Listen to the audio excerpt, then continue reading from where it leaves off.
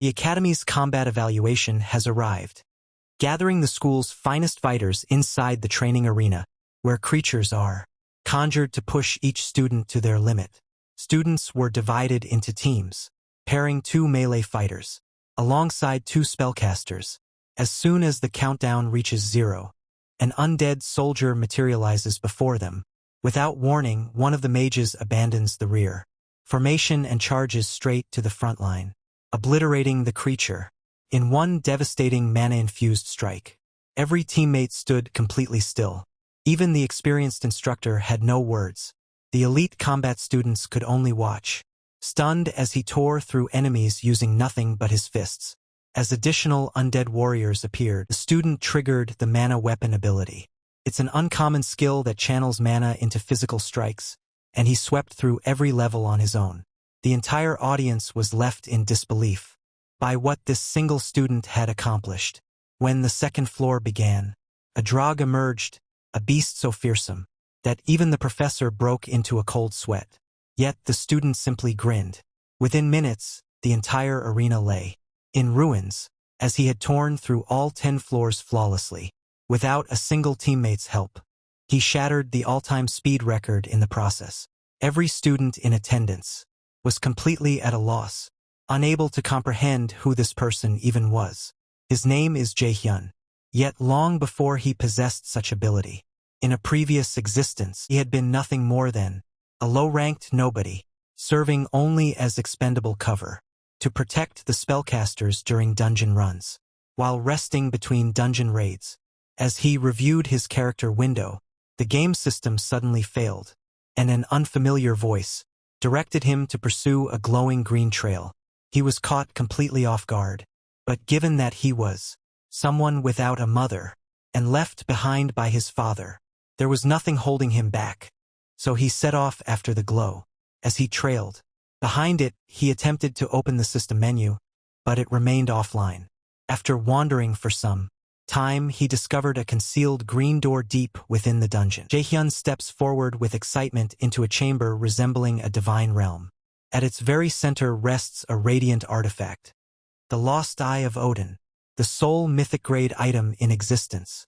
Its core ability, absolute calculation, dissects and dismantles any form of magic. It also grants access to rune powers and, when paired with a blank card, allows the user to replicate an opponent's abilities. And here you understand exactly why someone this powerful was considered worthless. His immediate instinct was to put it up for sale. He was prepared to hand away god-tier power only to be swindled for it down the line. However, there's a condition attached to the item. The moment it's equipped, it cannot be removed. Wisely, he decides to hold on to it and returns to the others. His companion Myungo had been anxious over his sudden absence, but the protagonist returned with a grin and offered to treat him to a round of drinks. Myungo had absolutely no clue what had just transpired, since Jaehyun had never had a single coin to his name before. As the group pressed forward, the ceiling above them gave way, and a cloud of poisonous gas filled the corridor. Members of the Meteor Guild immediately began vomiting blood where they stood. Amid the confusion, an unseen attacker drove a blade into Myungo, and just before losing consciousness, Myungo urged Jaehyun to flee, and Jaehyun took off without a second thought. Jaehyun had clearly neglected his stamina training, and was forced to pause for air. In that brief lapse, the attacker emerged from the shadows and unleashed a chained weapon that tore clean through his arm. What came as the greatest shock, however, was discovering that the assassin was none other than his own raider handler, Jung Woo-min. The man smirks and openly admits that contract killing is his profession.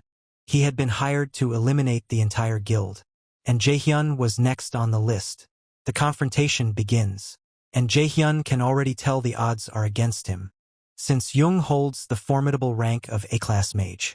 As he absorbs punishment and takes blow after blow, he works to piece together the clues behind who orchestrated the hit, while running a memory hit, him of his father calling him useless.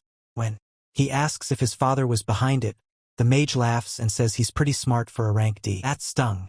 But it got even worse when he found out his own father paid the hitman to kill his mother 5 years ago. The hitman went for the final blow.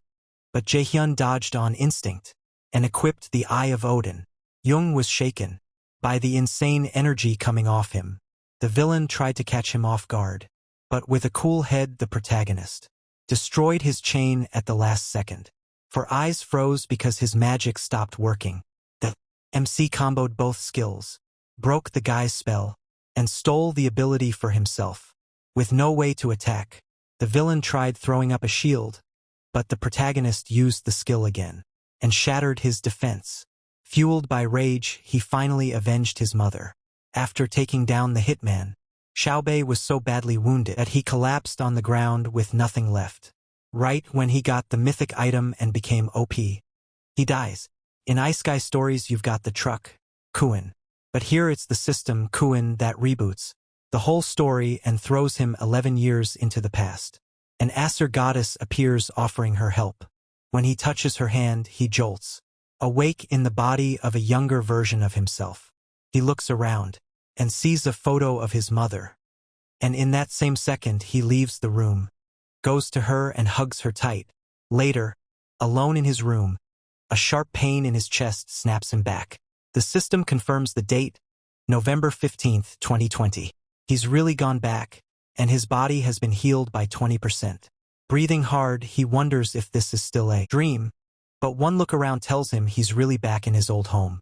Another notification appears with a quest called A Break is the Mother of Success. His job is simple: rest until he's fully recovered, and he'll get a blank card as the reward. He lets out a long breath, trying to steady himself. Then he thinks about dying in that battle, and somehow being sent 11 years into the past by this new system back to his 3rd year of middle school. He checks the calendar and realizes he hasn't enrolled in Mills Academy yet. He also finds a note he wrote to himself, telling him to choose martial arts, but he grabs a pen and crosses it. He won't waste this second chance on martial arts. This time he's becoming a mage. Later, he eats dinner with his mother, struggling not to cry. She notices how strange he's been acting lately. Earlier, he hugged her the second she got home and broke down crying. Now she gently asks if something's wrong. Forcing a smile, he says it was only a bad dream. But the memories of losing her are much worse than a nightmare. After working up the nerve, he says there's something he wants to talk about, and she tells him to go ahead. She can tell he may not want to enter mill economy. She knows how dangerous and competitive that path is and says it's okay if he wants a normal school instead.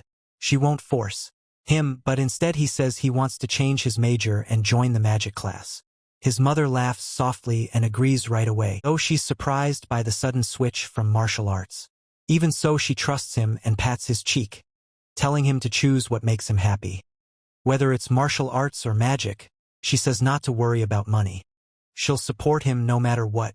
Touched by that, he starts crying again, and through it all thoughts of his father, Min Song-ho, and a rank raider come rushing back along with his need to grow stronger and get revenge. So Jang begins serious training with basic exercises. He also gets a blank card for clearing his first quest. His body starts getting stronger and more fit. Jae-yoon still doesn't fully understand the Nornir system, but as long as it works he isn't complaining. With knowledge from his past life, he can grab dungeon items before anyone else, and his old experience as a guide will help. Still, his real skills are limited to martial arts, absolute calculation, and blitz chain copied from Youngwoo Min. He leans back, opens the system and checks his stats. As expected, his level and base stats have returned to what they should be at this point. Still, he kept all his passive skills from his past life plus 2 new maxed out ones. One who is observed by the gods and supreme god's eye.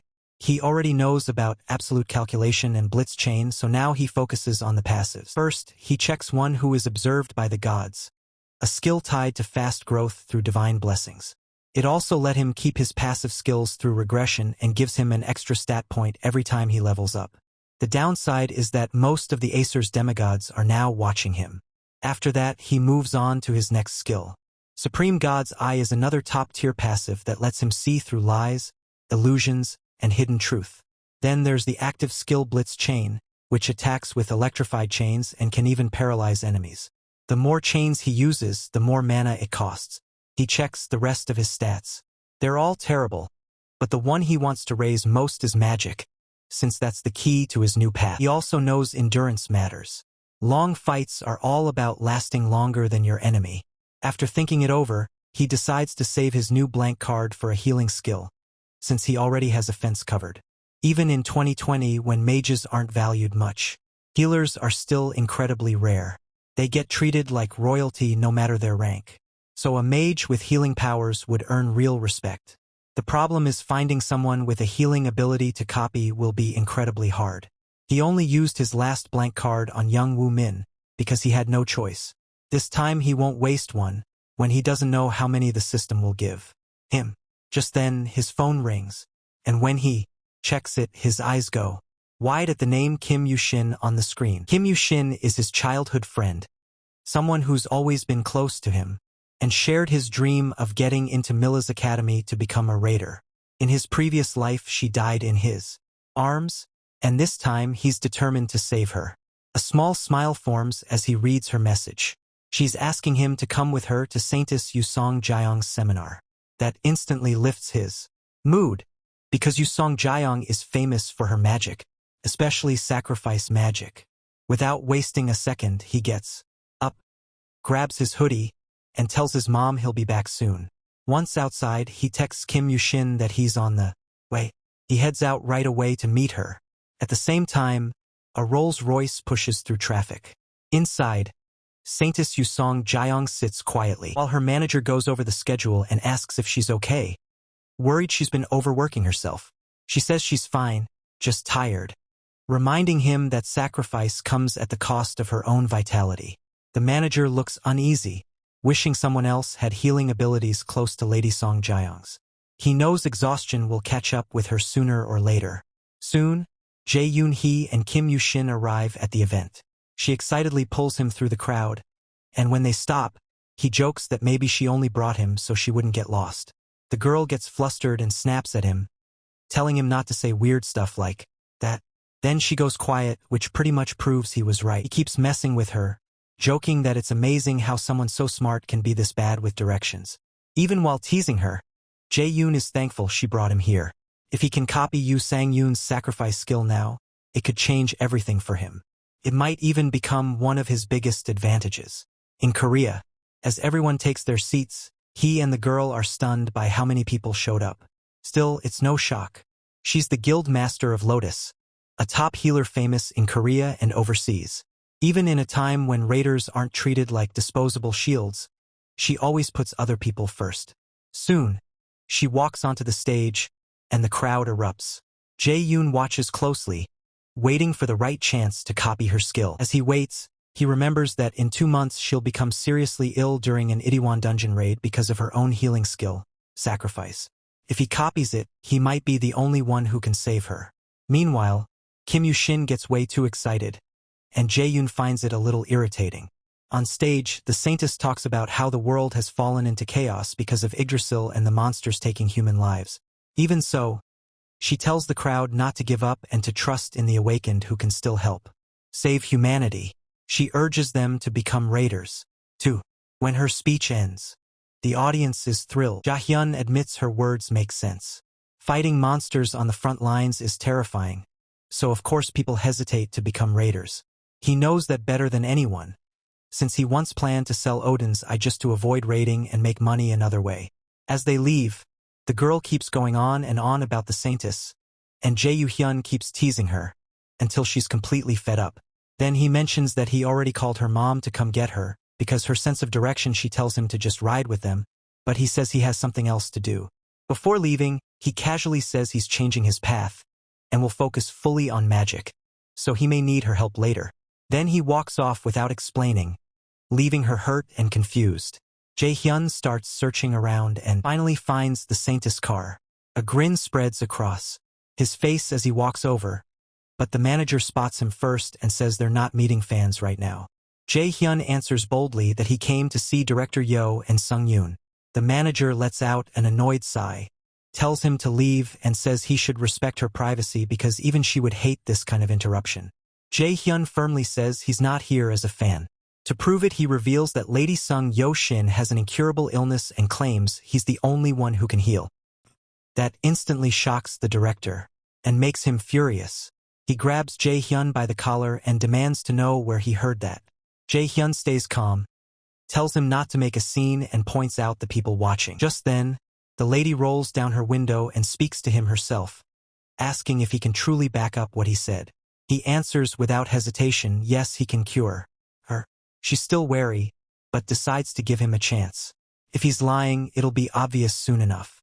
Still, his confidence only makes him seem more suspicious. She tells her manager to make time and bring the boy somewhere private to talk. After they move to a quieter place, she gets right to it and asks how he knows about her illness. Jung Bao-hun apologizes but says he can't answer that. If she insists, then he won't treat her. She laughs at how bold he is, then asks the next question, how exactly does he plan to heal her? Jae-hyun answers honestly, he plans to copy her sacrifice skill. That shocks her, and the manager loses patience. He shouts, asking if Jae-hyun even understands what a unique skill is, and how he thinks he can copy something that belongs to her alone.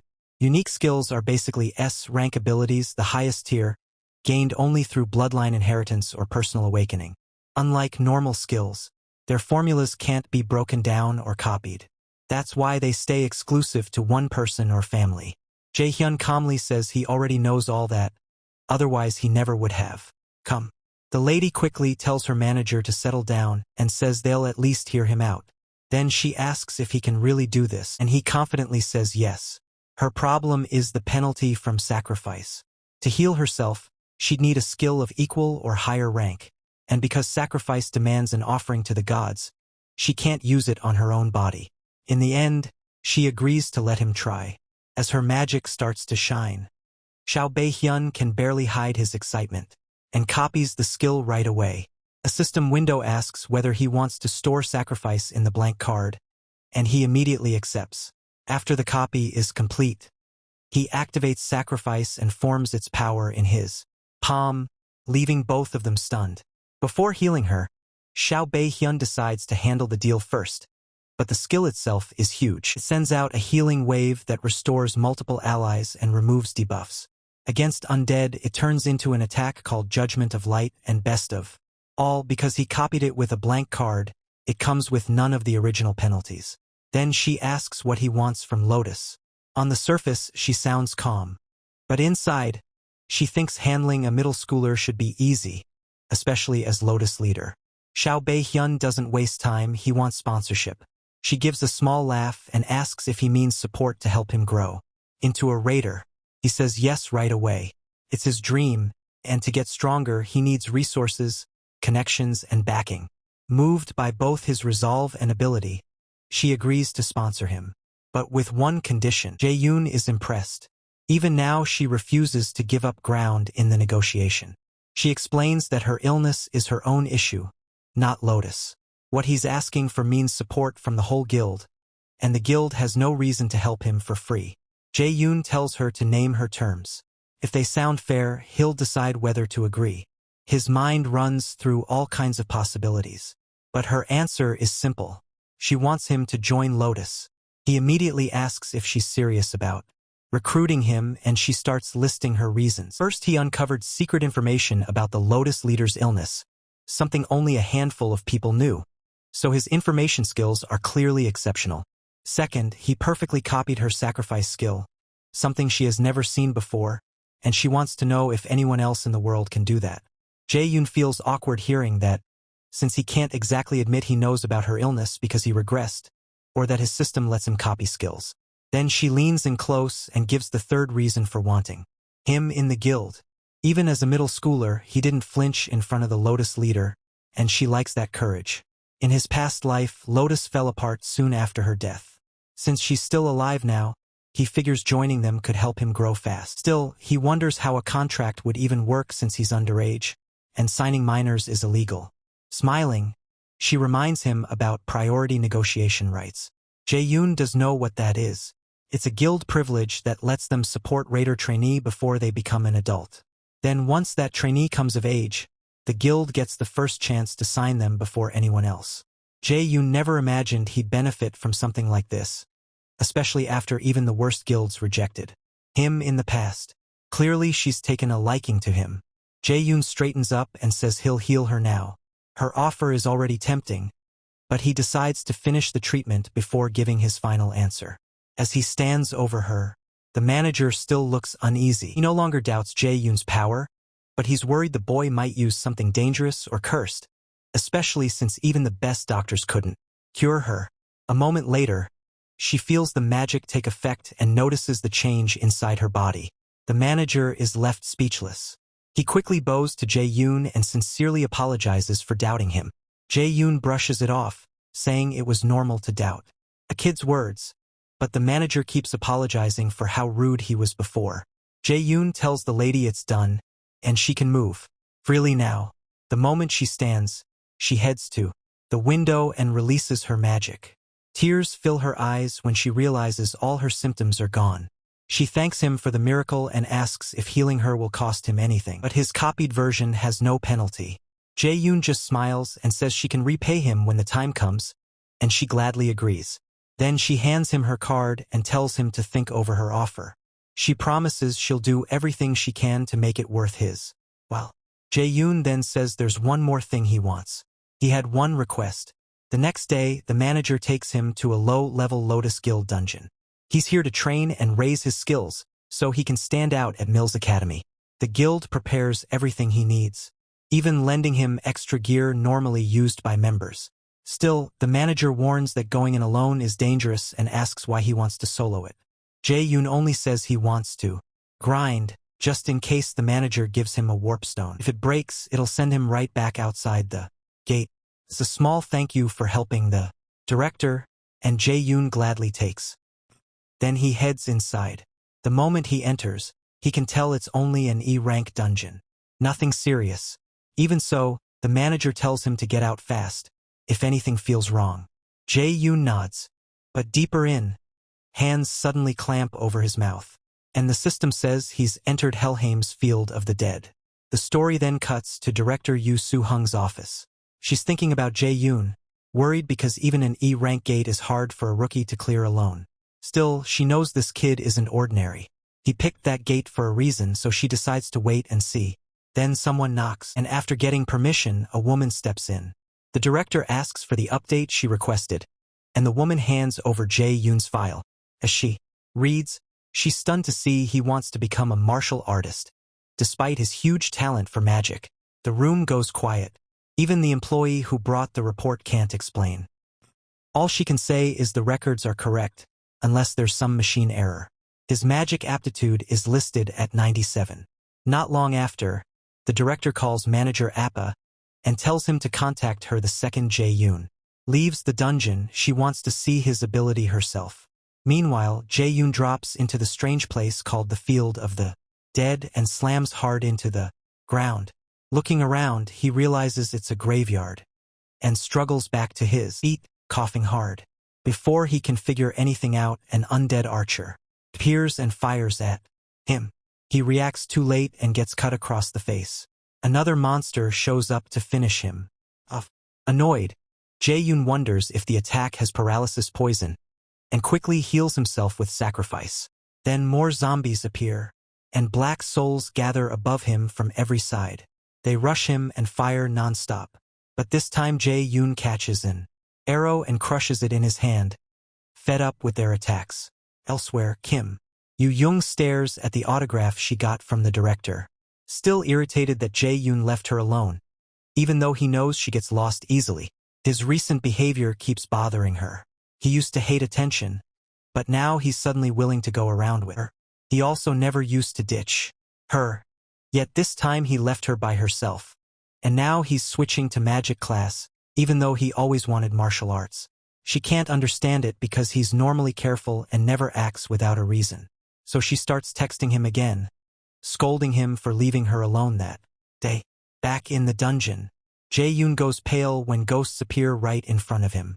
Worse, they're much more organized than normal monsters. He decides to use a staff made by a Lotus Guild blacksmith. This dungeon, Helheim, is the land of the dead ruled by Hel, Loki's daughter. It's tied to the worlds of Norse myth. Lands of ice, fire, giants, elves, dark, elves, and the Vanir gods. Helheim is one of the darkest and coldest places among them, a brutal spot for beginners. Even so, Jae-yoon is excited to test himself. He uses goddess Nora's sacrifice skill. When cast on dead monsters, it turns into the wide area attack Judgment of Light. A monster lunges at him, but Jae-yoon smacks it away with the staff, sending it flying. Then he loads up Blitzfire and blows it apart. That kill gives him 70 XP for defeating the Death Wraith, and he keeps chaining attacks. With each monster he drops, his grin grows as the XP keeps coming. Next, he jumps at another undead archer and cracks it in the head. The hit lands, but his staff snaps in half, though the monster still goes down.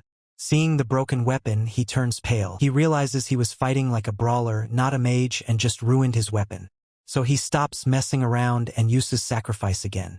Holy Judgment of Light drops onto the monsters and burns them to ash. Selecting the XP, he finally takes a breath. He heals himself to recover mana and feels lucky to still be alive. The fight taught him not to overrate himself. Judgment saved him this time, but next time might be different. For now, he decides to leave, only to realize he has no idea how to get out. So he reaches for the warpstone. Before he can use it, a terrifying wave of mana rises behind him. He turns, but sees nothing. Then something rushes in, and suddenly his throat is being crushed. He lifts his broken staff and stabs it into his own thigh. He hurts himself on purpose, just to avoid screaming and attracting more enemies. Only then does the system reveal the monster behind him, the dungeon boss, Nightshade. The level gap is overwhelming, and the system practically begs him to escape immediately. He reaches for the warpstone, but the boss attacks from behind and knocks it from his hand. Zhao Beiyuan slams into a wall and coughs up blood as his HP crashes. The system tells him to use a healing item at once. He doesn't get the chance because the monster is already in front of him and attacks again. Just when he thinks it's over, the monster freezes in place, and Zhao Beiyuan can only stare. Then a woman's voice echoes through the cave. She looks almost like a goddess, and orders the monster not to hurt him, saying she brought him here as an honored guest. This half-demon, half-angelic elf tells him he is meant to be the adversary. Jae-yoon has no idea who she is.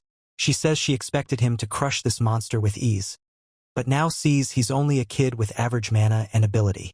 She can't understand why Loki chose someone like him to oppose the mighty Asura. Meanwhile, Jae-yoon is barely staying awake, as blood keeps pouring out. He knows he can't die here, not after getting a second chance. Seeing that resolve, the woman admits he has spirit, but says he's still far too weak for his role. She starts choking him, and warns that if he doesn't grow stronger soon, she'll kill him herself. Still, because he matters to them, she decides to spare him once. She tells him to become much stronger and defeat Nightshade easily. If he does, she'll reward him, but he has to do it fast. A main quest appears, Hall's Trials, with a mission to kill Nightshade within 2 months. The mysterious woman is Hall herself, Loki's daughter. If he clears the quest, she'll grant him a gift. If he fails, he dies. As eerie hands drag him into the dark, everything fades away. Then the blonde goddess from his regression appears again, still speaking to him in that strange language. A moment later, he wakes up in the real world. As he gets up, he realizes all his injuries are completely gone. When he checks his status window, the same quest is still there, proving that what happened was real. That means the woman he met truly was Hel, ruler of Helheim. He still doesn't understand this adversary stuff, though the word feels familiar from when he first got the Nornir system. With so many questions left, like why he regressed and what this role really means, he knows one thing. He needs to get stronger fast. If Hel was serious, the second he stops improving, she'll kill him. Still, he lets out a small laugh. At least life won't be boring. But the road ahead is long. He still doesn't know how to fight like a mage, and he doesn't even have basic spells for weak enemies. Then he checks his phone and sees a call from the director. He says he'll come by tomorrow and is ready to sign the contract. The next day, Min Jae-hyun arrives at the Lotus Flower Guild. A manager escorts him inside, and as they walk, he quickly sees why they're treating him so well. His mage aptitude is 97. When they reach the office, he lights up after spotting the director. She carries herself with calm confidence, and he can't help noticing it. The two greet each other warmly. She goes over the contract perks, and Min Jae-yoon is honestly impressed. The guild will cover living costs, replace any broken B rank items for free, and pay him a big share based on his raid results. Those benefits usually go to elite A rank raiders. Before signing though, he says he has one condition. The director tells him to go ahead. He explains that he only switched from martial arts to magic a month ago, so he's still new to it. Because of that, he wants her to train him personally. The manager is shocked by how boldly he says it to someone as important as the director. Still, Min Jae-yoon asks if she'll accept that before he signs the priority contract with Lotus. She laughs at the unusual request and agrees. He thanks her, and she teases that she's already expecting a lot from him. Then she asks him to show his talent first. If he's ready, he expected this from the start, since it's the real reason the guild wants him. So he asks what he needs to do. The director snaps her fingers and blue mana forms behind her into a mana cube. She tells him to endure it.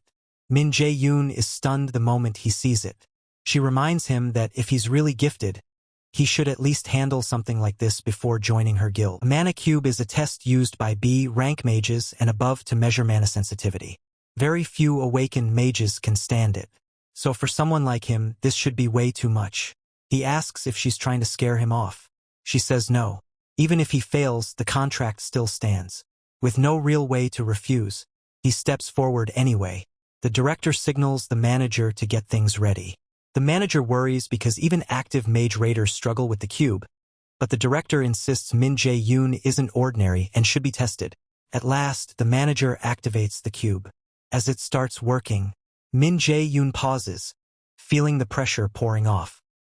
The director urges him on, and he finally steps inside. Once he's in the mana cube, the manager gets even more nervous, seeing only a young kid trapped in there. But the director calmly says he'll be fine. Fine. Her instincts tell her he won't fail. Inside, Min Jae-yoon feels like he's floating in a huge sea of mana. To his surprise, he can breathe just fine, which eases his fear, since too much dense mana can make someone sick or even kill them. He remembers the only way out is to find the single door linked to the outside world among countless whirlpools. So he focuses and starts searching for an escape. Then he feels something strange. A small crystal hidden away, pulsing with enormous magic like the whole mana sea is outside. The manager keeps panicking while the director only smiles. The manager nervously asks how long this test usually takes. The director says the fastest clear ever was 40 minutes. Hearing that, the manager mutters that Min Jae-yoon will either die or break the world record. The director says she expects the second one. Then both of them freeze when they see the crystal inside the cube starting to crack. The manager checks the time in shock. Only 10 minutes have passed. While they try to figure out what's happening, Min Jae-yoon senses the might be the way out, swims toward the stone, grabs it tight in his hand and crushes it in one move. Cracks spread all around him, and a system message says he gained the passive skill crystal of mana operation. A moment later, the mana cube collapses, leaving both women stunned and terrified. Even S-rank players usually need about an hour for this test, but Min Jae-yoon cleared it in just 26 minutes, beating the old record of 36 minutes set by the EU genius mage Camilla. The manager rushes over, grabs his hand and praises him excitedly. The director joins in too, but she really wants to know how he ended the cube so fast. He tells her he found a crystal inside and broke it. That shocks her, because the crystal holds all the mana in the cube and almost no one can even find it, let alone destroy it. If he shattered it, his mana capacity may be greater than the cube itself. She bursts with excitement and promises to help him become the greatest mage in the world. The story then cuts back to Kim Yu-young, who's upset because Jae-yoon is still late. His mother agrees, adding that he isn't answering his phone either. Then a flashy Rolls-Royce pulls up and catches both their eyes. They're stunned when Min Jae-yoon steps out of. Neither of them can believe he showed up in a car like that. He spots them right away and waves with a smile. His mother worries he got mixed up in something shady, while Kim Yu-young is mad that he looks so relaxed. Once they're inside, she immediately demands answers, starting with why he switched to the magic class. He casually says martial arts wasn't working for him anymore, and he's already finished the paperwork to change tracks. She keeps pressing him for a real reason, but he turns the question around and asks why she's here. Then he asks if her parents are at work. She nods and says that's why she's staying over with his mom's permission. Her parents work at a monster processing plant that ships materials overseas. So when they're gone, she often stays here since Min Jae-yoon's mother is close with them. After that, he asks Kim Yoo-young to teach him magic theory. Now that he's in the magic class, she immediately asks what she'll get out of. With a sigh, he asks what she wants. She says she hasn't decided yet, but after thinking it over, she says he has to grant her one wish. He agrees, but only if she uses that wish within a year. She accepts, though she's clearly annoyed, while he figures she'll probably forget all about it before the year is up. When he jokingly asks what kind of wish she might pick, she snaps and tells him to shut up. That only makes her even madder as she clutches the pillow in frustration. As their teasing keeps going, his mother calls them to dinner, but they ignore her and keep roughhousing with pillows. Seeing how they act around each other, it wouldn't be shocking if her wish turned out to be something like telling him to marry her. Elsewhere, ravens swarm through a forest, while a man in black cuts down monsters with ease using his sword. This is Min Jae-yoon's father, Min Song-o-wei. An armored man praises him for clearing the dungeon so easily. He then asks Min Song-o to join his guild, but Min Jae-yoon's father refuses and says he'd rather stay solo. The armored man keeps begging, promising status and respect from the Scarlet Guild, but the man in black only mocks his stubbornness. Then Min Song-o suddenly summons strange chains and starts talking about how greedy humans are. A moment later, he disappears, leaving the armored man confused. After that eerie meeting, the story returns to the director as she begins Min Jae-yoon's first lesson in magic. The director starts his first class without wasting time. She goes straight into sparring and tells him to attack her. He hesitates, but since he can't refuse, he exhales slowly and raises his guard, making sure not to leave an opening. Using what he knows from martial arts, he throws a punch at her, expecting her to react. She just smiles, and the force of the hit kicks up a huge cloud of dust. When it clears, Min Jae-yoon sees that she caught his punch with no effort at all. That alone is enough to terrify him. She smiles like it's nothing, and he quickly jumps back to make space. He had looked down on her because she's a healer, but now he's sure she has the laws in his movement. His stance and habits are still those of a martial artist, and mages don't fight by rushing in like that. Then she asks if he knows the difference between martial arts and magic. He says martial arts is for close combat with weapons and direct attacks, while magic is used from farther away. She agrees and explains that mages weaken enemies at range, then martial artists finish them up close. To prove it, she tells him she'll attack next so he can learn what mage combat really looks like. She gets hurt, she can heal him. He's nervous, but he braces himself. Mana gathers at her fingertip, and she fires a sharp beam. He barely rolls out of the way before she tells him to strike back. He activates his blitz chain and fires lightning arrows straight at her, setting off a huge explosion on impact. She comes out of the blast completely fine. Surprised by his rank skill, she warns him that power means nothing if it misses. Then she fires an arrow back at him. It's aimed straight for his face and he panics. He fails to dodge and gets hit head-on. Even beaten all over, he still doesn't fall. That toughness catches her attention. Then she stops holding back and sends a storm of blue lightning bolts at him. This time he instantly uses Absolute Calculator, and her magic breaks apart. She's stunned. He reversed her spell and erased it almost at once. Clearly impressed again, she asks what else he's hiding. Xiaoyu just tells her to see for herself. Right after that, the ground in front of her crackles with power. The attack lands, though she blocks it with one hand. Even so, the impact makes her hands shake. She can't believe he cast something that fast. Xiaoyu follows up with a rain of arrows, but she throws up a shield and blocks them all. Now she starts wondering how he's using magic without any chant at all. Skilled mages can shorten chants for weak spells, but his attacks are still strong, so this makes no sense to her. Meanwhile, he's nearly out of mana and can barely keep going, so he blurts out that she's a total monster.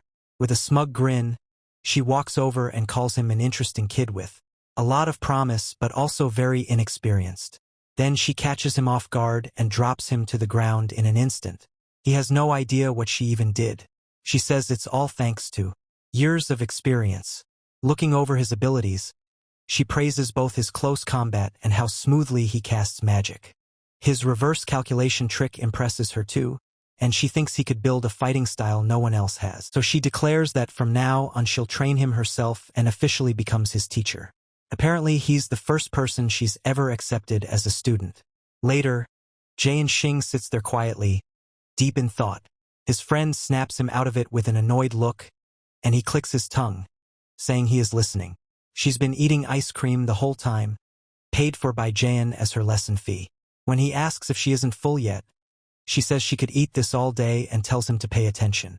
As her lesson goes on, a system window pops up. His magic knowledge increases, and his magic efficiency rises by 5. He's getting sick of those notifications. Every time he learns something, they pop up again. Like the system is forcing him to keep growing. Even Lady Kim thinks his progress is strange. He's learned in 2 days what would take most people 2 months. But he brushes it off, saying that's no different from how she can memorize forms after one look. That only annoys her more, and she demands he call her teacher. Part of her irritation comes from how fast he's improving, even though she spent far longer studying magic. At this rate, she thinks he might pass her before long. With a sigh, he finally calls her teacher and says of course he's learning fast. He has talent for magic.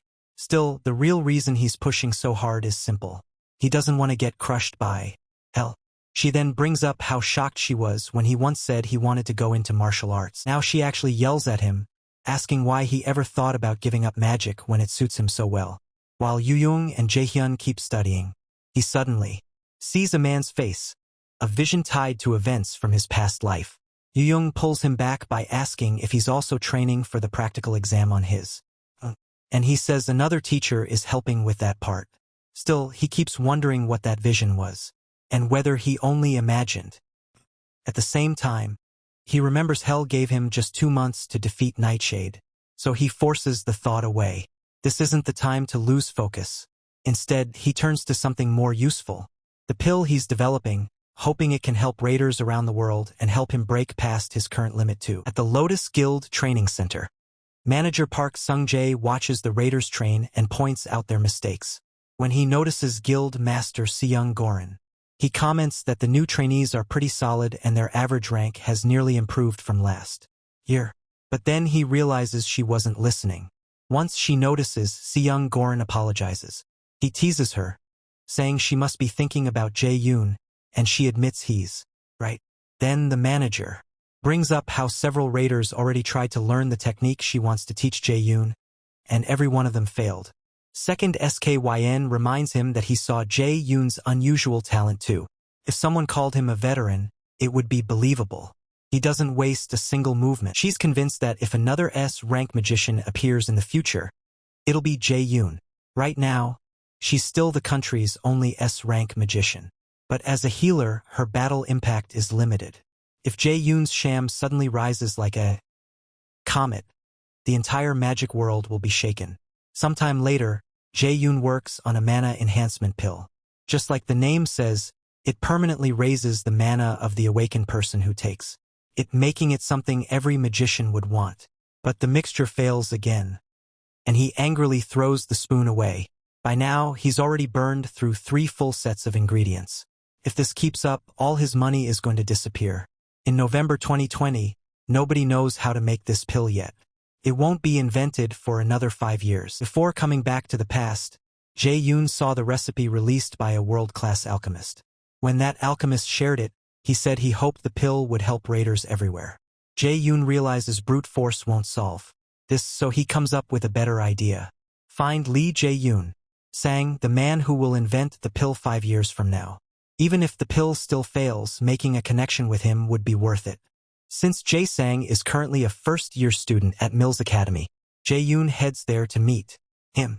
While he's gone, Yu-young comes to visit, opens the door, and finds a pot that looks downright cursed along with a filthy sink. The place is such a disaster that she wonders if something terrible happened and even thinks about calling the police, holding a frying pan like a weapon. She carefully looks around the wrecked house.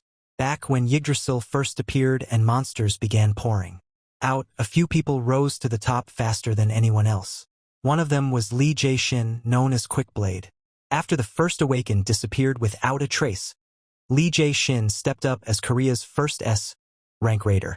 And Lee Jae-sang, the person Jae-yoon is going to meet, is his youngest son.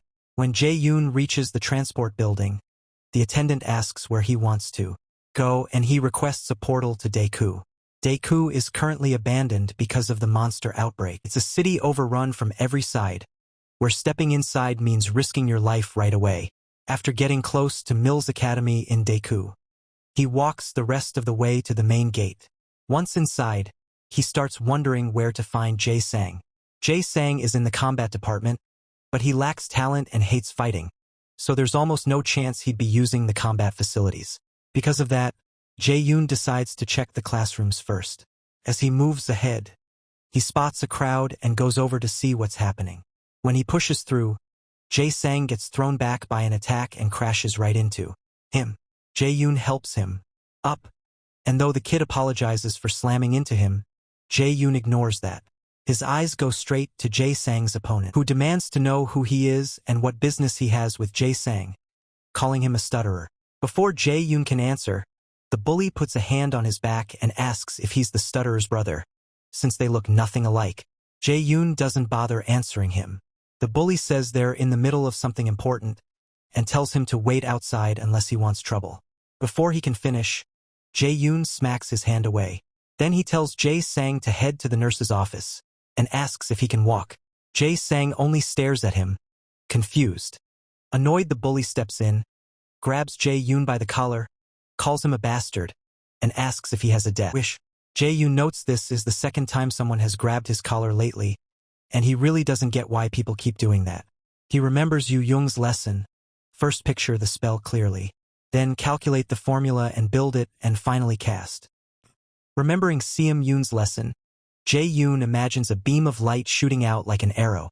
Right away, the system says Holy Arrow has activated. With just a finger point, he fires the spell into the big guy's chest and sends him flying. Spit flies from the guy's mouth too. He cries out in pain. Jae-sang stares in shock. This stranger cast magic without a chant. The other students are just as stunned. They can't believe he cast so easily, or that one holy arrow snapped the arm of a future warrior. Some start saying maybe the big guy was weaker than he acted. That ticks him off. If this keeps up, his image is finished. So he swears he won't let Jae-yoon walk. Clutching his broken arm, he summons a sword. Seeing that, Jae-sang warns Jae-yoon, but the bully is already swinging for him. As the blade rushes toward Jae-yoon's face, he recalls Seon Gun teaching him to spread mana evenly around his body to form a barrier that makes attacks bounce away. He activates mana barrier at once, and the huge sword rebounds like it hit rubber, flying out of range. Fear flashes across the bully's face, but before he can react, Jae-yoon grabs him by the face and asks if he's finished. The guy tries to spit out an insult, but Jae-yoon cuts him off with a holy arrow to the face. The blast sends him backward and breaks his nose. He slams into the floor with a heavy thud, and Jae-yoon can only watch in awe, wondering who this guy really is. When Jae-yoon looks his way, Jae-yoon squeals and flinches. But Jae-yoon just walks past him to the unconscious bully, still covered in smoke. Crouching beside him, Jae-yoon is a little surprised by how hard he hit him. Then he pulls out a potion. He hates wasting the one he bought on this guy, but there isn't much choice. So he pours it over the bully's injuries. The man's face heals right away, and the potion works even better than Jae-yoon expected. After that, he turns to the still shaken Jae-yoon and says they should head to the nurse's office. On the way there, Jae-yoon stops once they're somewhere private. Jae-yoon looks at him, confused, already guessing Jae-yoon came, because he knows who he is. After gathering his nerve, he asks if his father sent him. Jae-yoon says no, and asks why he'd even know his father. Jae-yoon clearly doesn't believe that, then asks what he really wants. Jae-yoon says he needs a favor. The moment he mentions making a certain pill, Jae-yoon can't make anything like that. Jae-yoon frowns and reminds him he's skilled at alchemy. Pulling out the potion he used earlier, He asks if Jae-yoon wasn't the one who sold it on the black market. That leaves the kid stunned. How did he find out? There should have been no way to trace him through the black market.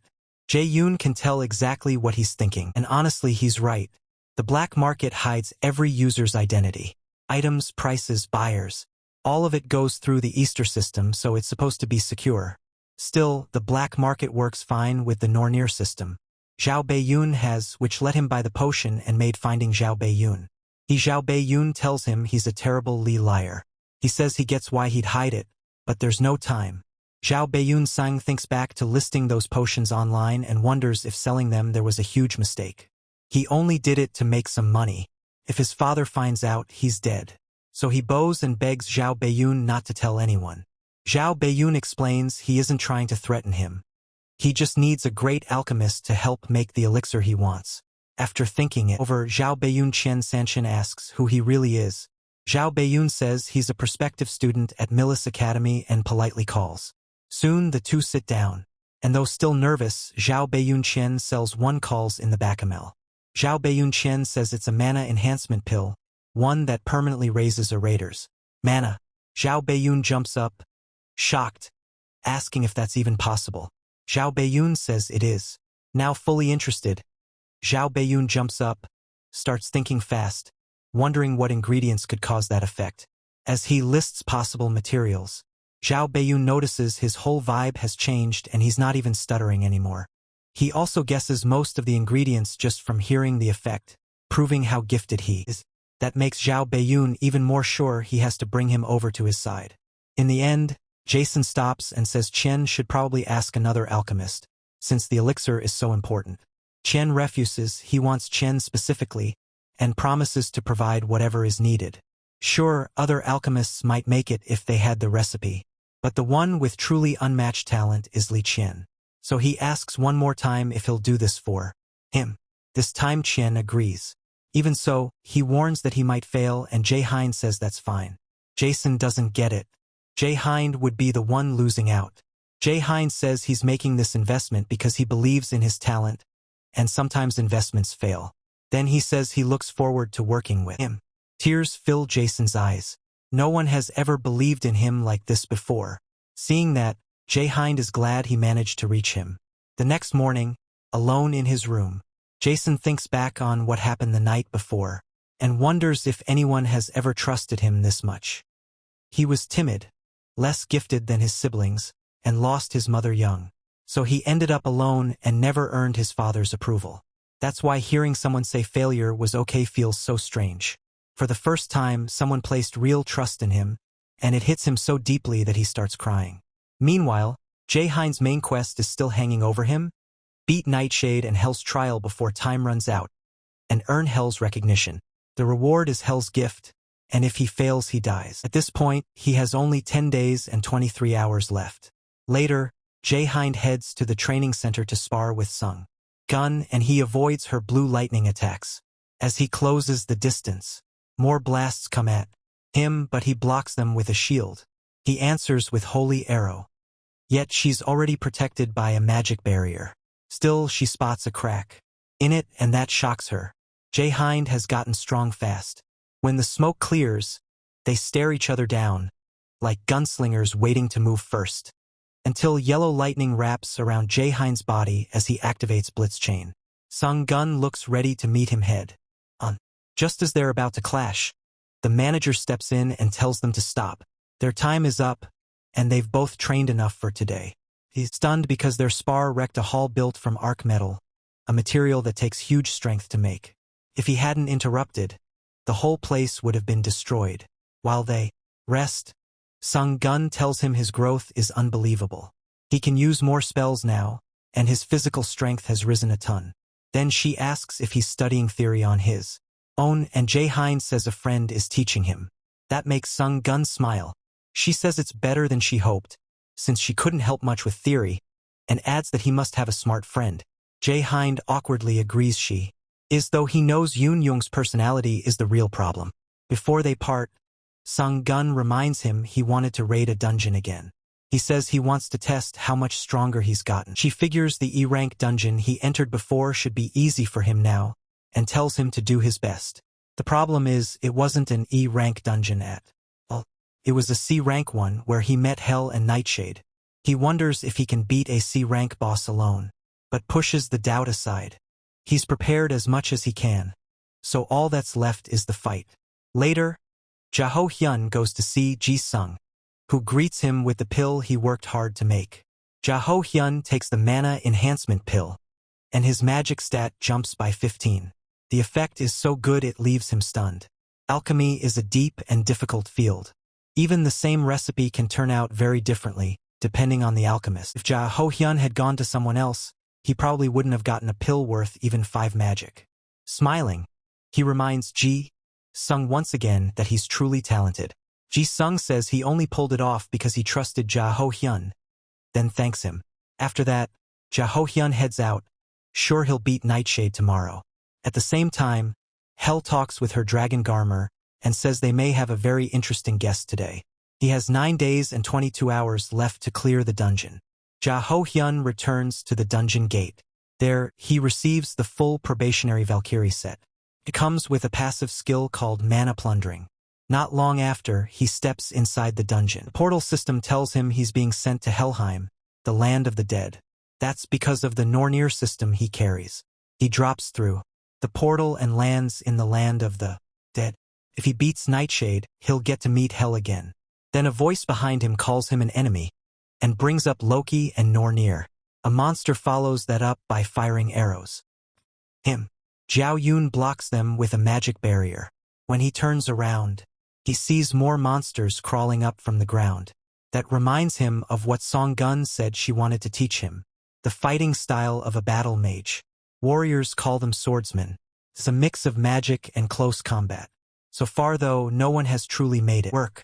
As Zhao Yun spins around and fires holy arrows at the monsters behind him, he thinks about why it's weaker than a pure mage at range, and worse than a warrior up close.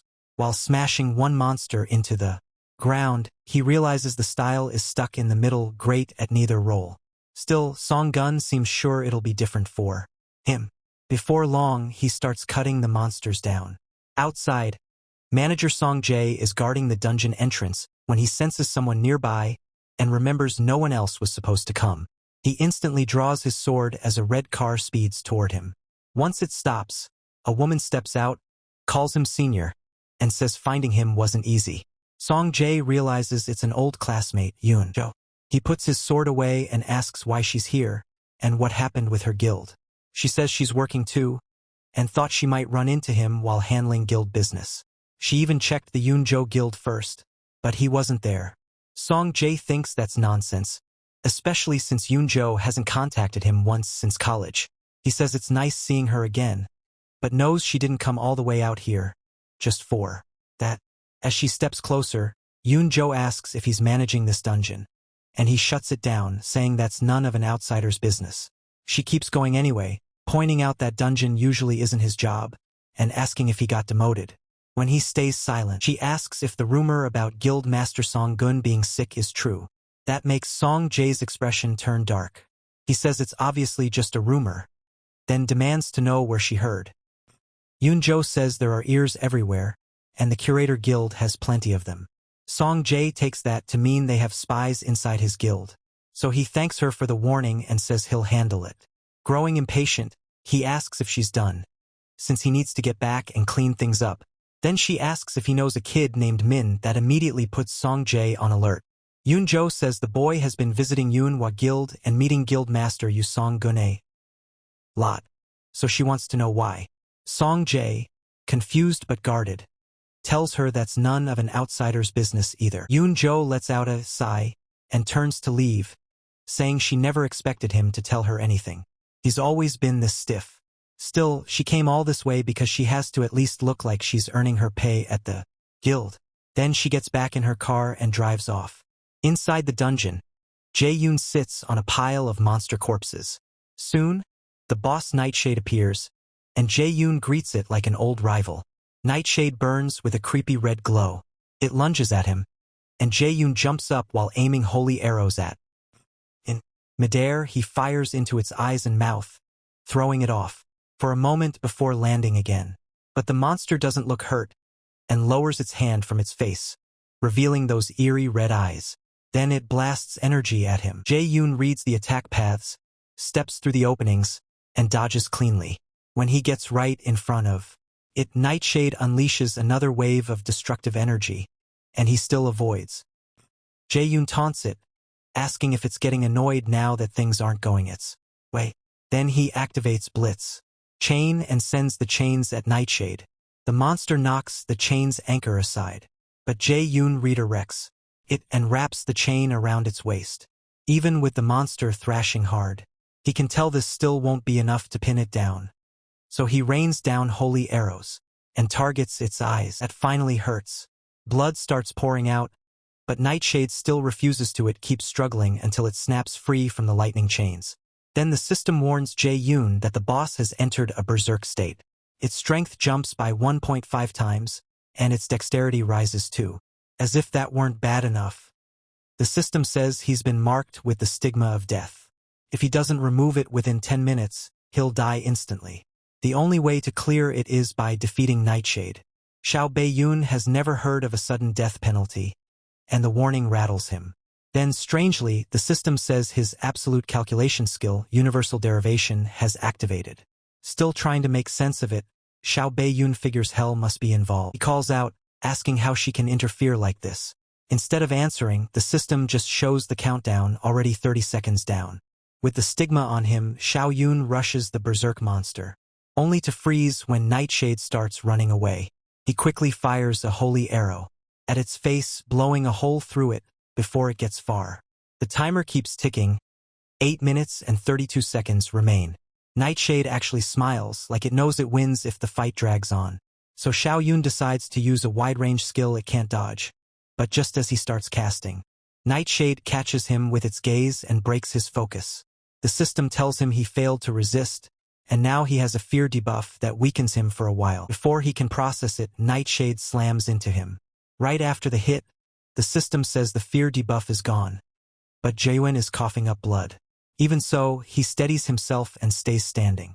Now the death penalty timer is down to 7 minutes, and Jae-yoon expects the monster to use that same control move again, but when it doesn't, he figures it may not be able to spam a spell like that.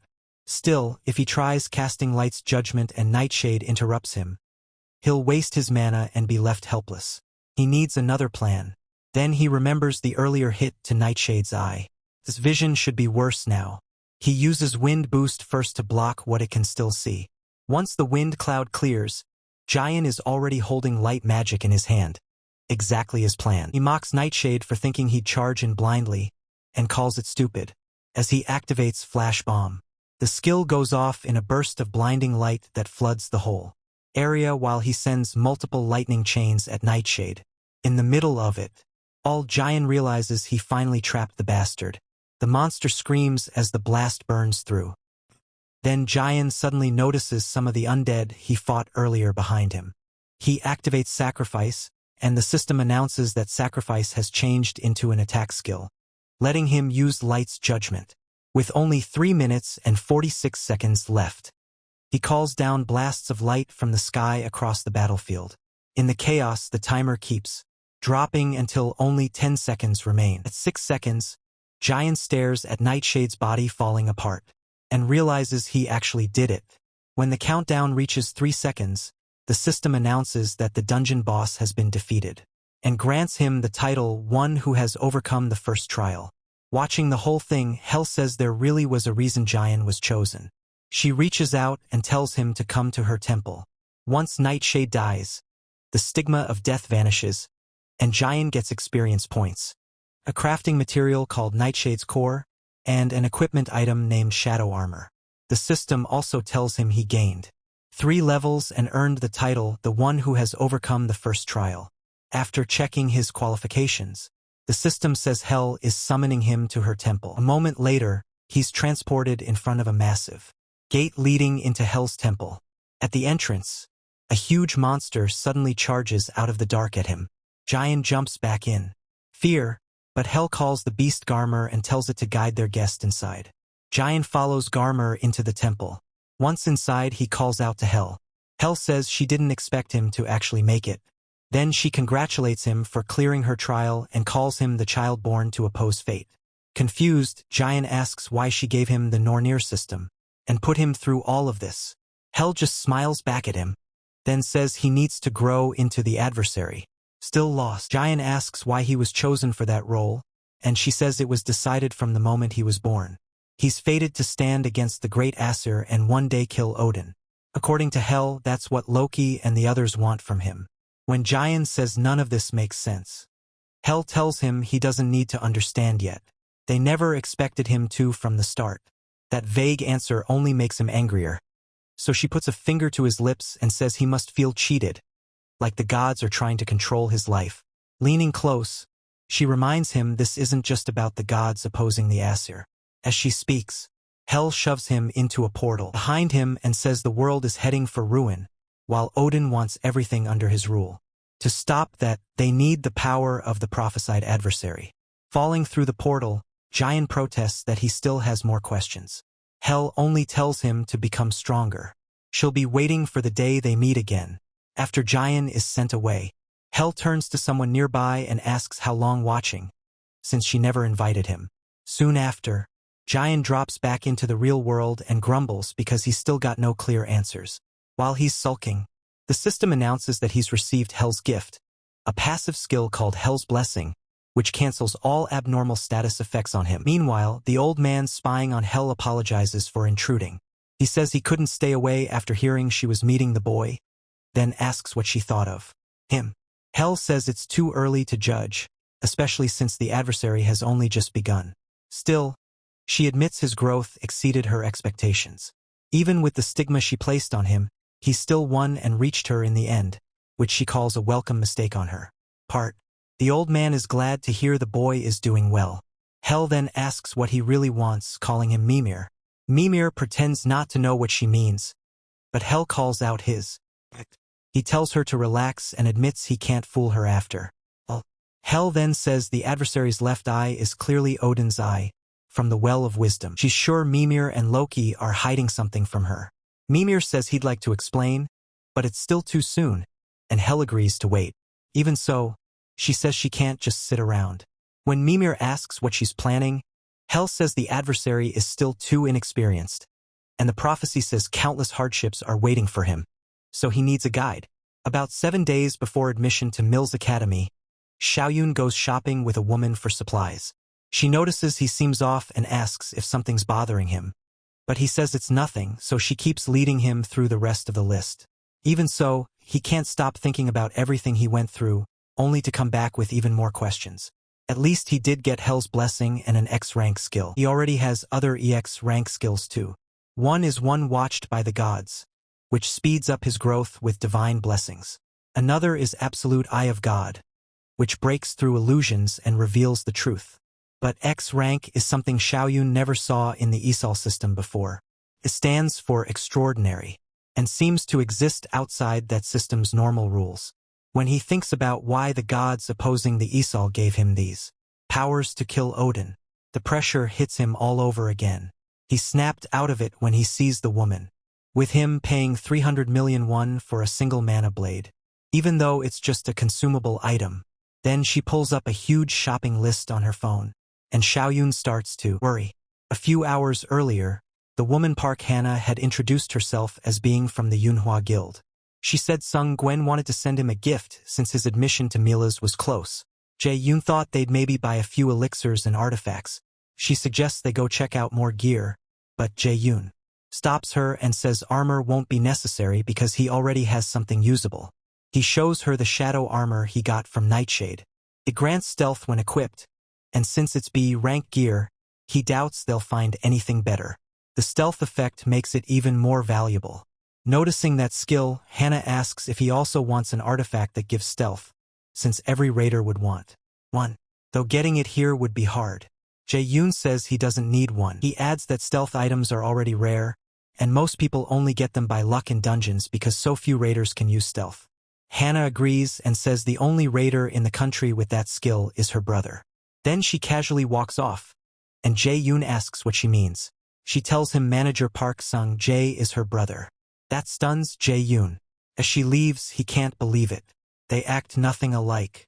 Suddenly his eyes start glowing, and the Nornir system says an unknown entity is resonating with him. He feels sick for a moment, then spots the same trail of light he once saw at the treasure gate. He rushes after it and Hannah calls out, but he says he'll be right back. As he follows the light, absolute Eye of God activates, tearing through the illusion and revealing what's real. The system says the first low-rank function of absolute Eye of God has unlocked, giving him a new skill called Detection. Detection is also extraordinary rank. It lets him inspect unidentified items and cancel out an enemy's stealth or illusion skills. While Jae-yoon stares in surprise, the Nornir system activates Detection on its own. Elsewhere, a close-range match is underway, and ends with Hoyeon defeating his opponent. People in the crowd praise how amazing Hoyeon is, though they also say the gap between him and his opponent was obvious. That's why they call him a future S-rank raider. After the match, his father praises him for doing well. Still, he warns Hoyeon not to get carried away because the win was expected. Without any excitement, Hoyeon says he already knows. His father tells him to get ready for the next event and go take a shower. While showering, Hoyeon thinks about how much he hates this exhausting life, where his own thoughts and wishes don't matter. This isn't the kind of raider he wanted to become, and he wonders when everything went wrong. Back at the store, the Nornir system reveals an item called Mystitine, a growth-type weapon. It's the mistletoe branch that killed Balder, holds immense magic, grows with its user, and grants mana perception when equipped. Mana perception is an A-rank passive that pushes the user's mana sensing ability to the limit. Jaehyun gets excited, but he also wonders if the Nornir system is playing another trick on him. As he keeps chasing the light, he passes by Hoyeon. Nearby, Hoyeon's father keeps picking out equipment for him. When Hoyeon asks if they really need this much, his father says it will all be useful. Since Hoyeon is destined to become an S-rank raider, there's no need to be cheap. Hoyeon points out that spending this much will affect his mother's hospital bill for the month. But his father shuts him down. He says that's his concern, and Hoyeon should just focus on training. So, like always, Hoyeon gives in. While his father keeps shopping, the boy wonders what he's even doing here. As they move through the store, people recognize him and whisper about why a combat genius like him is in a place like this. Hoyeon ignores them even as some try to take pictures. He wonders if this is really the raider life he dreamed of, or if he's just some animal trapped in a zoo. When he first awakened as a child, his mother smiled and patted his head. Back then, in that poor and gloomy house, he dreamed of becoming a raider because he thought he could change everything. But that hope didn't last long. Once his father decided to use it, now he's basically a machine, only doing what his father tells him to do. He wonders how someone this pathetic is supposed to survive 3 years at Mills Academy. Then an announcement comes over the speakers. A dungeon break has happened near the department store, and monsters have appeared. An announcement says agency raiders are on the way, and everyone should calmly follow the staff. A dungeon break happens when a dungeon isn't cleared in time, and monsters spill out. Staff members wave people over and try to keep the crowd from panicking. As his father heads for the evacuation route, he asks Hoyeon why he's still standing there instead of moving. He reminds Hoyeon that he's a genius who could one day rule Korea's raider world. If he gets hurt here, it could ruin his chances at the Mills entrance event. There's nothing to gain by stepping in, but Hoyeon still doesn't budge. He knows the agency raiders should handle the goblins fast. But until they arrive, what happens to the civilians who can't defend themselves? This is his chance. Ignoring his father's shout, Hoyeon runs the other way. To him, this is his shot to prove he really can be a raider. He has to find out whether he's worth anything right now, anything like the person he once wanted to show his mother. But while running, he suddenly stops after coming across a group of goblins. For a second, he just freezes. Sweat runs down his face, and his body won't move at all. Only his shaking eyes do. As the monsters charge, he realizes he can't move a finger or even take one step. He tries to force himself, and one goblin gets close enough to swing its sword. Hoyeon can't understand it. He knew this would be dangerous, and he's dreamed of being a raider for years. These are just low-level monsters, so why is he this afraid? Before the blade reaches him, Jaehyun slams the goblin into the ground. Jaehyun stares in shock, then falls back onto the floor as the stranger asks if he's on Hoyeon.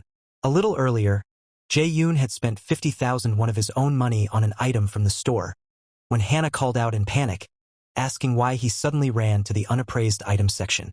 All she saw was a rock-like item in his hand. Jae-yoon wonders if it only looks worthless to everyone else. But he doesn't explain and just says it's nothing. Then the announcement about the dungeon break echoes through the store. Before Hannah can say anything, Jae-yoon runs off again and smashes through the department store window to jump outside.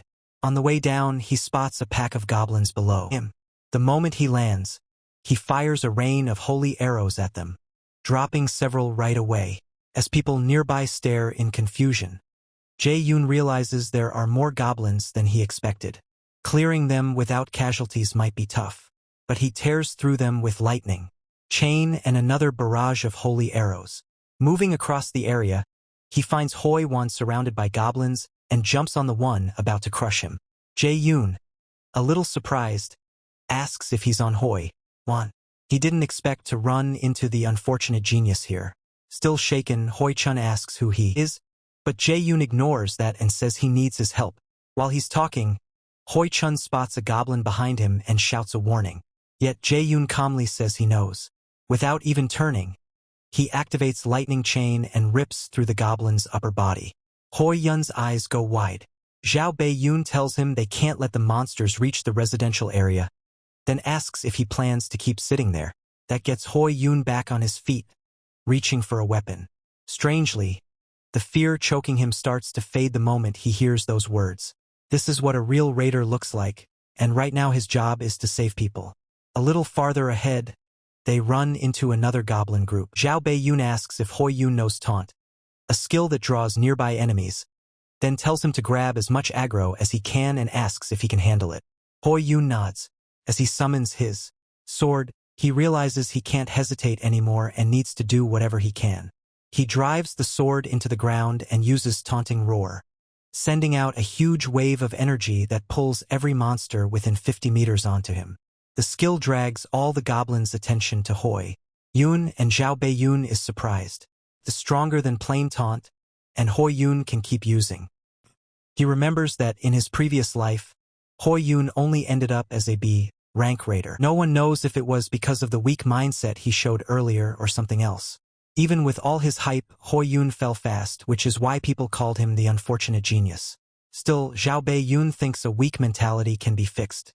As he unleashes lightning chain, he decides Hoi-yun is a valuable card worth using. In the middle of the fight, he suggests they wrap this up fast, and Hoi-yun eagerly agrees.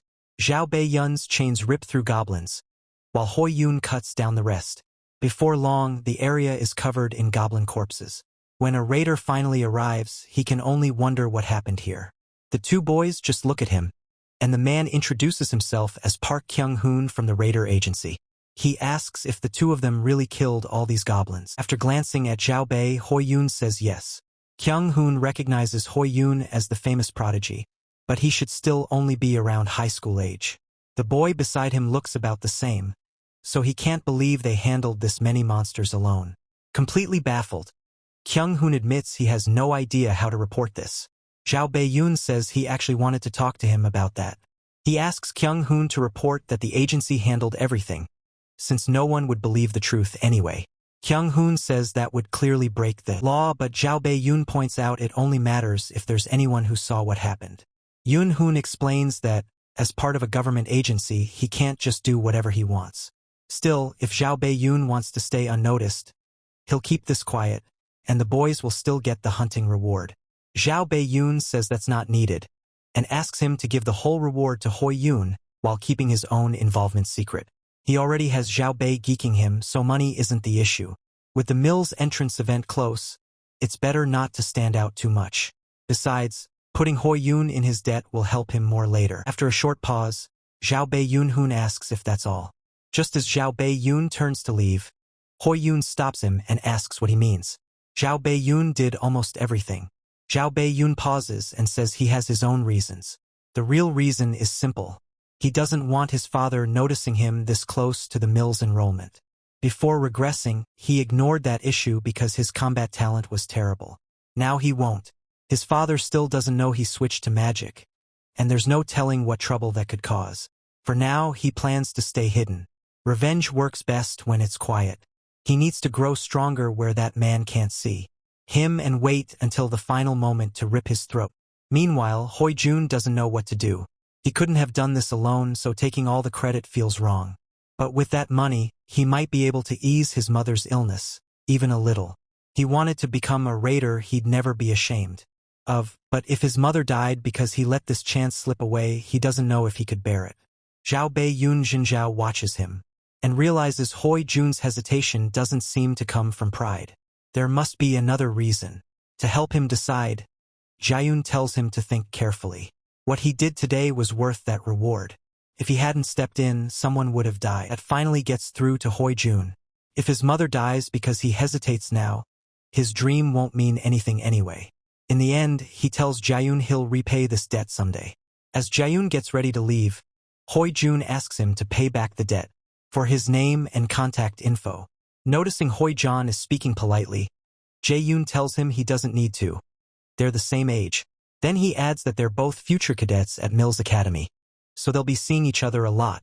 On the day of the Mills Academy enrollment, Zhao Beiyun and Yu Yung stand in the crowd. Nearby, some students notice Hoi Jun and call him the genius warrior. To them, he looks like he's from a completely different world. Then they spot a beautiful girl behind him, and her name is Seo Ina. Zhao Beiyun notices she's already drawing attention, just like in his past life, when she always ranked among the most popular raiders. If he could get Seo Ina on his side too, he'd gain another strong card. Still, she's different from the others, so there's no need to force anything yet, especially since he already knows other useful people. Then Yu Yung cuts into his thoughts, saying it's gross to stare at Seo Ina like that, just because she's pretty, and Jae-yoon asks what nonsense she's talking about. A man steps onto the stage and welcomes the new Mills Academy cadets. He introduces himself as Chairman Gu Jane. Jae-yoon Shing recognizes him right away. In his past life, this bastard did something terrible to Kim Yu-shing. He turns to her and quietly tells her to stay sharp. Anything could happen at Mills. She looks confused by the warning, then says she'll do just fine. After enrolling, Kim Yu-shing became a genius magician who ranked in the top 3. Jae-yoon swears he won't let her die again. Chairman Gu Jane announces the entrance ceremony is starting, then adds that there's a special. The freshmen and seniors will enter a demiplane and steal each other's name tags. The moment he declares the freshman hunt has begun, a magic circle appears under the cadets' feet, startling everyone. Kim Yu-shing jumps back in surprise, but Jae-yoon quickly grabs her hand so they don't get separated. Elsewhere, Manager Park Sung-ji remembers that today is Jae-yoon's entrance ceremony. Sung-ji says it already started. She wanted to wish him luck, but now he won't see her message. She asks if the freshman hunt lasts 3 days again, and Sung-ji confirms it'll take place in the demiplane for all 3. She hates that she can't contact Jae-yoon for that long, but Sung-ji says he expected that and sent a message for her. Excited, the guild master asks if Jae-yoon replied. At the same time, Jae-yoon and the others are transported into the demiplane. He checks on Kim Yu-shing, who still looks dazed, and asks if she's okay. Then he glances behind him and spots Seo Ina, a born genius with a magic aptitude of 92. In his past life, she changed how people saw magicians and later became an S rank raider, following Sung-yoon's path. Back at the Manhwa Guild, Sung-ji says Jae-yoon replied and told them not to worry. In Mills Academy's central control room, the staff gathers to watch the freshman hunt. Instructor Kim Sung-yoon says this year's class has many strong cadets, and On Ho-yun is even getting attention overseas. He adds that Seo Ina, Kim Young, and Lee So-hyuk all scored around 90 or higher in aptitude. Still, the records for who switched career paths haven't been updated yet. The chairman tells him not to bother. Students who change paths on a whim won't last long at Mills anyway. Most cadets at Mills are talented, but some clearly stand far above the rest. To the chairman, average talent exists to support true geniuses. He sees no reason to give those weaker cadets chances. Sometimes, when an awakened faces death or an enemy they can't beat, they get another shot called reawakening.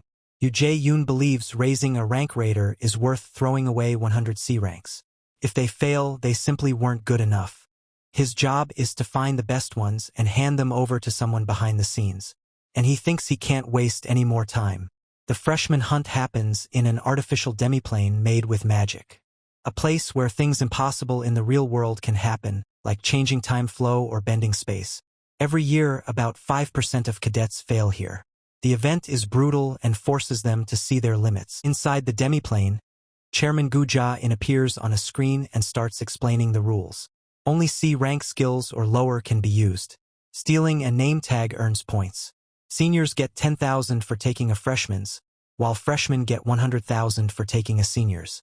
Since those points work all across mills, the more the better. Joe Ryan realizes that means he can't use his A-rank skill, Lightning Chain, but the chairman never mentioned unique skills. After laying out the basic rules, the chairman says all skills will be reduced to 1/10 of their normal power for safety, so no one has to worry about serious injuries. Joe Ryan calls that nonsense. There was still no word about unique skills and no limit on raw stats either. The chairman clearly wants to weed out the useless and keep only the gifted. Jae-yoon immediately tells Kim Yu-shin they need to move and find shelter. They'll be stuck here for 3 days. The demiplane has things that can help or hurt them, like traps that weaken people, healing ponds, the nightmare forest, places to gather food, and shelters. If they want to last 3 days, finding shelter matters most. As they move, Kim Yu-shin asks if they should bring Sao Ina with them. She's a magic cadet too, and having one more ally would help. Jae-yoon is annoyed that she makes perfect sense because teaming up with Sao Ina really would be useful. The problem is, he can't control that variable. Everything he knows about her came from the news, including a terrible day when she lost control and anger, and put many lives at risk. He tells Kim Yu-shin they can't make that choice lightly. There's no guarantee Sao Ina won't betray them. On top of that, he's clearly wary of them too. But Kim Yu-shin says Sao Ina just reminds her of how Jae-yoon used to be when they were younger. Before he can answer, she walks over and asks Sao Ina to join them, since they're all magicians. Sao Ina stays quiet for a moment. So Kim Yu-shin points out that this event is unfair to freshmen, and more people means better odds.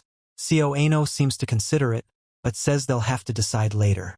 Kim Yu-shin quickly realizes why.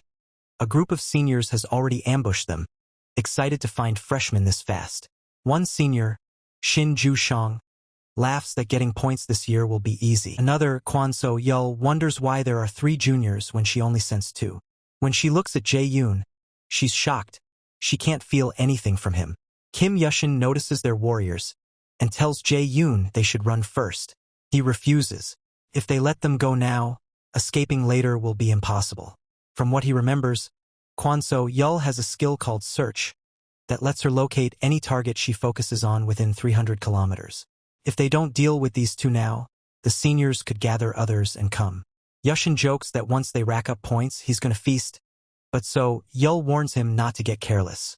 Something about Jae-yoon is off. Yu-shin ignores her, summons his sword, and says Jae-yoon is only a freshman, while they've done this event several times.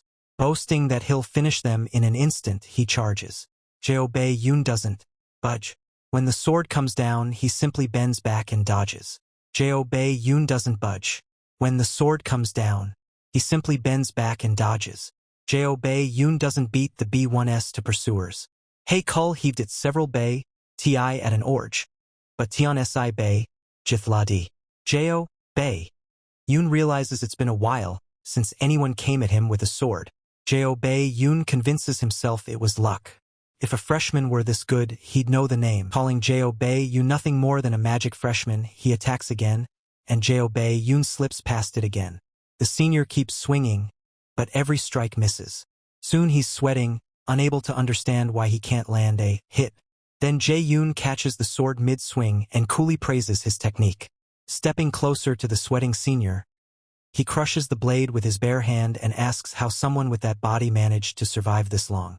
The sword snaps apart in his grip, leaving Seo-eun-yeo stunned.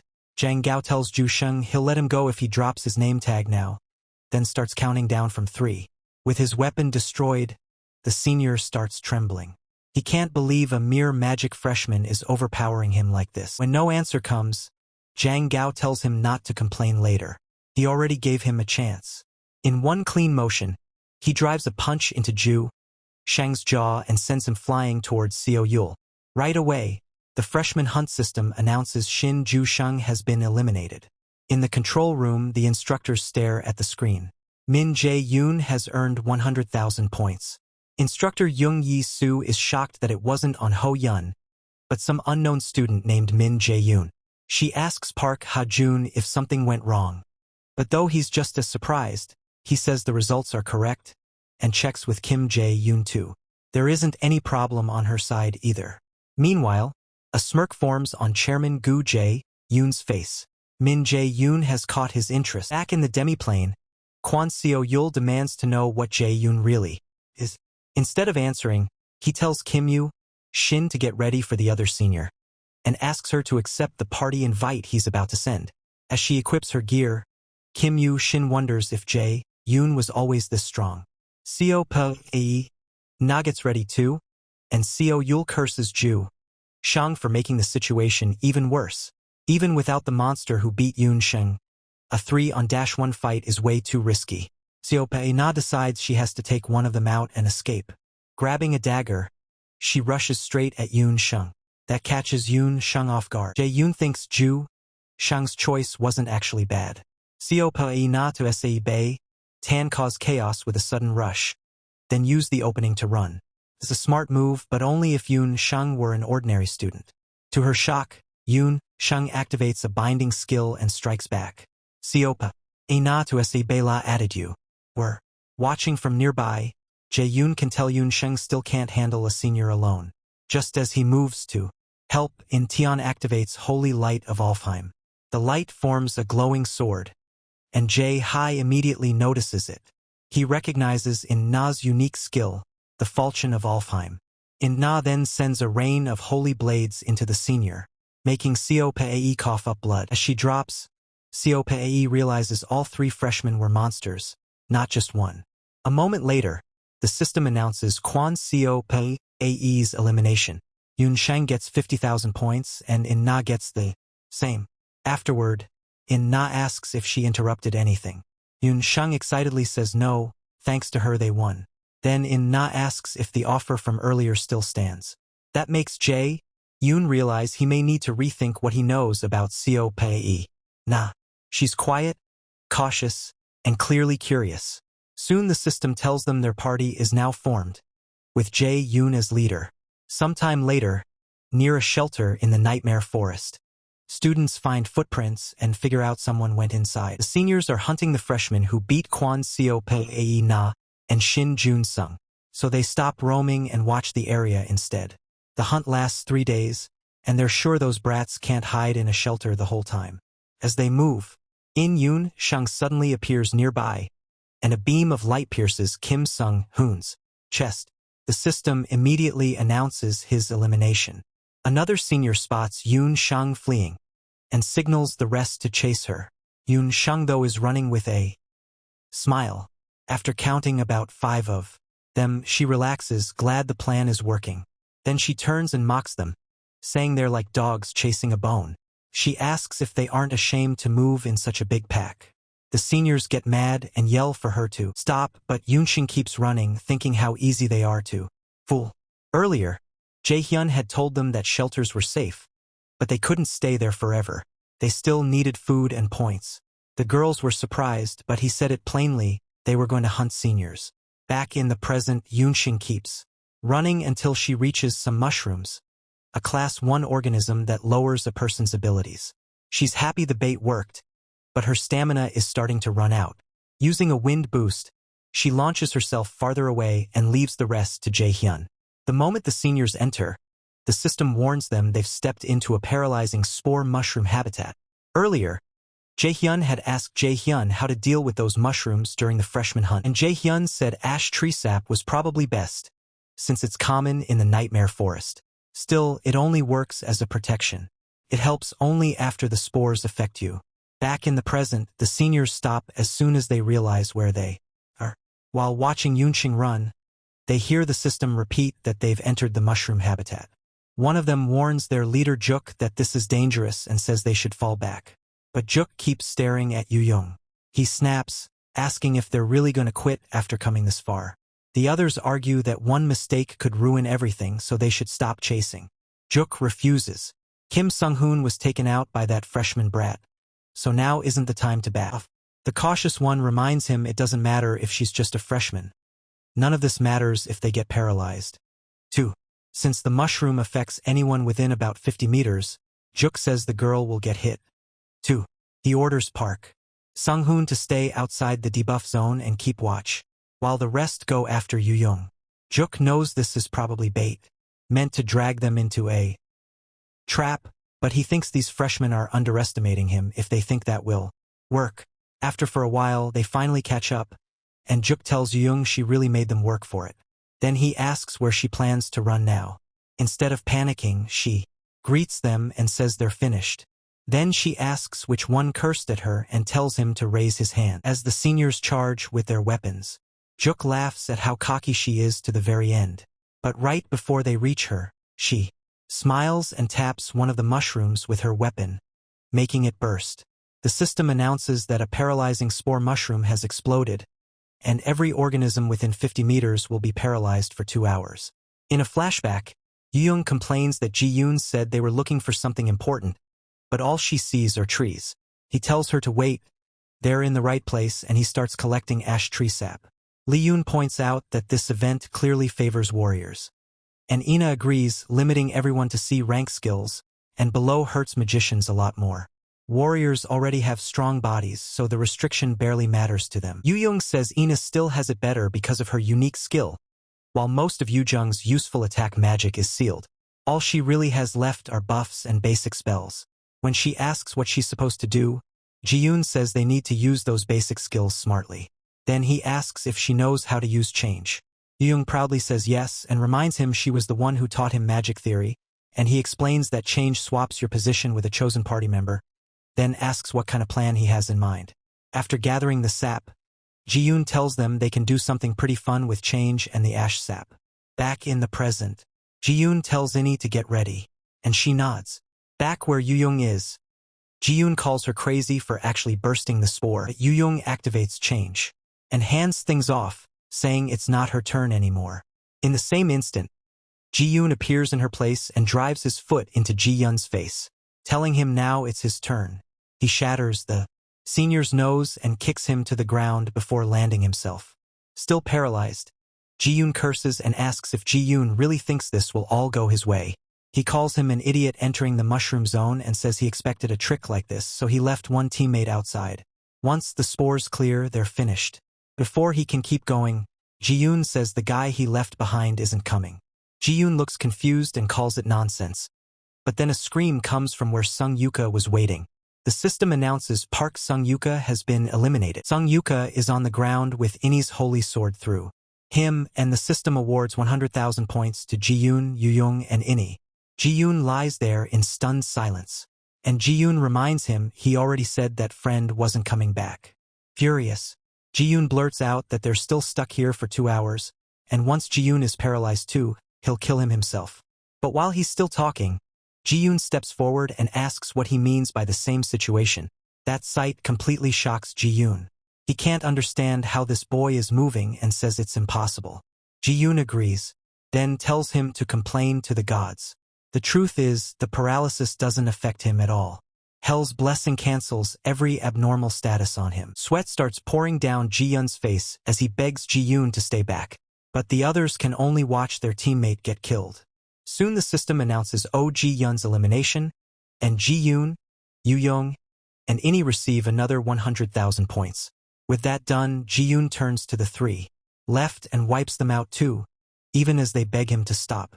Their team gets another 100,000 points 3 more times. Instructor Yes, who can't believe what she's seeing. And in the freshman rankings update, Min Jae-yoon takes first, Kim Yu-young and Seo Yuna share second. On Hoyeon is next, Lee Suyuk and Cha Yu-won are in 5th, and Young Hoseon is 7th. Later, Yu-young drinks the ash tree sap and nearly throws up. But when Ina checks on her, she says she's feeling better now. As they head out, Ina says Jae-yoon knows way more about magic than she expected. She's never seen anyone use the change skill like that in any book. Yu-young tells her Jae-yoon has only been a magician for less than 3 months. She's the one who taught him the basics. Caught off guard, Ina asks if he was really planning to become a warrior. Yu-young says yes, just a few months ago. He was all in on close combat. What really confuses her is how Jae-yoon knew about the tree sap and how he plans to deal with his own paralysis. Not long after, they meet up with him. Jae-yoon asks how the paralysis feels since both of them seem fine. Yu-young cheerfully says of course she's okay. Even after running for her life and using a spell, she checks on Ina too, and Ina says she's fine. And Yu-young tells Jae-yoon his plan actually wasn't bad this time. Usually he looks kind of dumb, but today he seems different. Jae-yoon grabs her cheeks and asks who she's calling dumb. Like she has any right to say that. Ina watches them fool around and wonders why Yu-young keeps calling Jae-yoon stupid. To her, he actually looks pretty handsome. While those two keep bickering, Ina suddenly catches herself and realizes this is not the time for thoughts like that. A tear slips down her cheek as she reminds herself to stay careful. Later, they go back to their shelter. There, Jae-yoon starts mixing something together. Ina asks what he's making and he says it's an HP potion. He learned it from an older brother figure, just in case he ever needed it. He remembers Jae-sung nearly crying when he ruined ingredient after ingredient, before finally getting it right, after more than 100 tries. Yu-young asks how a guy with no friends somehow knows people who can teach him stuff like this. Jae-yoon shoots back, asking how many friends she has besides him. That one hits and Yu-young admits that was low. Then Ina says Jae-yoon is really amazing. He doesn't even feel like someone their age, more like someone who's lived 10 extra years. Jae-yoon stays quiet, surprised by how sharp she is. Yu-young cuts in and says enough talking, they need to eat if they want to do anything tomorrow. She says she'll cook, but Jae-yoon tells her not to bother, and suggests they just eat the fruit they gathered. Annoyed, she asks if he doesn't trust her. So he tells her to name the color of the cookie she made in middle school home EC, if she wants him to. After thinking for a bit, Yu-young says they were probably purple. Jae-yoon asks if she used blueberry jam. Jae-yoon says no, Yu-young just can't cook. He reminds them they had to call the teacher after he passed out from eating that cookie. Then he adds that to be fair, he can't cook either. So Ina says she knows a little and asks if she can make the meal. Jae-yoon looks surprised, and she explains that she used to cook every day when she lived with her grandmother. As she ties her hair back to start, Jae-yoon remembers there was never much known about Seo Yoon-shing's family. Now that she mentioned living with her grandmother, he wonders if something happened with her parents. A little later, Ina finishes and serves the food. Yoon-young takes a bite, then immediately hugs Ina and says it's delicious. Jae-yoon keeps eating too and agrees. He's shocked they're getting food this good in a place like this. Their praise warms Ina's heart, and she smiles. She hasn't felt like this in a long time. Meanwhile, in the Mills Academy control room, Instructor Seo-ki points out that the highly praised cadet on Hoi-yeon is only in 4th place. What's even crazier is that 1st and 2nd are both magicians. Instructor Seo-ki still wonders if the system is glitching, because nothing else makes sense. Chairman Jae-yoon looks thrilled. Until now, scores like these only came from warriors, and he can barely believe what he's seeing. A team made up of just 3 magicians took the lead by wiping out a group of seniors right away. Excited, he tells instructor Kim Jae-yoon to rewind the part with the paralyzing spores. He watches Jae-yoon appear and drive a kick into Seo-yuk's face. The chairman is impressed by how calmly the boy judged the situation. On top of that, he can overpower warriors. Calling him just a magician or just a freshman doesn't feel right. Then instructor Ha-yoon speaks up and says he brought Jae-yoon's profile, though he's not sure it's the right file. The chairman asks what that's supposed to mean. Ha-yoon starts to stammer, so the chairman tells him to settle down and talk. At last, Ha-yoon shows the profile.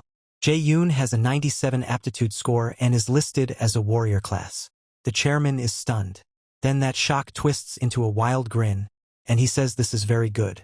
He wants to see Jae-yoon's talent for himself, and instructor Seo Yoon-young asks if that means he plans to step in personally. Zooming in on Hoi-yeon, the chairman says they should make things interesting. Si Yoon-young answers that he'll prepare. Back inside the demo plane, Jae-yoon's team keeps taking people down and stacking points. At one point, Yoon-young is shocked they've reached 1,100,000 points. Jae-yoon says that should lock them into 1st place. Still, Yoon-young asks if they really have to leave the shelter. Jae-yoon says they do because the seniors are too scared to come near it now. In-ae agrees they have to move if they want more points. Yuyun finally goes along with it and asks what the freshman hunt record is. In tells her it's 1,140,000 points. As they keep moving, Juhyun senses something. He signals the girls to get ready. Someone's coming. A figure suddenly rushes past them, and Juhyun realizes that power is way above the event's limit. The system announces that the demo plane connection is unstable and a player's restriction has been removed. Zhao Beihun looks at the newcomer and says he didn't expect to meet him again like this. It's Hoin. When Zhao Beihun asks what he's doing, Hoin doesn't answer. He just keeps staring down. Zhao Beihun wonders if he can't even hear him. Inia warns him to be careful. Hoin doesn't look right. He seems controlled by something. That makes Zhao Beihun realize this is the chairman's doing. Before his regression, something like this happened a day meant to give cadets happy memories ended in blood. The cause was Gu Jayun's unique skill, indoctrination. Right before his crimes were exposed and he was about to be arrested, he created a disaster to draw attention away and escape. That day many cadets died and Gu Jayun got away. It was also the day Kim Yuyun lost her life. Back in the present, Hoin activates his sword. Zhao Beihun realizes he has to bring Hoin back to his save the cadet under mind control by breaking the spell. Zhao Beihun is surprised by the quest, but the blank card shocks him even more. The chance to copy someone else's ability gets him fired up, and Yuyun quickly says she'll help. He tells her no and orders both girls to leave fast, get as far away as they can, and if possible, earn some points too. Yuyun just stares at him, then reminds him that he's up against the famous genius warrior. He can't beat Hoin alone. Zhao Beihun only smiles and asks if she really thinks he can. Inai hesitates for a moment, but finally agrees to go. Yuyun is stunned that Inai is siding with him. Frustrated, she decides to play along and says they'll go earn points like he asked. Before leaving though, she tells him not to get hurt. She runs off into the woods, dragging Ina with her, and shouts for him to beat Hoin up, or at least steal his name tag, then come find them. After they're gone, Zhao Beihun mutters that this won't take long. A few hours earlier, after Hoin had just taken down a senior, he wondered if that made his total 600,000 points. He was glad he'd survived 2 days, just one more day to go even in 4th place. First still felt far away. After all his effort, he could only think this was what Mill's Academy was like. He was impressed that Zhao Beihun, a magician with restricted skills, had reached first and dragged his teammates up there too. Still, Hoin refused to lose. There was time, so he had to keep pushing. While he was thinking, Chairman Zhao Beihun appeared on a screen and said he wanted Hoin's personal help with something. Then the chairman used indoctrination on him and said he had a small favor to ask. Hoin's eyes lit up under the spell. A warning pops up from the system. Someone has entered his mind. As that force takes over, he loses track of what he's doing and even where he is. Then the system says his mind has been corrupted. Right after that, only one thought remains. Eliminate Jianan. Back in the present, Hoin activates the A-rank skill Martial Ascendance. He charges at Jianan again, and swings to cut him down, but Jianan slips past it. Jianan can't believe Hoin was this strong just a few days ago, yet he keeps avoiding every strike. It's like Hoin has become a completely different fighter. When Hoin slams his shield forward again, Jianan hops back just in time. He knows that if this turns into a pure battle of strength and speed, he'll lose. To open the gap, he uses wind boost and blasts himself backward. The gust hits so hard that Hoin has to raise his shield to cover his face. That gives Jianan the chance to slip behind him before the shield drops. He fires off lightning magic, but before it lands, Hoin twists around and retreats in one smooth motion. That catches Jianan off guard. Hoin moved before his eyes could even fully follow the attack. Jiayun realizes Hoin has natural combat instinct, so this fight won't be simple. He could break the indoctrination with absolute calculation. But the real issue is watching. Even without seeing him, Jianan can picture the chairman smirking while he watches and Hoin fight. So Jianan smiles too, thinking it would be a waste to end this too neatly. If they want a show, he'll give them one, but it'll cost them. Once Jianan starts putting on that show, Instructor Yahello wonders if her eyes are fooling her. A magician is fighting head-on like a warrior, and somehow pushing Hoin back. He's even overwhelming the so-called genius warrior while using lightning chain. To Yahello, She'd always believed a magician could never beat a warrior in close combat, and now Jaeyoon is tearing that belief apart. Meanwhile, Chairman Jaenin watches closely. When Jaenin wounds Hoin, he starts begging. And in the demi-plane, Hoin drops beside his sword. Jaeyoon tells him he never meant to push things this far, but says Hoin is tough enough to recover soon. Then he glances up, knowing the instructors are watching. A moment later he uses flash bomb, blinding the cameras and cutting off the view of the and demands to know what happened to the screen.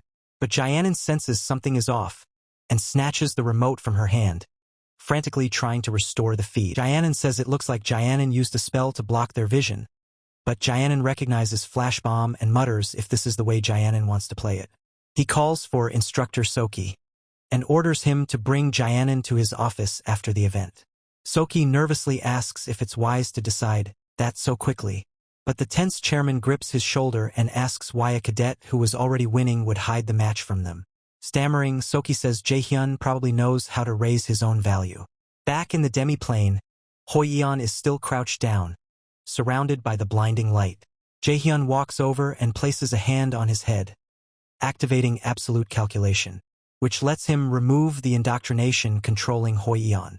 Hoyeon's eyes clear at once. He recognizes Jaehyun, and Jaehyun asks with a grin if he's feeling better. Hoyeon tries to stand and says he is, but the pain surges through him and he collapses again. Jaehyun apologizes for that and reminds him he attacked first. Hoyeon can't remember doing that and asks why he ever would. So Jaehyun explains that he was under mind control. Hoyeon looks lost and asks what he means, but then he remembers seeing a blurry face and hearing a voice he can't clearly recall. Still, it doesn't add up. A spell strong enough to control someone should be above a rank, and they were told only C-rank skills or lower could be used here. Jaehyun says he isn't sure. Maybe the dem plane glitched, or maybe someone stepped in. Hoyeon stays quiet, thinking it over. Even with a malfunction, no cadet should be able to cast something that powerful. After a pause, he asks Jaehyun if he knows who could have interfered, or why they would do this. Jaehyun says he doesn't know. Still, he adds that anyone who can pull this off is probably someone most people wouldn't dare challenge. He doesn't say the name out loud, but he knows that with more time at Miles, Hoyeon will figure out on his own what kind of man-gu Jaehyun really is. Then the Nornir system announces that Xiao Beiyun completed the subquest to save the mind-controlled cadet, and awards him a blank card. Hoyeon tries to stand again and feels how wrecked his body is, while Xiao Beiyun doesn't have a scratch on him. That makes him wonder if this is all he can do right now. Once he's finally on his feet, Hoyeon says he has no excuse and apologizes. Xiao Beiyun jokes that he's being weird, says he'll head out now that Hoyeon can move, and wishes them both luck for the rest of the event. As he turns away, Hoyeon stops him and holds out his name tag. Xiao Beiyun asks what he's doing and reminds him that losing it means elimination. Hoyeon says it doesn't matter. He's earned a lot of points already, even if not as many as Jaehyun. Since he lost, he says the name tag belongs to Jaehyun and tosses it over. Then he vows that next time will be different, and at the Mills Festival, he'll win his tag back.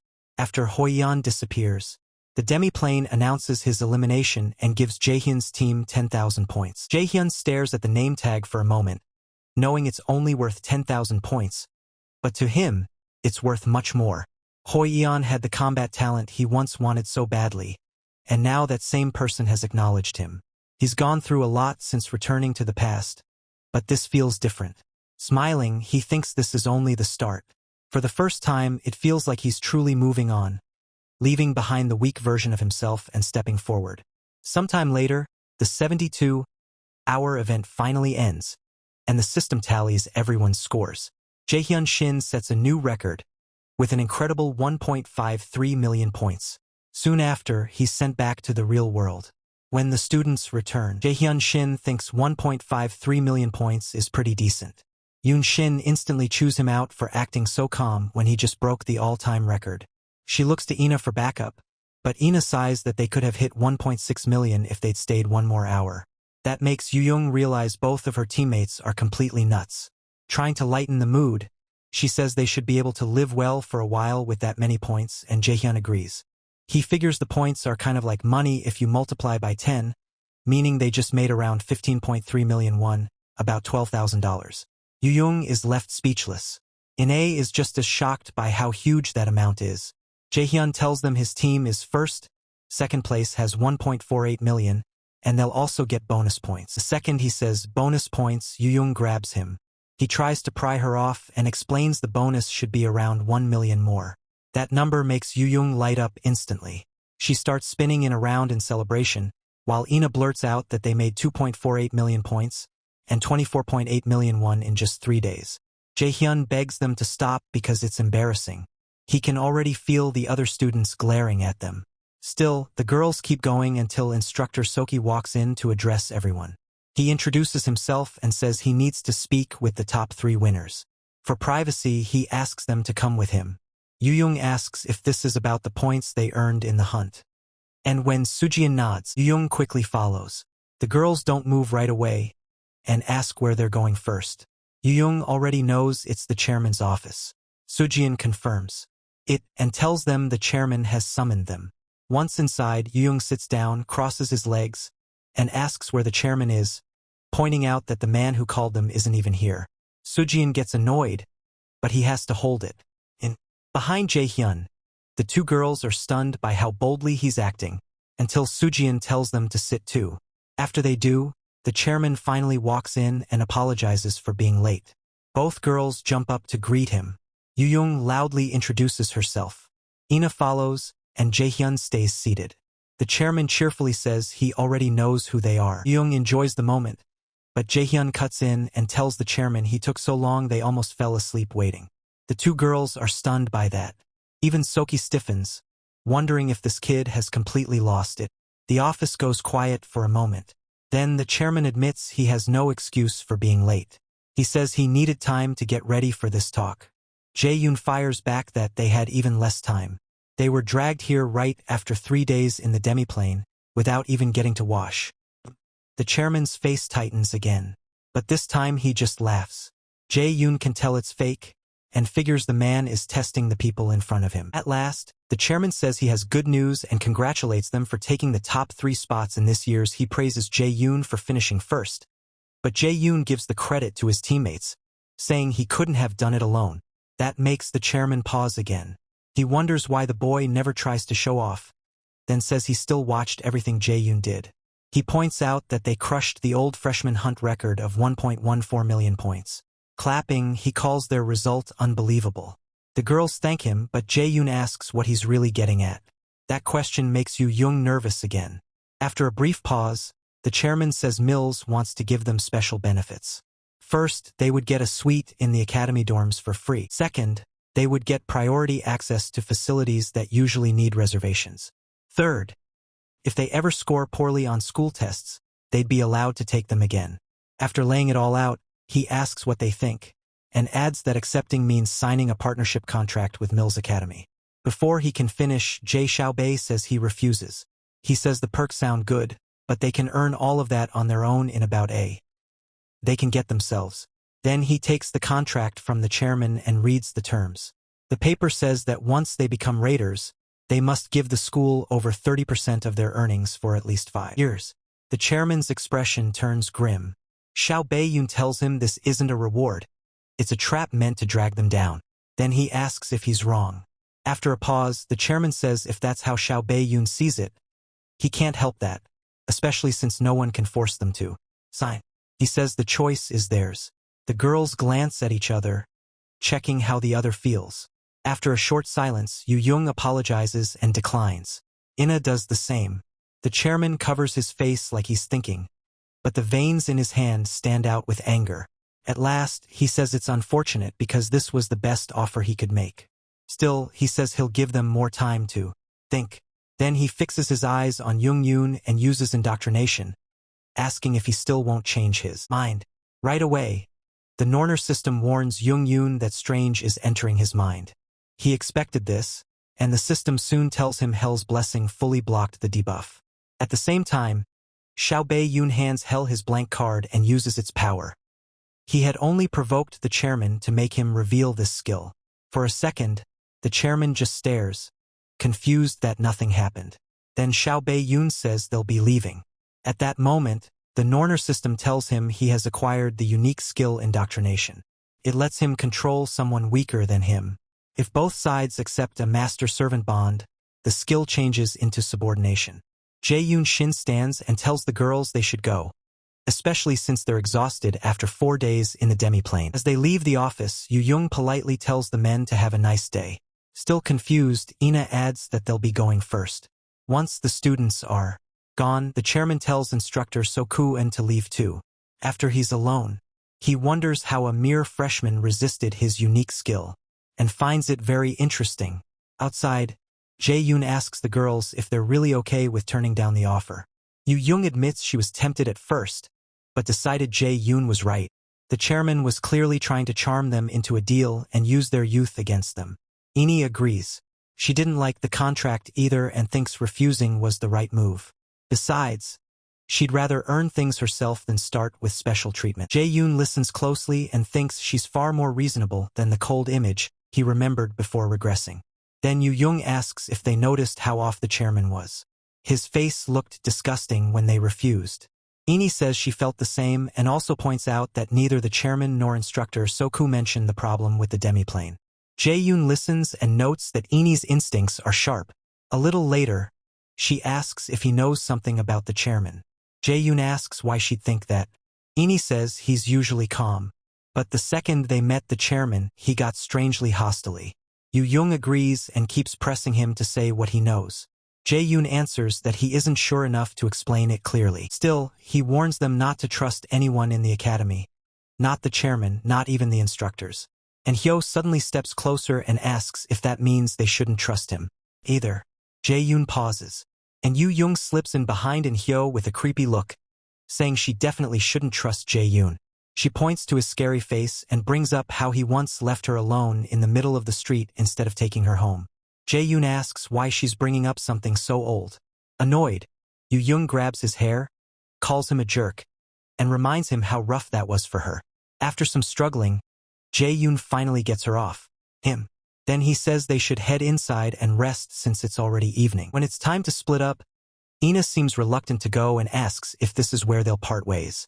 An awkward silence follows, and Yoo-young just stares at them. Then she suddenly hugs both of them, jokes that this feels like a teen romance, and demands space for herself too. Jae-yoon drags her away, points her toward the girls' dorm, and tells her to go rest. She finally gives in, and Ina follows, but not before telling Jae-yoon to rest well too. Jae-yoon heads to the boys' dormitory. At the entrance, he realizes it's been a while since he was here, and old memories come back. Before long, he heads to his bed. To him, the people who still stayed in this dorm after a few years were the ones with no talent, so he plans to find a new place as soon as classes end the next day because going through that kind of hell once was more than enough. The next day, Jae-yoon goes out for a run. He stops once he feels properly warmed up and turns back toward the dorm to get ready for his first class.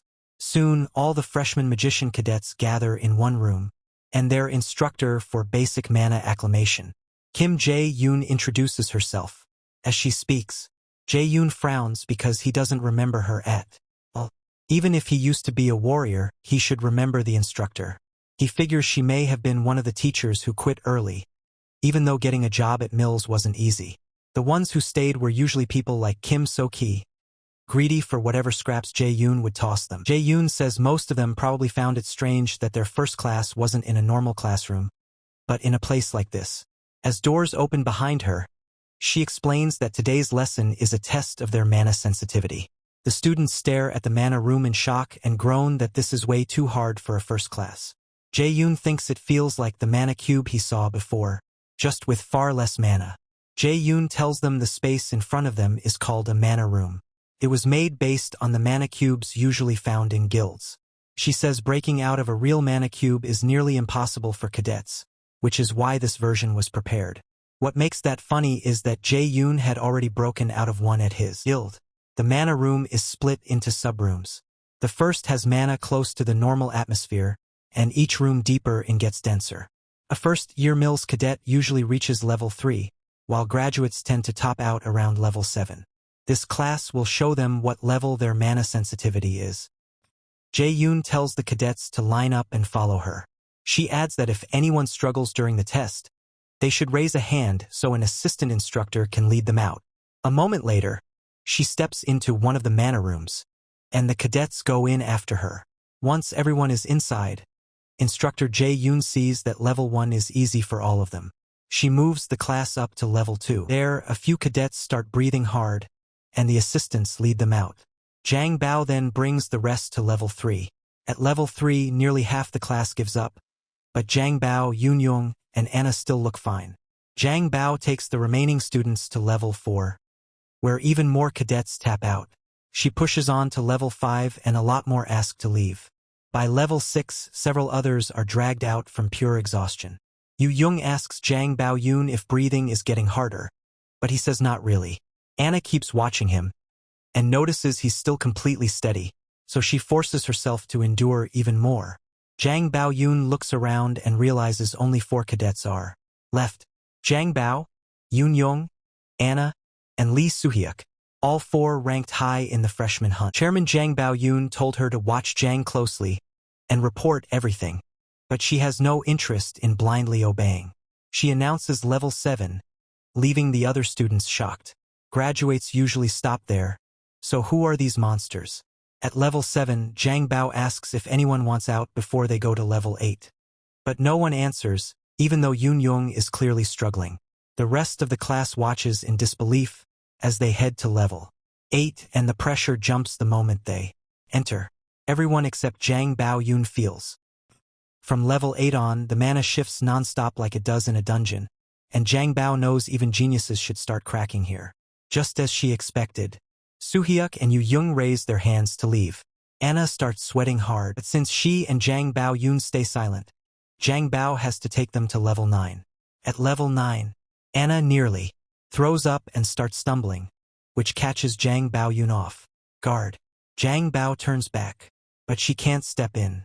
The chairman had ordered her never to help a cadet unless they asked first, no matter how bad it got. In his eyes, danger is just another chance for a cadet, and taking that chance away from them would be cruel. Jang Bao Yoon Young asks Anna if she's okay, and trembling, she insists she is. By now she can barely see his face, but she refuses to lose. All her life, she's heard that only the strong survive. No matter how gifted she is with magic, she'd still have to bow to a warrior. Otherwise, the weak have no future, and more than anything, she wants to be recognized. Still, her body gives out. Jang Bao T Hackle Hadu's hammy catches her as she collapses, and she mutters that she's lost again. As the assistants carry her away, Jang Bao wonders what she meant by again. At level 10, Jang Bao asks if he's alright. She knows even she would start feeling the strain. Here, Jang Bao just smiles and says he's starting to struggle too, so he'd like to stop. Hearing that, Jang Bao tells him to come out with her. On the way back, she wonders what struggle means to him. He doesn't look affected at all. Once they return, Jang Bao asks everyone to applaud Jang Bao for reaching level 10, a level equal to a B rank raider or higher. She tells the others to work harder if they want to catch up, and Soo-hyuk glares at Jang Bao. Ani, meanwhile, looks disappointed in herself. A little later, Jang Bao checks on Ani. She says she's fine, and apologizes for worrying them. He says that's what matters, since she wasn't seriously hurt. Yoon Young then asks if he's okay too. He looked way too comfortable in there. Jang Bao says he's fine, then tells her to take a break. The towel off her neck because she looks like a construction worker. That instantly sets Yu Jung off, and she regrets caring about him at all. While she complains, Xiao Beiyun asks if she's really not hurt, and she brags that the doctor said she's perfectly fine. She's just that tough. For a second, Xiao Beiyun studies Ina. At first he thought she was just competitive, but now it feels more like an obsession. She got lucky this time, yet with a mindset like that, handling her later won't be easy. Not that he wants to control her, but just like Xiong-hun, Hoi-yoon, and Jae-sung, he can already tell Ina's future is starting to change too. He figures the same may be true for Yu-jung. When he glances at her, she asks if he's staring because she's pretty. Xiao Beiyun shoots back that she must be hurt somewhere to say something that ridiculous. As Ina tries to hold Yu-jung back from attacking him, Xiao Beiyun thinks about how he still has no idea how much his actions will change the future. If things keep shifting this fast, he needs to prepare to stay ahead. While he's thinking, Yujung breaks free and loops the towel around his neck. Xiao Beiyun smiles, pulls it off, drops it over her head and messes up her hair. The second he finishes, Yujung starts cursing, and mana flares around her like fire. Fuming, she demands to know if he has a death wish after ruining the hair she spent all morning fixing. Xiao Beiyun apologizes, then makes it worse by saying it doesn't look that different anyway. Now even angrier, she asks if he's calling her ugly. And that's when Xiao Beiyun realizes he really messed up. He spins around and runs, with Yujung right behind him. Ina watches the whole thing, amused. She can't help thinking those two are really close. As they race past Su Hyuk, he stares at Xiao Beiyun and wonders how that bastard made it to level 10. Then his friend Kim Min-soo walks over, says hi, and asks what's on his mind. Su Hyuk tells him to report everything he knows about the guy getting chased by that girl, and even though Min-soo is thrown off by being talked to like a servant, he explains that Xiao Beiyun is the first magician ever to take first place in the freshman hunt. Xiao Beiyun says he already knows that. What he wants to know is where a guy like that suddenly came from. Min-soo can only shrug. He has no clue. The more Xiao Beiyun thinks about it, the less it makes sense. Something about Xiao Beiyun feels off, and he's sure the guy is hiding something. Min-soo, meanwhile, thinks this new Xiao Beiyun feels strange. He remembers what he was like as a kid. In the end, he tells him Xiao Beiyun has already proven himself twice. So there's no point hunting for some secret, especially when cheating at mills should be impossible. Xiao Beiyun refuses to accept it. In his mind, nobody can be stronger than him unless they're cheating. That leaves Min-soo stunned. Since Suyak probably wouldn't beat Ina or Yuyong either, but he keeps that to himself. He finally warns Suyak not to get carried away, because he still wouldn't beat Xiao Beiyun even if he died and came back. Suyak ignores him. Later, Xiao Beiyun gets a video call from his teacher Song Yoon, and he asks if she wants to hear about the freshman hunt. She says yes, it'll be more fun hearing it from him directly. Xiao Beiyun happily tells her he took first place, which makes Jung Yoon proud. She notices his apartment is way too nice for a freshman, and guesses he earned a ton of points. Then she congratulates him for surviving the tough start at Mills Academy, and says she's proud of him. Xiao Beiyun jokes that he's relieved, since he thought she'd scold him if he came in second. She laughs and asks if any cadets stood out to him during the hunt. Caught off guard, he asks if she's trying to recruit people. She says maybe, and adds that she'll reward him for useful info.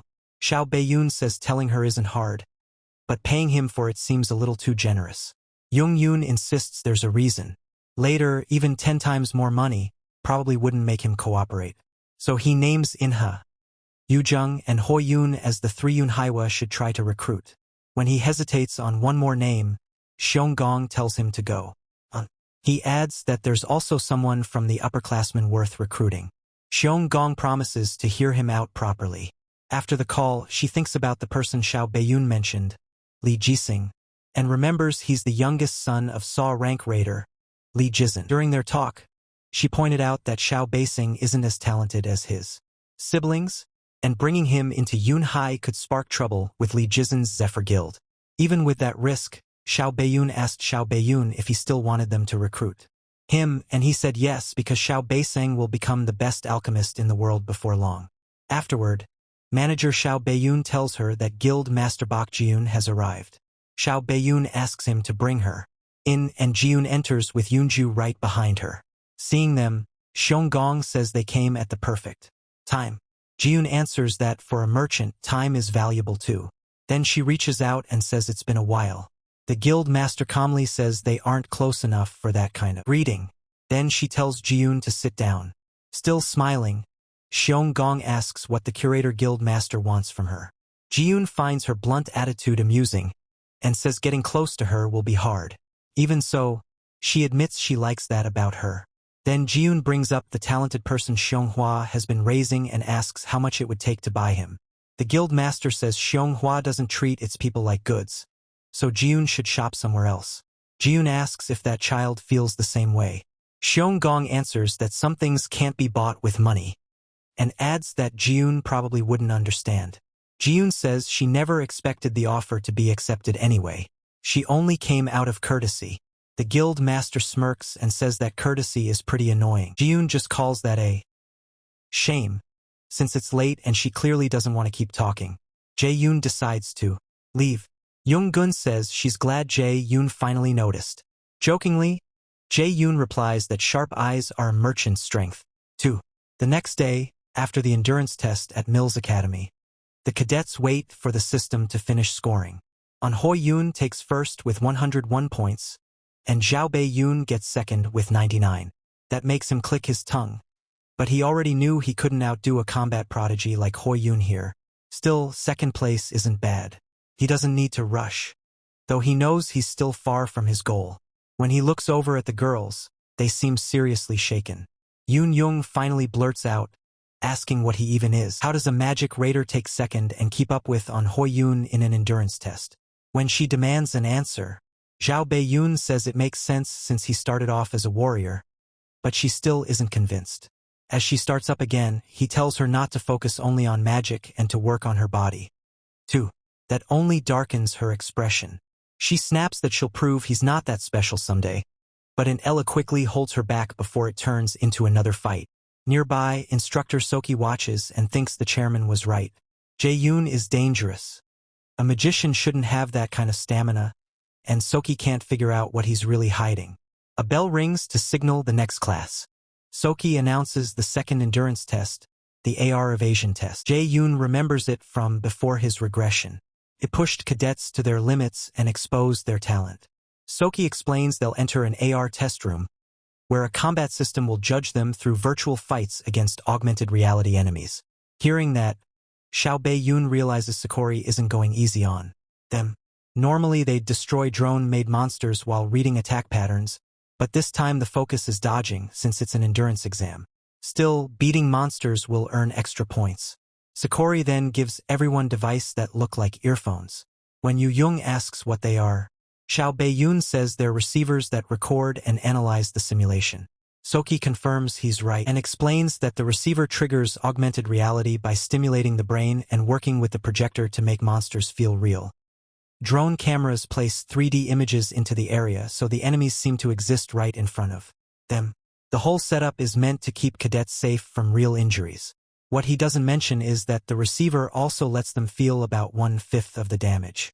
It's meant to keep them cautious and better prepared for real dungeons. Soki says the AR system has 100 levels, but their test only goes up to level 10. They'll run it in teams of 4, and the groups will be called up in order. Once the teams are set, Team 3 ends up with 2 warriors and 2 magicians, including Jae-yoon and Soo-hyuk. Jae-yoon thinks it's a solid lineup, and Soo-hyuk speaks to him and asks if he's Min Jae-yoon. Jae-yoon says yes. Soo-hyuk says he heard Jae-yoon got first in the freshman hunt, but there is one thing he can't understand. How did a magician get first place? He's sure there has to be some special trick. So he asks Jae-yoon to teach him. After a short pause, Jae-yoon asks if he ever thought there might be no trick at all. Soo-hyuk says if that's true, he'll drag the truth out by force.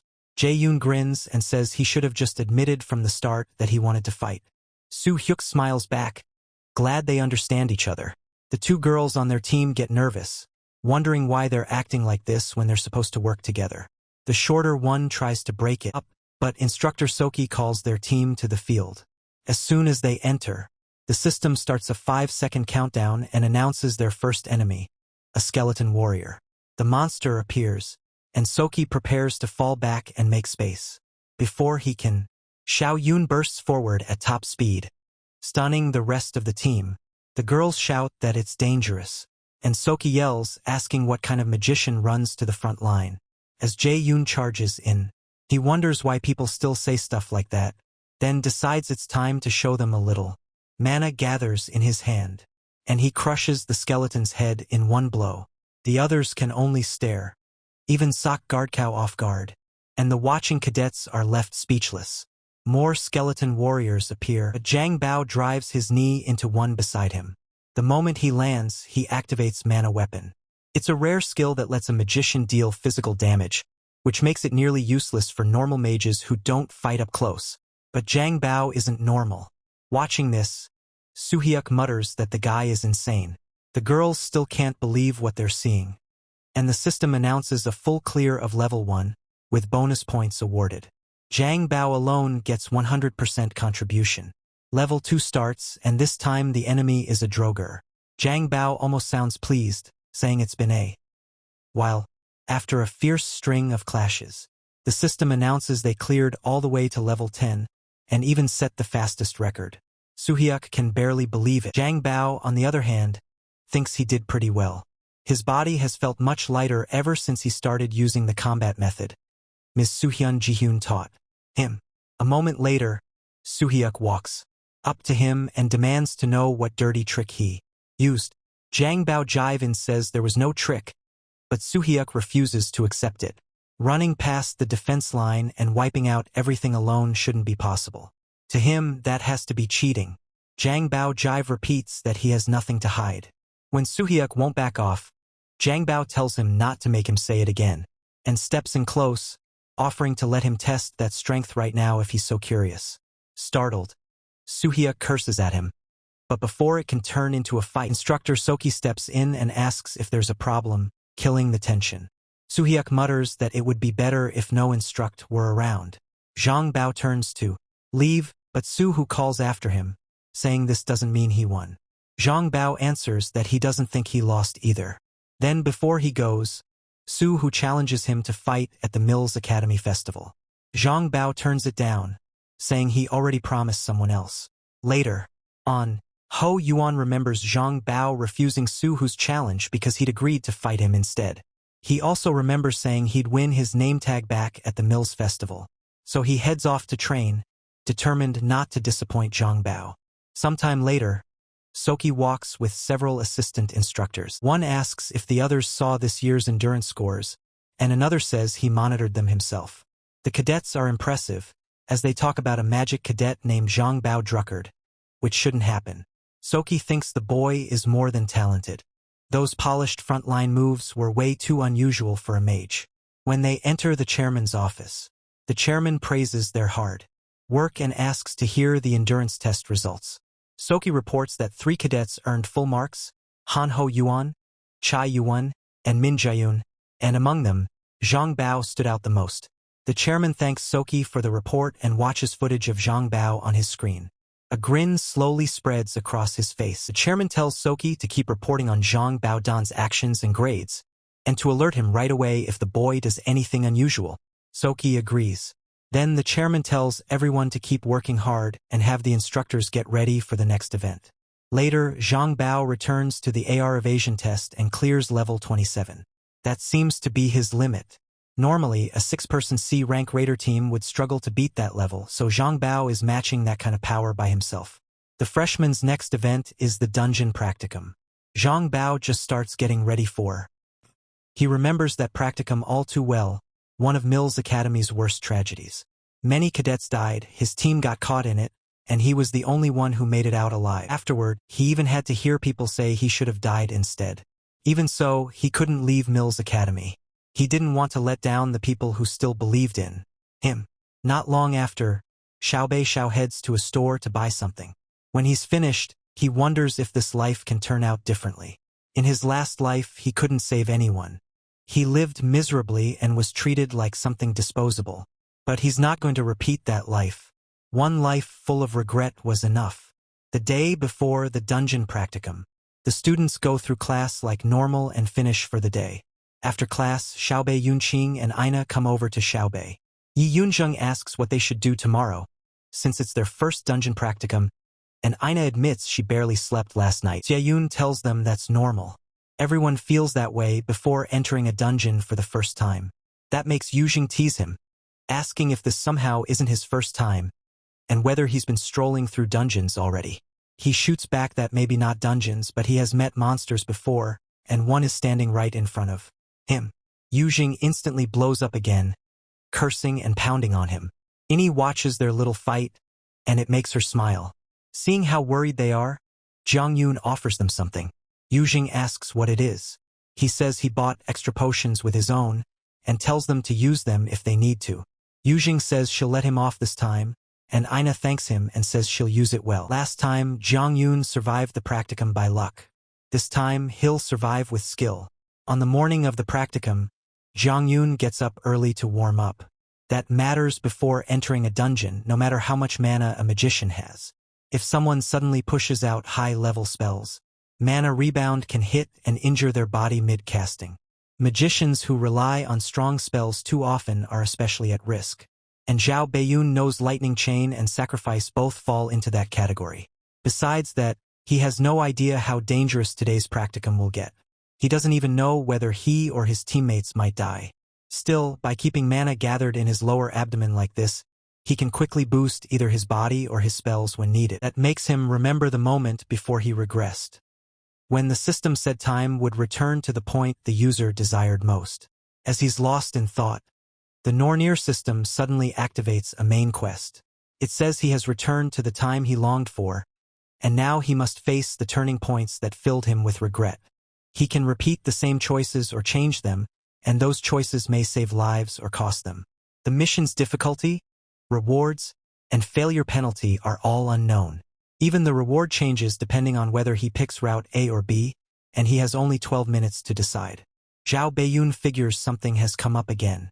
The Nornir system is clearly pushing him to become stronger, since the gods still need him for their own goals. Still, he doesn't understand what they mean by choosing a route, and he wonders what they're really planning. Soon, the freshmen gather at the underground mock dungeon of Mills Academy. Instructor Yuqian tells them they'll draw lots, form teams of 4, and move as a group. As the students start to murmur, Zhao Beiyun can tell they think it's unfair. Real monsters will appear in this dungeon, so luck matters.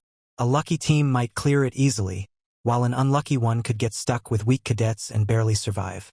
When the whispering grows louder, Yuqian cuts it off. She explains that this practicum counts as an official test. Only monsters the cadets should be able to beat will appear, so everyone should do their best. While she talks, Zhao Beiyun realizes this is Chairman Zhao Beiyun's trap. Like she said, most monsters here are low level.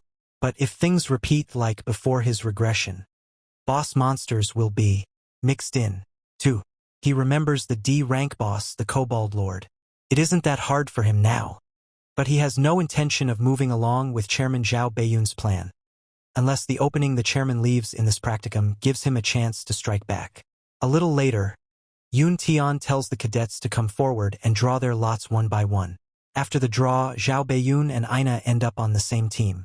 He tells her he's glad to have at least one familiar person with him. Aina says she feels the same.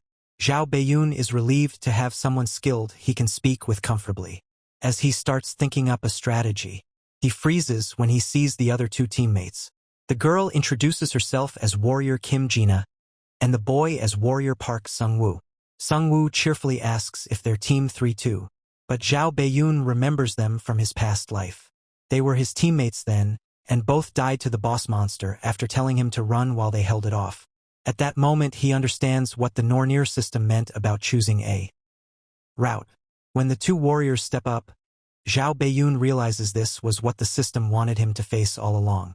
So he greets them and introduces himself as Zhao Beiyun, then introduces Aina too, since she's too shy to do it herself. Sungwoo laughs a little at how shy Aina is, but says they'll all get along once they spend some time together.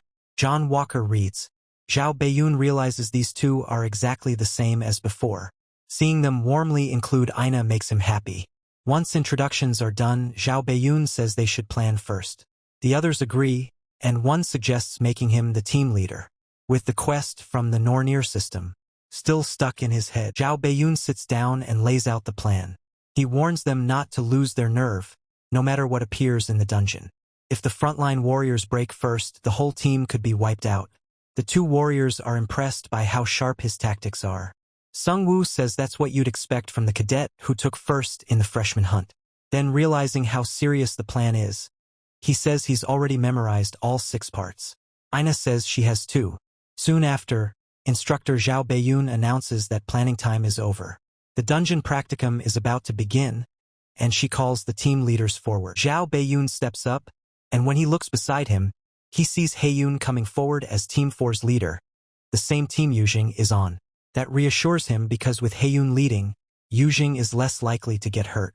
Once the leaders are gathered, Zhao Beiyun tells those ready to lead their teams into their assigned dungeons, and wishes them luck. Soon Heiyun leads his team into their dungeon. One teammate notes how damp and musty it is, finally seeing what a real dungeon is like. Yujing asks if kobolds will show up since this is an underground dungeon. Their other male teammate says probably, since he heard underground dungeons usually have lots of, or Yujing gets excited and hopes there might even be diamonds. But in the middle of talking, she suddenly stops after sensing something. Haeyun reacts at once, saying something is coming and ordering everyone to their positions. Yujing moves right away, but the others look far less sure of themselves when they realize kobolds have them surrounded. Worse, the kobolds are armed with digging tools.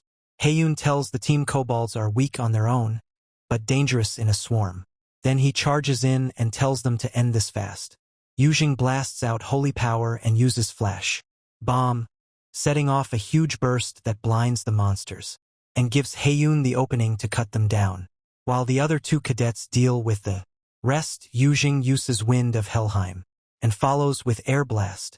She fires several bursts straight into the kobolds' chests, knocking them flat. After the monsters go down, Haeyun asks if everyone is alright. The girls say they're fine, but when they look at the other boy Seiyu, they see he's gasping for air. They rush over, and Yujing wonders what happened, since kobolds aren't supposed to use poison. Then she looks up and realizes it isn't poison at all, it's a crushing wave of mana. A giant kobold boss stands before them, and the students go still. Shocked, Haeyun asks why a kobold lord is here. Meanwhile, in Team 3's dungeon, Gina tells Jiyun she already knew he was strong, but he's even more amazing than she expected.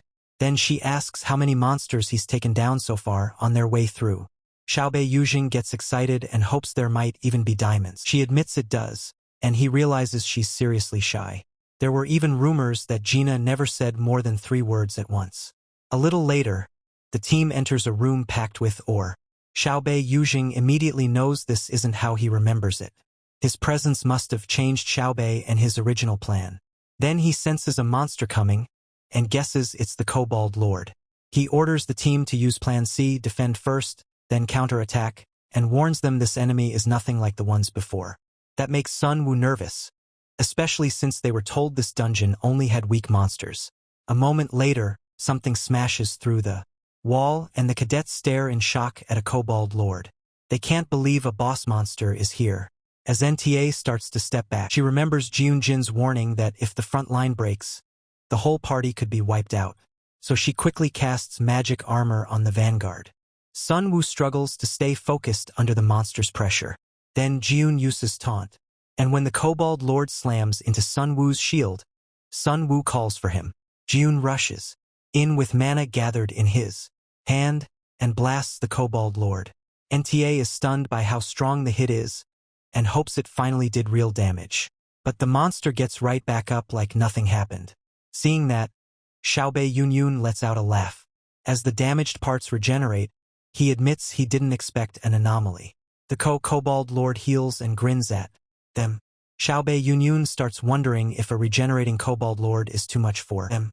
Then the Nornir system identifies the being behind it as Odin's Raven and gives him a special quest called Raven Hunter. The mission is to kill all of Odin's ravens, working against him and the gods opposed to the Ozer. It has 5 objectives: an S-rank difficulty, rewards of a blank card and class increase, and failure means death. Outside the dungeon, Instructor Jian reviews footage of Jayun's earlier fights. She can't understand how a magician fights like that. Even as an A-rank mage, those combat skills seem impossible to her. She figures Team 3 has a strong shot at finishing first. Then one of the dungeon doors opens, and she's shocked to see Hoyo and helping Seihu out, while Yujung says they have a huge problem. Still stunned, Jian asks what happened, and they tell her a Kobold Lord appeared inside. She can't believe it. A Kobold Lord shouldn't have been able to get in there at all, and now she has no idea what's happening in the dungeons. The assistant instructors rush over to Seihu, who has a mild case of mana addiction, and tell him to breathe slowly. Soon after, Yujung asks Jian if Team 3 is still inside, and Jian says yes. Hoyo can't believe it. He's sure Jian and Aina are skilled enough to escape a Kobold Lord. After a brief pause, Jian calls Chairman Jiabe. He sounds surprised to hear from her, even though he's smirking. She reports that a B-rank monster appeared and asks for rescue support. The chairman acts shocked, tells her not to worry, and says he'll send a team right away, and that she should stay there. After the call ends, Jian is left with a bad feeling she can't explain. Back in the dungeon, Ina, Gina, and Sungwoo are getting exhausted. The system tells Jayuen the force behind the Kobold Lord is one of Odin's ravens. Odin had 2 ravens, Hyujin, meaning thought, and Munin, meaning memory. Through them he gathered knowledge from every realm and used it to rule Asgard. Realizing that, Jayuen calls the Kobold Lord a servant of Odin, letting the ravens know he's aware of them. The mana he senses is close to B rank, and with regeneration on top of that, this enemy is rough even for him. He starts to wonder if he should run. Running would be the smart move. Before regressing, that's what he always did, hiding behind survival while piling up regret after regret. But he sees this life as a second chance. Test or not, this time he's going to protect them. So Jayuen tells everyone to run for the exit while he keeps the monster busy. Sungwoo asks what he's talking about and how he plans to handle it alone. But before he can finish, 2 kobolds jump him from behind. Jayuen instantly blows them away with holy arrows. Then he tells Sungwoo to stop talking and get out. As the Kobold Lord swings again, Xiaobei and explains he can't fight properly while protecting all of them at once. Ini calls his name in panic. And when he turns toward the attack, a shield appears and blocks the blow. Startled, Xiaobei and looks over and sees Ini cast it. She tells him she can help. From her eyes alone, he knows she won't back down. He wonders if this is another future he changed. Then he tells Ini to stay with him while the others return to the entrance and report everything to instructor Jayuen. When Sungwoo tries to argue, Xiaobei. What he wants to do is to get out of here. Sungwoo. Jayuen finally agrees and promises they'll tell the instructor right away. Once they leave, only Jayuen and Ini remain to face the monsters. He tells Ini he'll guard her from behind, so she summons her radiant holy sword and cuts through the smaller kobolds. That's Jayuen's opening, and he charges the Kobold Lord head. As he closes in, he notices the Kobold Lord's body is melting, so he stops at once. He remembers that every body has a limit for mana. Something hidden is forcing far more power into this monster than it can hold. That hidden thing has to be Odin's raven, and Jayuen decides to drag it into the open. He equips Mistletian, the weapon widens his vision and activates the skill mana perception. Now he can clearly track the mana flow of anything using magic. Using mana perception, he follows the trail of energy from the giant to a claw hidden underneath. Glad he found.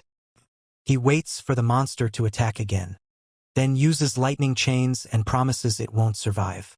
Meanwhile, in the gathering hall of the Asir, one of Odin's ravens returns to Asgard to report. Hugin tells Odin that the ravens have located Mistletian, the weapon that vanished from his treasury. Frigg asks where it is, and Hugin says it's in Midgard Earth, and likely in the hands of the prophesied enemy. That disturbs her enough to call Mimir an old fool. Thor tries to calm her down, saying they're watching closely, especially after making a treaty with the anti-Asir side. Frigg fires back that he's being careless, reminding him they lost Balder in the last war to the mistletoe branch. Mistletian. After thinking it over, Odin orders Hugin to learn whether this prophesied enemy has contacted the forces opposing the Asir. Hugin then heads back to Earth. In the chairman's office, Zhao Bei keeps rubbing the strange ring he was holding during Jayuen's call. Soon, Siaki enters, and the chairman asks how things are going. The instructor says no one seems to have noticed anything yet, which pleases Jayuen. He chuckles, glad he borrowed power ahead of time. Jayuen is sure Jayuen will end up in his hands no matter how defiant he acts. He says all of this is for Odin and the Asir. Back in the dungeon, Jayuen aims his lightning chains at the monster's chest, but the Kobold Lord catches them, barely taking any damage. Then it swings for Jayuen's neck. He bends back and jumps away just in time to avoid being beheld. Headed, with Aina beside him, he asks if she can cover him long enough to slip past its attacks. She says she'll try, though she already looks unwell. J-1 realizes she probably knows mana rebound could hit her. Even if they beat the Kobold Lord, Aina might die, yet she still chooses to help him. In this second life, J-1 had decided never to trust anyone. The world was cruel and unfair to the weak, but now that resolve starts to crack. He faces the monster again and decides to finish this, he'll only get one shot. So he unleashes another barrage of lightning chains. While Aina supports him with a mana shield, protected by it, J-1 charges in. Aina feels worse and bites her lip, her hands starting to shake. The enraged monster locks onto J-1 as he rushes forward. And J-1 remembers what an old friend once told him in his past life. Nothing feels worse than dying, because you couldn't trust your teammates. J-1 leaps in, signals Aina, and decides to find out for himself if trusting a teammate really matters. Then he steps onto one of his lightning chains and rides it forward. Aina is stunned. Using a chain like that for movement means his mana control is way beyond normal. The monster stays put as J-1 rushes in on the chain, but he doesn't charge straight at. Instead, he vaults over its head. In that instant, the Kobold Lord snaps its arm around and swings at him without turning its body, clearly still being guided by the raven. Aina fears he's about to get swatted out of the air, but J-1 slips past the blow and grins.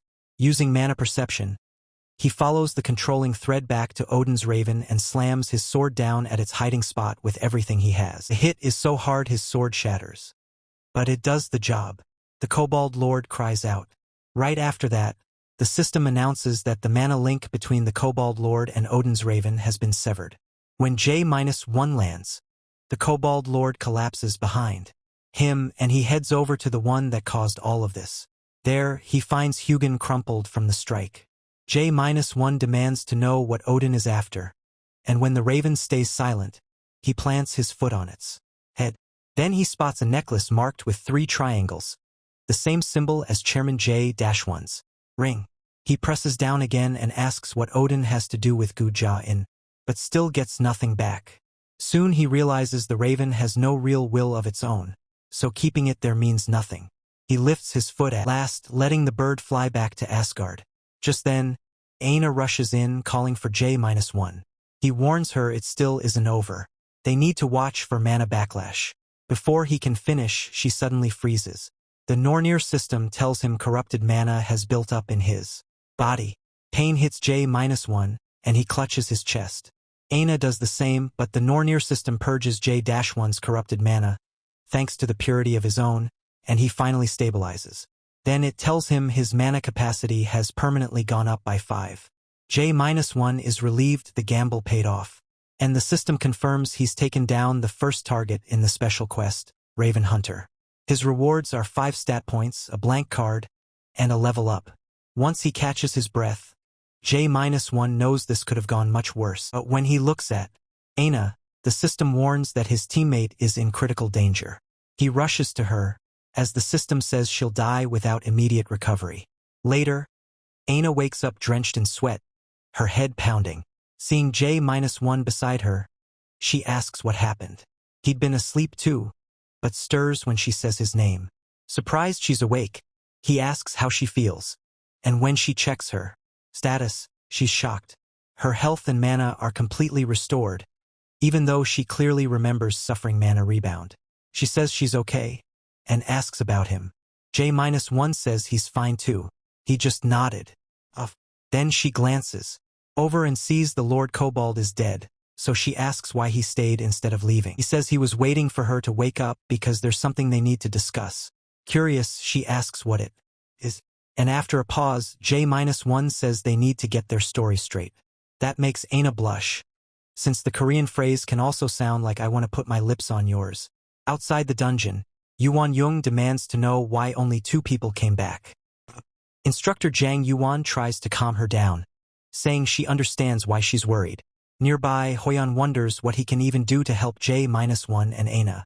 Then the dungeon door opens, and while Yu Jung is still arguing, J-1 and Aina walk out. Everyone goes still. J-1 asks if they were fighting over them, and even Instructor J-1 is stunned.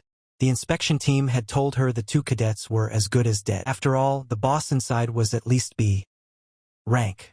Tears suddenly well up in Yu Jung's eyes, and she runs to them with her arms wide open. Crying, she hugs them and says the instructor and inspectors all thought they died. She's just so happy they're alive. And Aina smiles at that, but J-1 gently says he understands, and asks if she can let go. Now, even Sungwoo and Gina look close to tears. Seeing that, J-1 thanks them both for believing in them. He tells everyone those two left because he told them to bring the instructor so they shouldn't be blamed or insulted. Yoojung is still upset and asks how they could leave teammates behind like that. But J-1 says he would have made the same call, so she doesn't need to be angry for him. Not everyone is as fearless as she is, he reminds her, and asks her not to lash out on his behalf. That hits her hard, so she lets go of his arm and clings to Aina instead, saying she was mad for Aina, not him. Before they came out of the dungeon, Aina had asked if he was the one who healed her. J-1 said he knew she was confused, but he couldn't explain everything. He didn't want to be confused, but he couldn't explain everything. Anyone knowing about that power? She asked why he was hiding it, so he turned the question around. Wasn't she wondering why a kobold lord showed up here and put students in danger?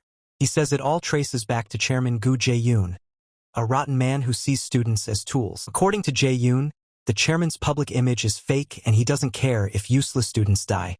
Aina realizes that's why Jae-yoon opposes the chairman and keeps his power secret, and he admits that's right. After a short pause, she brings up what he told her the office. Back then he warned them not to trust anyone. Not the chairman, not even the instructors. So she asks how much he really knows about Jae-yoon. He already knew Jae-yoon was dangerous, and he acted like he knew what was coming. That's why she asks how he knows all this. When he stays quiet, Aina begs him to answer. Jae-yoon says nothing. He didn't expect her to push this hard, and knowing she could be in danger if she gets involved, he briefly considers using indoctrination on her, but he drops the idea. Her magical aptitude is high, so it might fail anyway, and it would be a terrible way to gain an ally. In the end, he apologizes and says he can't tell her more. She asks why not. He finally says the truth would put her in even more danger, and asks her to leave it there for now. Back in the present, Instructor Jae-yoon bows and apologizes for failing to rescue them, adding that she's glad he made it back, but Jae-yoon tells her it's okay. She wasn't the one who sent them in knowing this would happen. As he turns to leave and get some rest, Aina hurries after him, and something like this could happen again.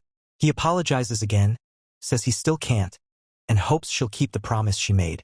After Jang Bei points away, the Nornir system announces he has cleared the main quest, the first turning point, and that the reward changes based on the path he chose.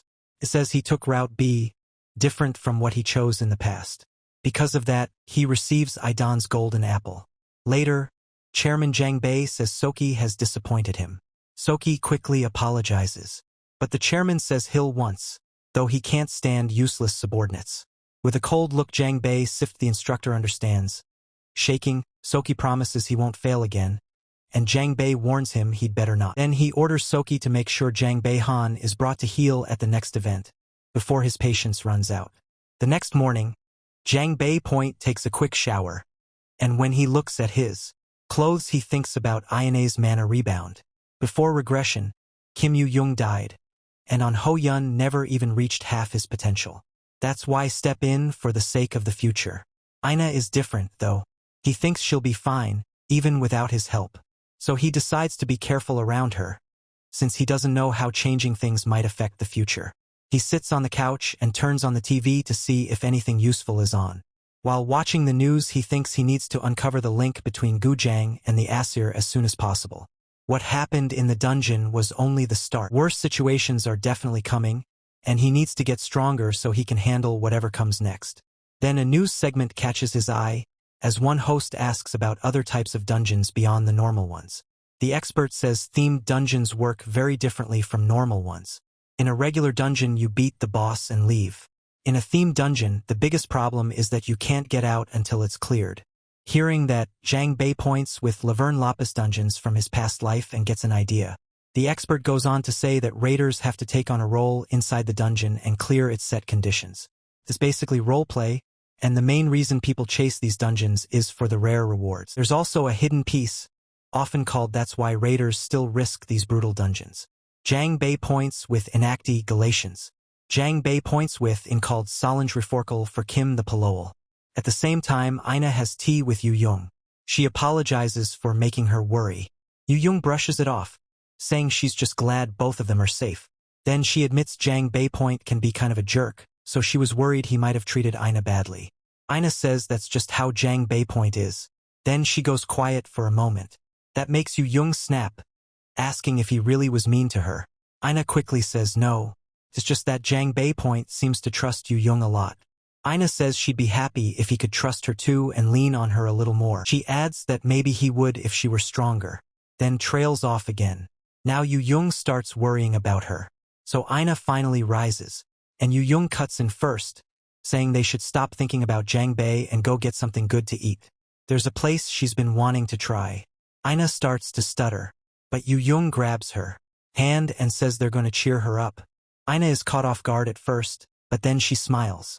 Meanwhile, Xiao Yun checks Idun's golden apple, a legendary consumable. It cuts aging by 50%, boosts natural healing by 50%, permanently raises magic aptitude, and can't be sold or handed to someone else. He quickly realizes effects like anti-aging and stronger healing are incredibly rare, easily worth over $1 million. The problem is he can't give this one away either, so he starts thinking about all the other loot he can get. He remembers that an A-rank theme dungeon will open soon at a theme park in Seoul. That's where he can get Thialfi's Thundersteps, the speed-boosting shoes once worn by Thor's servant. Since they greatly raise dexterity, martial arts raiders have always wanted them. With high expectations, Xiao Yun bites into the apple. Light flares around him, but the apple just tastes like a normal apple. A moment later, the Norner system says Idun's golden apple is taking effect.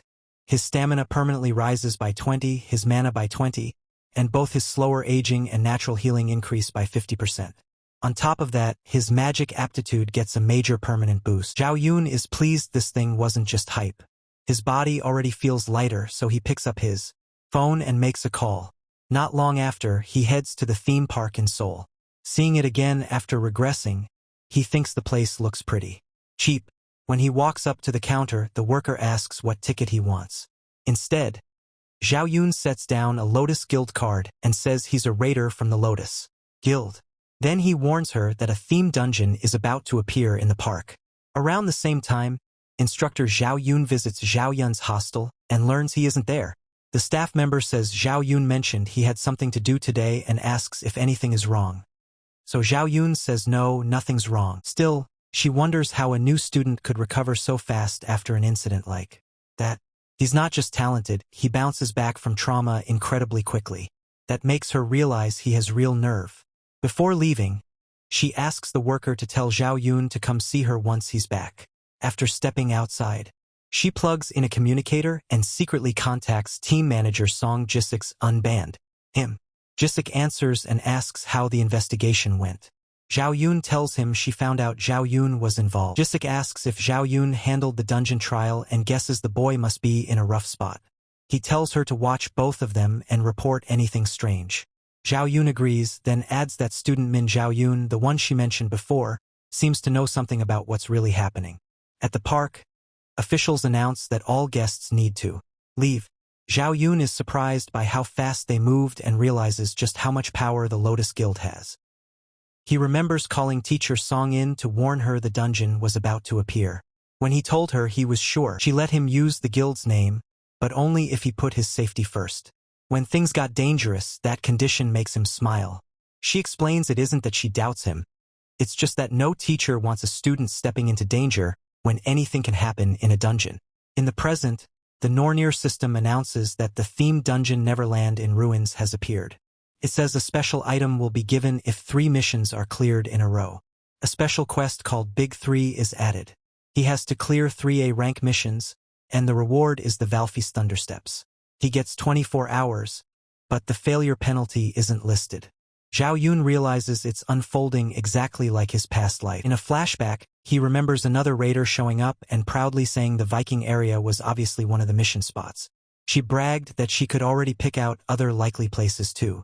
The rides, the haunted house, even the parade. Her name was Su Ayun, a 16-year-old themed dungeon raider. She loudly praised her skill, cognition accelerant, saying it was amazing. As far as she was concerned, she could solve anything if she used her brain. Xiao Yun remembers her as a self-proclaimed genius with an IQ of 150. She loved showing off, but envious people killed her in the end, and Tielf's thundersteps went to someone else. This time, Zhao Beiyun decides he'll take the thundersteps for himself. Soon the Nornir system asks if he wants to begin the first Big 3 mission, the Viking mission. He says yes, and is immediately sent into the Viking dungeon. The system then tells him the story's ending is being changed. Zhao Beiyun vanishes, and not long after, Zhao Beiyun appears near the spot where he disappeared. A moment later, Zhao Beiyun fully syncs with the dungeon character, and the system tells him he's now playing Tielf, a warrior who survived the Viking invasion. Then the first Big 3 mission appears, Tielf's Grudge. Thor, jealous of Tielf's speed, took his younger sister Rosqua hostage to force him into service. Zhao Beiyun must become Tielf and rescue Rosqua. The mission is B rank. The reward is the active skill commander's shout, and failure happens if either Rosqua or Tielf dies. For Zhao Beiyun, failure means death. Tielf, servant of Thor and the fastest in the 9 realms, was originally human, and he came to hate the Asur. He lost his family to Vikings who worshipped them.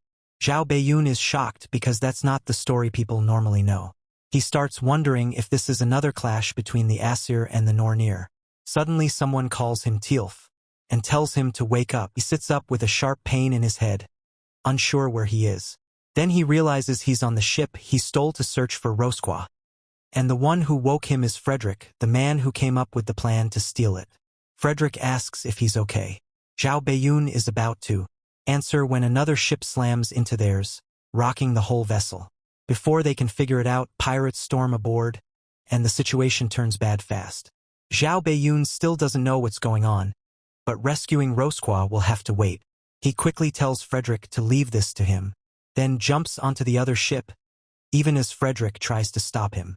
The moment Zhao Beiyun lands there, the men freeze in surprise, and one of them mocks him for leaping straight into enemy ground instead of hiding, and the others pile on with threats to kill him. Zhao Beiyun says nothing. Then he spots a girl tied up in the middle of the ship, and recognizes her as Sayuayan. It's the same girl who bragged about her skills, so he wonders why she's here. Right then, the Nornir system informs him that the bound girl is the Alfie's younger sister Rosqua. Sayuayan always thought of herself as a genius and a future top raider, but somehow she ended up trapped inside this dungeon. Just 3 minutes before the park's emergency announcement, she had gone off to the bathroom. Stuck here, she calculates the odds. A 0.6% chance a dungeon would appear where she was, and a 0.0003% chance she'd get trapped in a themed dungeon. After cursing her luck, she forces herself to stop dwelling on it and think about how to get out of here, even as tears well up because she doesn't want to die in this place. She hopes a raid team has already shown up and thinks she might run into one when she spots Min Jae-yoon in the middle of the park, so she starts following him. He doesn't look like part of any raid team, which only makes her more curious, so she keeps tailing him. Back in the present, Min Jae-yoon can't believe he ran into her again. Of all people, even after everyone was told to escape. Before he can dwell on it, the pirates aim their arrows at him, but he throws up a mana shield and blocks the volley. While they keep firing, he wonders why weird people are always around him. Then he loads up a punch with mana, and drops them all in one hit. He decides to look on the bright side. Even if Seo is annoying, she'll still be useful in this raid. Then a larger pirate charges in and swings his sword at Min Jae-yoon, but he slips aside and avoids the slash. Since he can't send Seo away, he decides he'll use her instead. After dodging, he drives a punch into the big man's face and sends him tumbling back. First he has to clean this up, then he'll decide what to do with Seo. More pirates rush him, and Min Jae-yoon tells them he doesn't have time, so they should all come at once. Not long after, every last one of them is down. He walks over to Seo, and tells her to quit pretending she's asleep. Min Jae-yoon asks if she's supposed to be Rosqua, and she clicks her tongue, admitting he caught her. With a sly smile, she asks if that means he's Alfie. He says yes and crouches in front of her. Then he punches the post she's tied to, cracking it and making her flinch. With a dangerous look, Min Jae-yoon says he knows exactly what she's plotting, so she better not try anything cute. The warning lands, Seo nods fast, and even hiccups. A moment later, the system tells Min Jae-yoon he's cleared the first of the big 3 missions, and he's being moved back to the field. Soon, he and Seo are back in the park, sitting across from each other at a table. To Seo, Min Jae-yoon looks like a magic typewriter who fights like a martial artist. He seems about her age and has a terrible personality. While she's trying to figure him out, Min Jae-yoon breaks the silence and asks what skills she has. Seo stammers before saying her skill just helps with swordsmanship. She figures she should fool him. Kids their age rarely have skills, and with his awful attitude, she'd rather use him first. But Min Jae-yoon cuts in, saying that's not her real skill, and he hates liars. She quickly insists she's telling the truth, and claims she has a D-rank skill called Beginner Swordsmanship Revision. After a brief pause, Min Jae-yoon tells her the real name is Cognition Accelerant and says it makes time feel slower while speeding up the user's thinking. It's good for leadership, but also great for reading situations and opponents. Then he asks if any of that is wrong. Xiaobei is stunned and asks how he figured it out. Min Jae-yoon stands and says he can't take her with him if she's still planning to lie and use him. He's not dumb enough for that. He turns to leave, but she begs him to stop, crying as she apologizes. If he leaves her there, she's sure she'll die. He asks why he should trust her, and she says she'll do whatever it takes. That makes him smile, and he suggests a contract. At first she's confused, but once they start writing it out, she understands. The contract says she can't do anything that harms Min Jae-yoon. She must follow all his orders. He'll keep her safe until they clear the Neverland-themed dungeon, and she can never speak of the contract. Reading it, she grabs her hair in frustration. The deal is enforced through Min Jae-yoon's subordination ability, part of his indoctrination skill. He knows this is the safest way to handle someone as troublesome as her. In the end, she signs it, and a binding chain appears around her neck and arm. The system announces that Seo has been subordinated, and because it was done by contract, it won't disappear even after the dungeon is cleared. Min Jae-yoon tries to make it sound better, saying it's not like he controls her mind, but she snaps that it still feels awful knowing someone can get into her head. He tells her she can always refuse, since he never forced her, and if she wants, he can leave her there. Before he finishes, she hurriedly says she'll do her best. Meanwhile, in Hallyu Temple, someone tells Hel that the little adversary is working hard, especially now that the Asur gods are watching more closely. He says leaving now would only anger the Asur, so he asks Hel to watch things for him while he buys time until the adversary is ready. Back at the park, Sujin trails behind Min Jae-yoon and asks where they're heading next. He says they're going to the haunted house first, and she lets out a scream because she's scared of rides. Min Jae-yoon asks if she's really that scared, but she immediately acts offended and asks what kind of middle schooler would be afraid of something like that. He says someone like her might be, and when she denies it again, he just shrugs and agrees. As they get close, Min Jae-yoon tells her to get ready to go in, but she begs for a moment to calm her breathing. Then the system announces the start of the second mission in the haunted house, and they're transported inside. Their goal is to escape without breaking the 3 rules, and some of their skills are sealed. Min Jae-yoon asks what role she got, and judging by the camera in her hands, Xiaobei says she must be the cameraman. Then she asks about his role. He says he's playing some kind of horror streamer, and that it's been a while since they've had a F*** before he can finish. A huge man appears beside them and greets them. Xiaobei looks ready to lose it, but the man calmly introduces himself as Alfred, the mansion's butler. He serves Countess Flandier and was sent to welcome them. Right then, the Nornir system gives Min Jae-yoon the second mission. In the Flandier mission, they've been invited to Countess Flandier's mansion, a creepy place hiding a terrible secret. They must use the camera to uncover the truth and escape. It's a rank, rewards the act of skill illusion, and failure means death if they run out of time or miss the mansion's secrets. Alfred invites them inside, saying the Countess ordered him to treat them as well as possible. Min Jae-yoon stays on guard, while Seo is sweating bullets. Alfred says he'll lead them to the dining room first, since they must be tired. Inside, Min Jae-yoon notices a vase with a tag calling it a gift for the most beautiful and foolish little girl. Seo spots a painting showing a young girl with a dog, and Alfred says it's a portrait of the owner with her dog Sean. Min Jae-yoon guesses the girl was around 12 or 13, then comments that the Countess must care a lot about her childhood if she kept a portrait like that. Alfred agrees, saying she treasures those dream-like happy memories.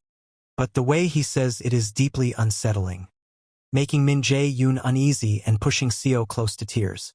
Before long, the strange butler tells them to keep following him. As they do, Min Jae-yoon stays alert. The system explained the first mission setup, but not this one, so he'll have to uncover the mansion's secrets on his own.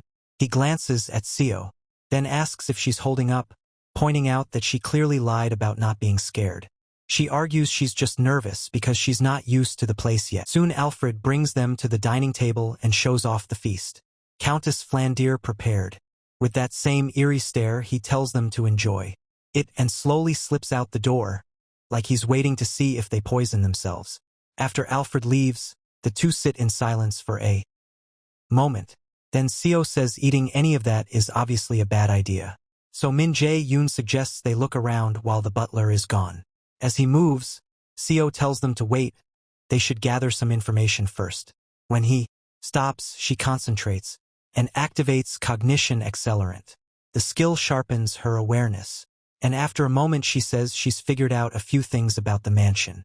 Min Jae-yoon is surprised she learned so much so fast and asks what she found. Seo says she thinks the mansion's owner is a child around 12. When he asks why, she points to the nearby chair and the lobby. The owner's seat is set higher than the others, which suggests she's much smaller than everyone else sitting there. On top of that, the shelves in the lobby were all low and only the lower handles showed signs of use. Min Jae-yoon admits that makes sense, so he says they should check another area. As Seo follows him, she says she really wants to keep the camera afterward, because it looks super expensive. Then Min Jae-yoon suddenly stops. Seo walks up and asks what happened. Seo, clearly tense, tells her this isn't the time to joke. They're trapped inside. Outside the theme dungeon, raiders and reporters show up about 2 hours after it appeared. One reporter says a park worker confirmed 2 people are inside, a Lotus Guild raider and a middle schooler, Seo Ah-yoon. She worries about whether both kids can get out safely. Nearby, a raider called Soon. Bae-nim swears in frustration when he realizes missing the early entry could ruin their next promotion. Kai-hoon, the same raider who came after Jae-yoon and Ho-yun handled the goblins, says nobody could have predicted a themed dungeon would open in the park. Soon Bae-nim says if the civilian council judges them badly, Kai-hoon could lose the rank he got after the goblin case, and his own promotion will be cancelled too. Kai-hoon dryly thanks him for the encouragement. Soon Bae-nim says they're definitely taking the blame for this, and tells Kyun-hoon to find out who got stuck inside. Kyun-hoon is shocked when he sees one of them is Jae-yoon. He remembers hearing Jae-yoon entered Mill's Academy, and starts wondering if Lotus already picked him. Seeing his face, Soon Bae-nim nervously asks if there are only 2 people in there instead of 3. Kong-hoon says he has a feeling this theme dungeon will be cleared. Back in the haunted house, Xiao-bei freezes after hearing they're locked in. Shaking, she asks what they'll do if they stay trapped here forever. Jae-yoon tells her to calm down if this is a dungeon. There has to be a way out. With no better option, she forces herself to accept that. Then she starts searching again for some kind of exit.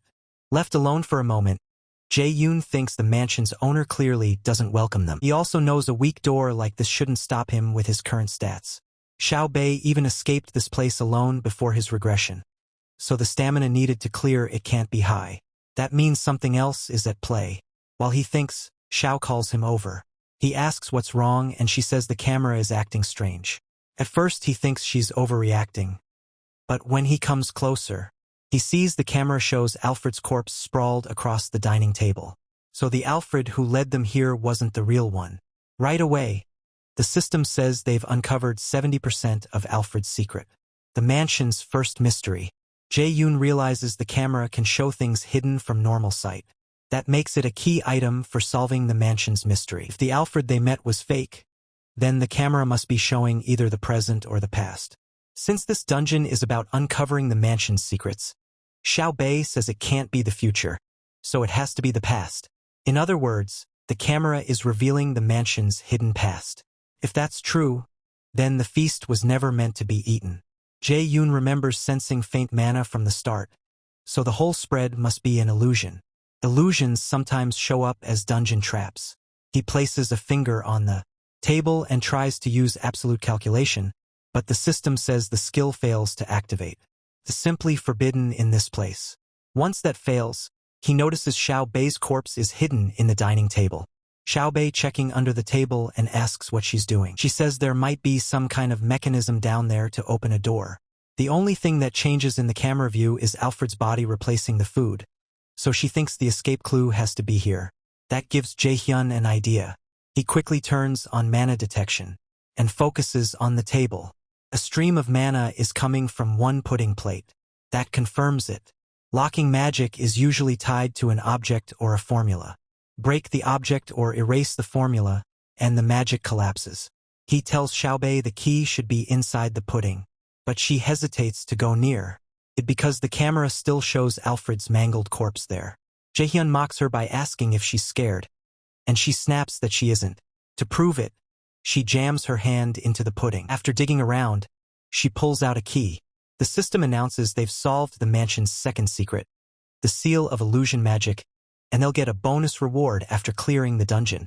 Elsewhere, the fake Alfred watches the guests through a pearl in another room. He worries that they didn't enjoy the meal, and mutters that guests must be treated properly. He vows that butler Alfred will never fail the Countess. Then he heads out, laughing like a madman. In the hallway, Jae-hyun and Xiao Bei move toward a bright room, but when Seo checks it through the camera, she sees darkness, blood, and children's toys. Using the camera, they spot a door. Jae-hyun guesses leads to the guest bedroom. When he says they should check inside, Xiao Bei recoils at the blood she sees. Jimyu reminds her they need to find a way out, or they'll be stuck in this mansion forever. That finally gets her moving. He tells her to stay quiet, keep looking, and call him if she finds anything. Once inside, Jinyu starts searching for clues. Then he turns and spots a girl in white, covered in blood. Looking closer, he sees parts of her face are torn away, and her mouth has been stitched shut. She raises a finger toward him, and the fake Alfred appears behind Jinmu Wan, without him noticing. A little later, Jinmu wakes up. He startles at the figure over him, then realizes it's Seo. She asks if he's okay, but he tells her to stop shouting because his head is pounding. He expected trouble, but he still can't tell how they managed to knock him out, and he wonders if this is part of the dungeon's normal flow. Xiao Bei says she used cognition accelerant to figure out where they are. Based on the damp air, moss, and torture marks all around, she thinks they're in some underground prison. Jinmu Wan walks to the iron bars and says there has to be a key for this place too. He activates silence so no one can hear them, and slams the gate with a mana punch. To Xiao Bei's shock, the bars break apart like paper, and even the wall behind them cracks. When Xiao blurts out in shock, Jinmu tells her to stay quiet, or Alfred, whoever he really is, might find them. She shoots back that smashing a wall wasn't exactly subtle. He tells her to be quiet, and starts thinking about their next move. Then they hear a dog bark. Jinmu Wan is stunned when a small puppy jumps into his arms. He wonders what a puppy is doing down here, and then notices it has a key in its mouth. Panicked, Xiao Bei tells him to put the puppy down right now. Jinmu Wan asks why. It looks normal. This mana feels normal, and with that key, maybe it got trapped here too. Xiao argues that no dungeon would hand them the key that easily, so the puppy could be bait. But the puppy growls at her. That shuts her up fast. Then the system gives Jinmu Wan a new quest called Flanders' Diary. The quest tells them to reach Countess Flanders' room on the 4th floor and read her diary. Its B rank rewards them by removing the themed dungeon skill locks, and fails if they die or miss the 2-hour limit. Jinmu Wan decides the reward is worth it, and Flanders' room must be tied to the mansion's secrets. The three of them sneak through the mansion until they reach the 3rd floor. There, Jinmu Wan stops and admits he has no idea where to go next. The dog jumps from his arms, and Xiao Bei sighs that losing the camera really hurt them. Then she cuts herself off when she notices Jinmu Wan has gone completely still. She asks what's wrong, getting nervous. When he doesn't answer, she turns and sees the same blood-covered girl in white. This time, it's clear her eyes have been gouged out and her lips sewn shut. Jinmu Wan tries speaking to her, but Xiao Bei grabs his shirt and says they don't have time to chat with ghosts. He brushes her hand off and asks the ghost girl why she's still here. Then he asks if she has regrets tied to this mansion. She shakes her head. When he asks if she's trying to help them, she nods. So Jang Hoon asks where Flanders' room is on the 4th floor. She points behind them. He thanks her and says if he gets the chance, he'll help her pass on. Then asks her to wait. They turn to leave. The dog comes back and Jang Hoon signals Xiaobei to move. Still, she doesn't look fully convinced. Back at the theme park, Sunbae Nim sits down with manager Sung Jae. He asks him to confirm that the Lotus Guild will take responsibility for everything connected to this theme dungeon. Sung Jae says yes. He says he can shift all the blame from the National Raider Association and the civilians onto the Lotus Guild, but only if they agree to one condition. Guildmaster Yu Shun asks them to keep Min Jae Hoon's name out of the public. Sunbae Nim pauses, then admits it's hard to see why the Lotus Guild would do this much for a student from Mills Academy. Sung Jae says he can't explain the reason. Even so, Sunbae Nim accepts since there's no downside for them. Still, he asks what happens if Jang Hoon fails the dungeon raid. Sung Jae calmly says the Lotus Guild would never go this far for someone who'd fail here. Back in the dungeon, Jang Hoon drops the last living armor in one hit. That shocks Xiaobei, since living armors are supposed to be C-rank monsters. Jang Hoon says this is the fastest path, and monsters like these are no problem. Then they open the next door. A system message tells Jang Hoon they've entered Flandier's room. The place gives off a creepy feeling right away. Xiaobei starts toward the desk first, but Jang Hoon stops her, saying the desk is too obvious. He wants to search the less likely spots instead. After a bit of searching, Jang Hoon finds what they need. The system says it's Countess Flandier's diary, where she wrote every day. The first entry is dated May 7th, 1474. Flandier says her skin keeps getting paler. The doctors can't help and she fears she'll die without ever seeing the outside world. Another entry from May 10th says she's excited for her parents to bring back a doll she wanted from the city. On May 12th, she writes that a letter arrived saying her parents were killed by thieves. The page is stained with tears as she wonders if they'd still be alive if she hadn't asked for that doll. By May 15th, the funeral is over. As the last of the Flandier bloodline, she inherits the mansion, but all she feels is that she'll be alone forever. An entry from July 4th says a girl was caught after picking a flower from the garden. She looked about Flandier's age and reminded her of her doll, so Flandier decided to let her stay in the mansion. On July 20th, she writes that the girl had no name, so she named her Sally. They've been playing together every day, and Flandier is happy to finally have a friend. In a September 8th entry, Flandier says Alfred left without a word. Sally claims he hurried off to the next town, but Flandier still feels uneasy. By September 10th, Alfred is back, but something about him feels off. Sally is hiding something too, so Flandier knows something happened. In an entry from November 9th, she writes that screams keep echoing through the mansion. The kitchen lady Selena and her maid Michelle won't stop shrieking like their throats are tearing apart. She wonders if it's a dream, but it feels too real. She's terrified. Blood stains the page.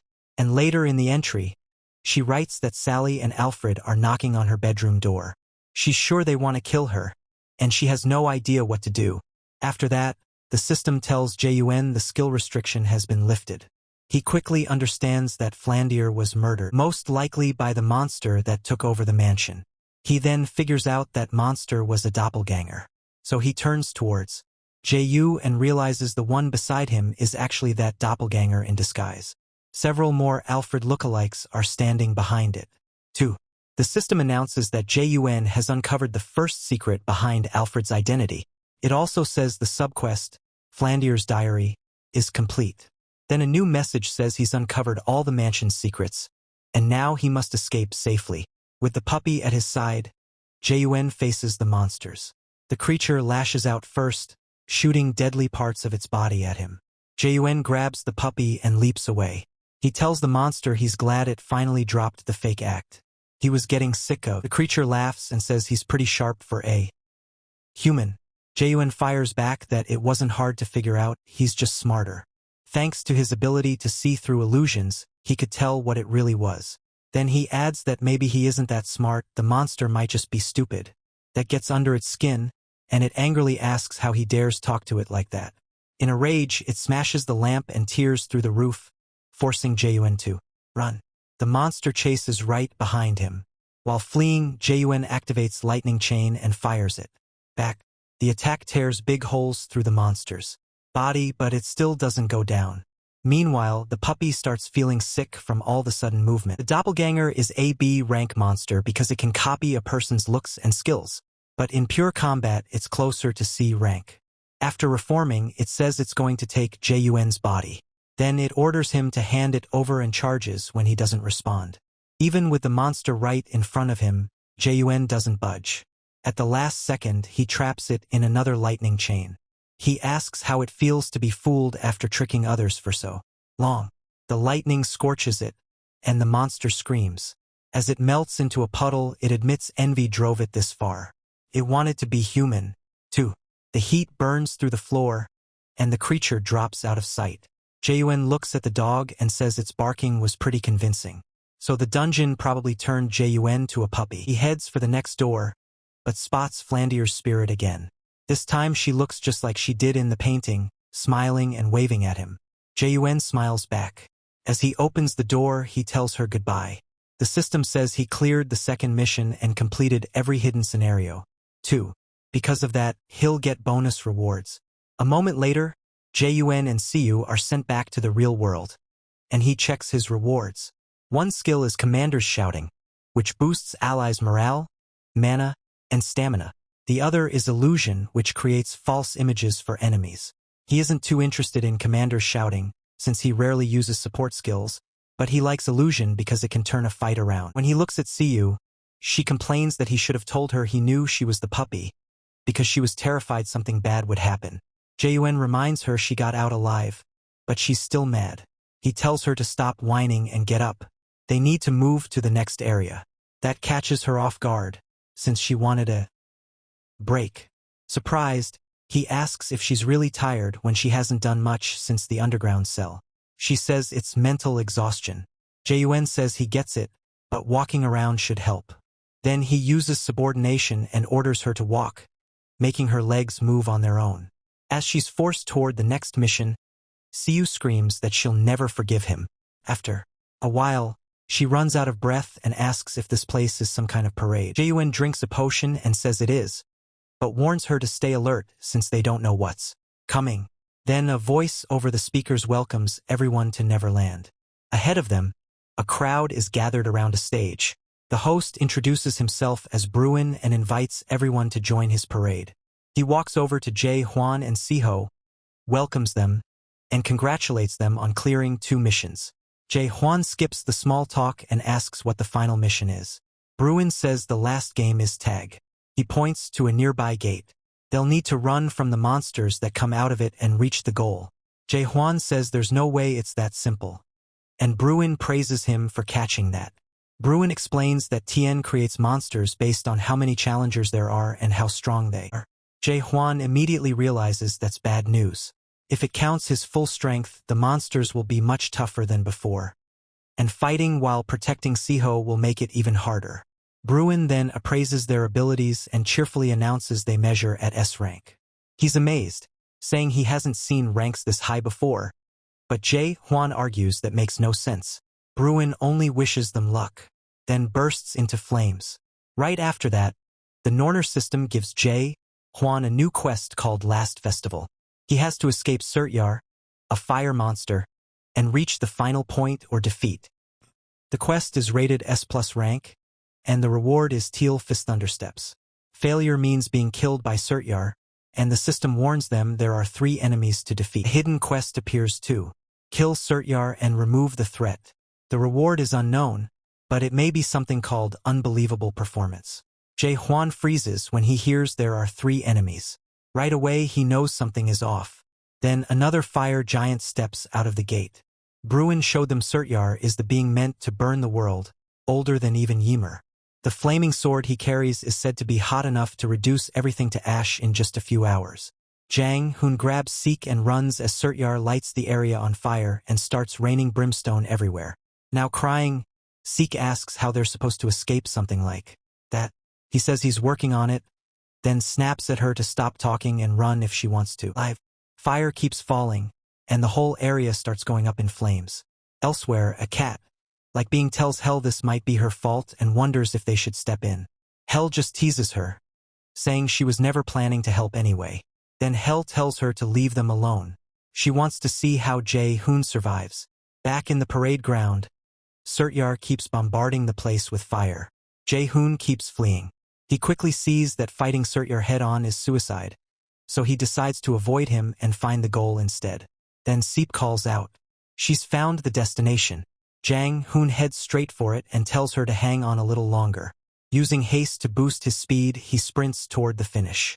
His idea is simple. Pull Surtyar's attention away and get Seep to the goal. At the same time, Surtyar demands to know which fool summoned him. He goes wild, dropping even more fire, and the two barely avoid getting burned alive. Jae-hoon curses and tells Seep to stay sharp and listen carefully. They're gonna split up and keep running. He orders her to head straight for the merry-go-round. When Seep asks if he's gonna distract that monster, he shoots back, asking if she'd rather be the bait, then tells her to run. As she races for the goal, Jae-hoon steps in front of Surtyar and taunts him, calling him a bastard. Surtyar glares down at him, then fires a blast of flame, but Jae-hoon dodges in time. He lands on top of a nearby tower and mocks Surtyar for being too slow to catch him. Enraged, Surtyar spews fire from his mouth and smashes the tower with one strike, but Jae-hoon escapes again. Meanwhile, Seep is just about to reach the destination when Surtyar drops fire on it and destroys it. She stops in confusion, not understanding what just happened. Jae-hoon is just as shocked. Then the system announces the goal has been destroyed, making the normal clear condition impossible. Only the hidden quest remains. Surtyar calls him a foolish insect and asks how he ever thought he could stand against him. Jae-hoon realizes there's only one way out now: kill Surtyar. So he stops running. When Surtyar launches another fireball, Jae-hoon blocks it without even stepping aside. Surtyar praises him, saying only a few have ever defended against his attack. Then the giant grabs his sword and swings, curious if Jae-hoon can stop that too. Even then, Jae-hoon refuses to dodge and gets ready to take it head on. Watching nearby, Seep realizes they really could die like this. She activates cognition accelerant and searches for any way to help. While Jae-hoon keeps fending off the flames, Seep calls out to him and says she found a way to beat the giant. Jae-hoon pulls back to meet her. Surtyar roars, asking how a human dares flee from him. Inside one of the remaining buildings, Seep explains her plan. There's a water tank at the edge of Neverland. If they lure Surtyar there, the water might put out his flames and leave him open. Jae-hoon realizes that if the fire is gone, they may be able to destroy his head or heart. Seep adds that this Surtyar must be a copy, not the real giant from myth. If so, hitting his weak points should kill him. She says she'll predict Surtyar's path with her skill and guide Jae-hoon to the tank. A moment later, Jae-hoon runs for the water tank, following Seep's shouted directions, how many steps, which way to turn, and how to avoid Surtyar's next attack. Then Jae-hoon suddenly stops. Surtyar mocks him as a weak human and asks if he's done running. Jae-hoon turns and says he was never running. Then he adds that Surtyar is nothing compared to the Asur gods, and if he's stuck working as a gate guard, he has no right to call anyone weak. That clearly hits a nerve. When Surtyar can only rage, Jae-hoon presses harder, asking if he's scared of a mere human too. With fury blazing in his eyes, Surtyar snarls and calls out to the Asur gods. A bastard. He fires another blast, and a huge wave of water crashes into him instead. Jae-hoon had used illusion, so Surtyar was attacking the tank, not him. The flood drenches the giant and snuffs out the flames around his body for a moment. Jae-hoon instantly leaps up with mana gathered into his sword, and drives it into Surtyr's heart, slamming him to the ground. Lying there, Surtyr calls it a dirty trick. Jae-hoon says it doesn't matter, he won. Surtyr warns him not to get cocky. This was only a copy, and the real one won't fall so easily. Not long after, Surtyr fades away.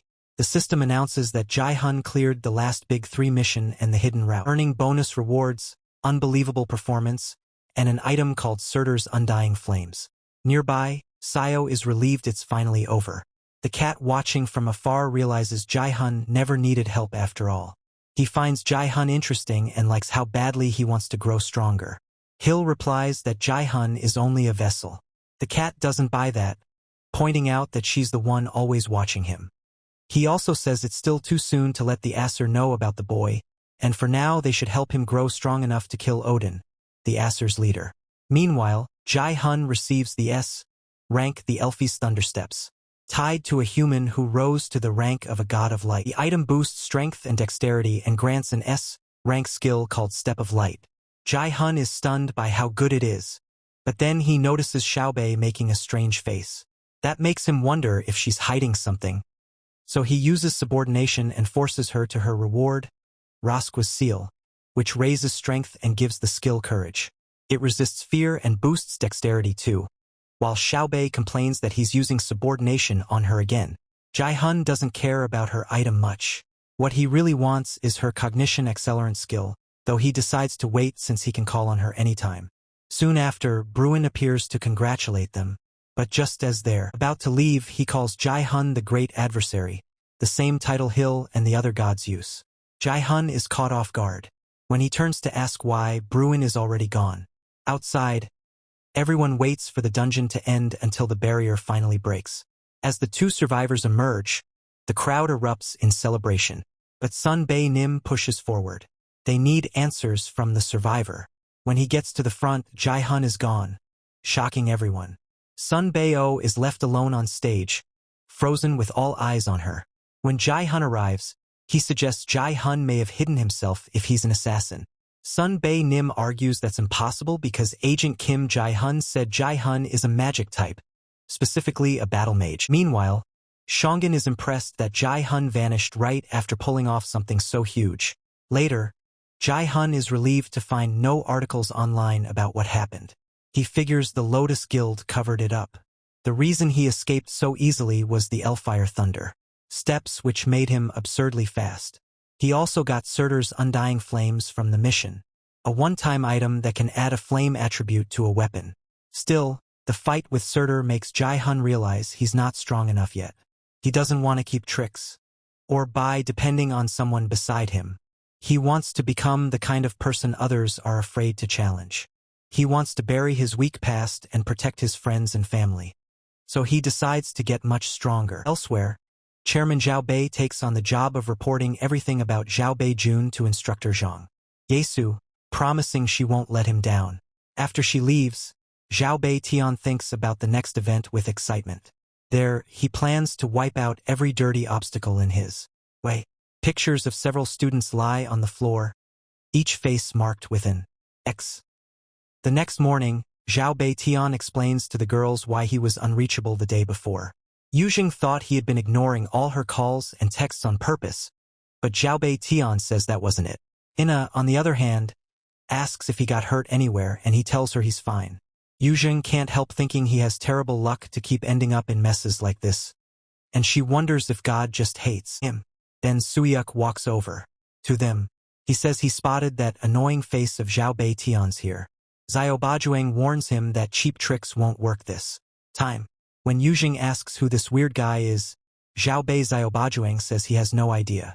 That makes Zhu H snap, and he yells that he's Li Shuyuk. Instructor Jifu immediately tells him to lower his voice, so he grudgingly backs down. Once she steps up front, Yesu introduces herself to the class. She says she'll be teaching the first part of magic calculations.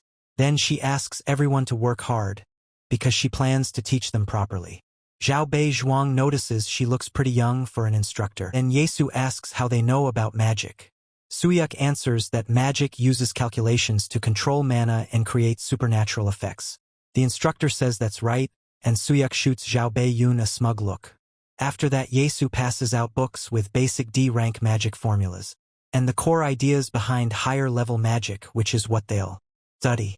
As soon as the books are handed out, some students complain that the pages are blank. Zhao Bei Yun knows they aren't, so when Yesu asks if he can tell her what's inside, he says it's written in rune. That answer irritates it. Also surprises Yesu, since this magic text can only be read after solving its calculations. Most new students need a week just to see the words, but Zhao Bei Yun read it at a glance. Right away she realizes he's far more gifted than the chairman said. To test him further, she asks about the rune on the cover.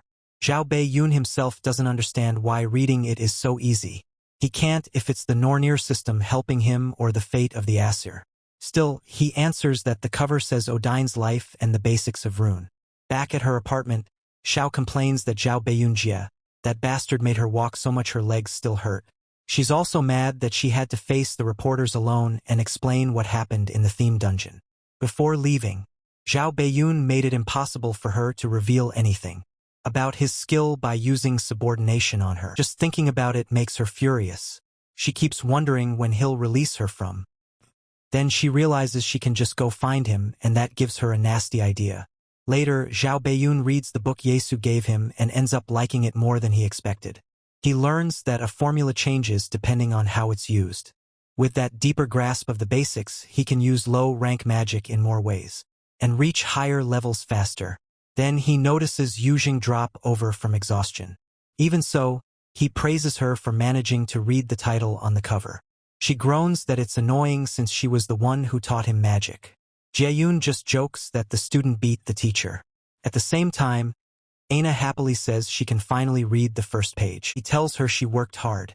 That simple praise makes her blush, so she hides her face behind the book. Jaeyun notices Aina has been acting different around him and wonders if it's because of the line he drew after they left the dungeon. Outside the library, Odin's crow watches the students, then flies off to report back to Odin. Later, Jaeyun Sung starts a naming contest for his potion shop. The winner gets a box of top-quality potions. Jaeyun, Aina, Yujing, Jiesung, and Jaeyun sit together at the table, but they quickly realize naming it is harder than expected. Aina says maybe it's because there are barely any potion shops around. Yujing wonders what happens if the place gets no customers. Jiesung says raiders care most about staying alive, so a potion shop can't really fail. He reminds them how well the potions worked before and says this business could change everything. A few days earlier, Jaeyun had been thinking that raiders do anything to get stronger, but in the end, money matters even more than effort. Since he returned to the past, he knows he has tons of chances in business and investing, because he knows what's coming. Right now, he wants Jaeyun on his side, since in the future, Jaeyun will control half the potion business in the world. Then Sei suddenly bursts into their meeting.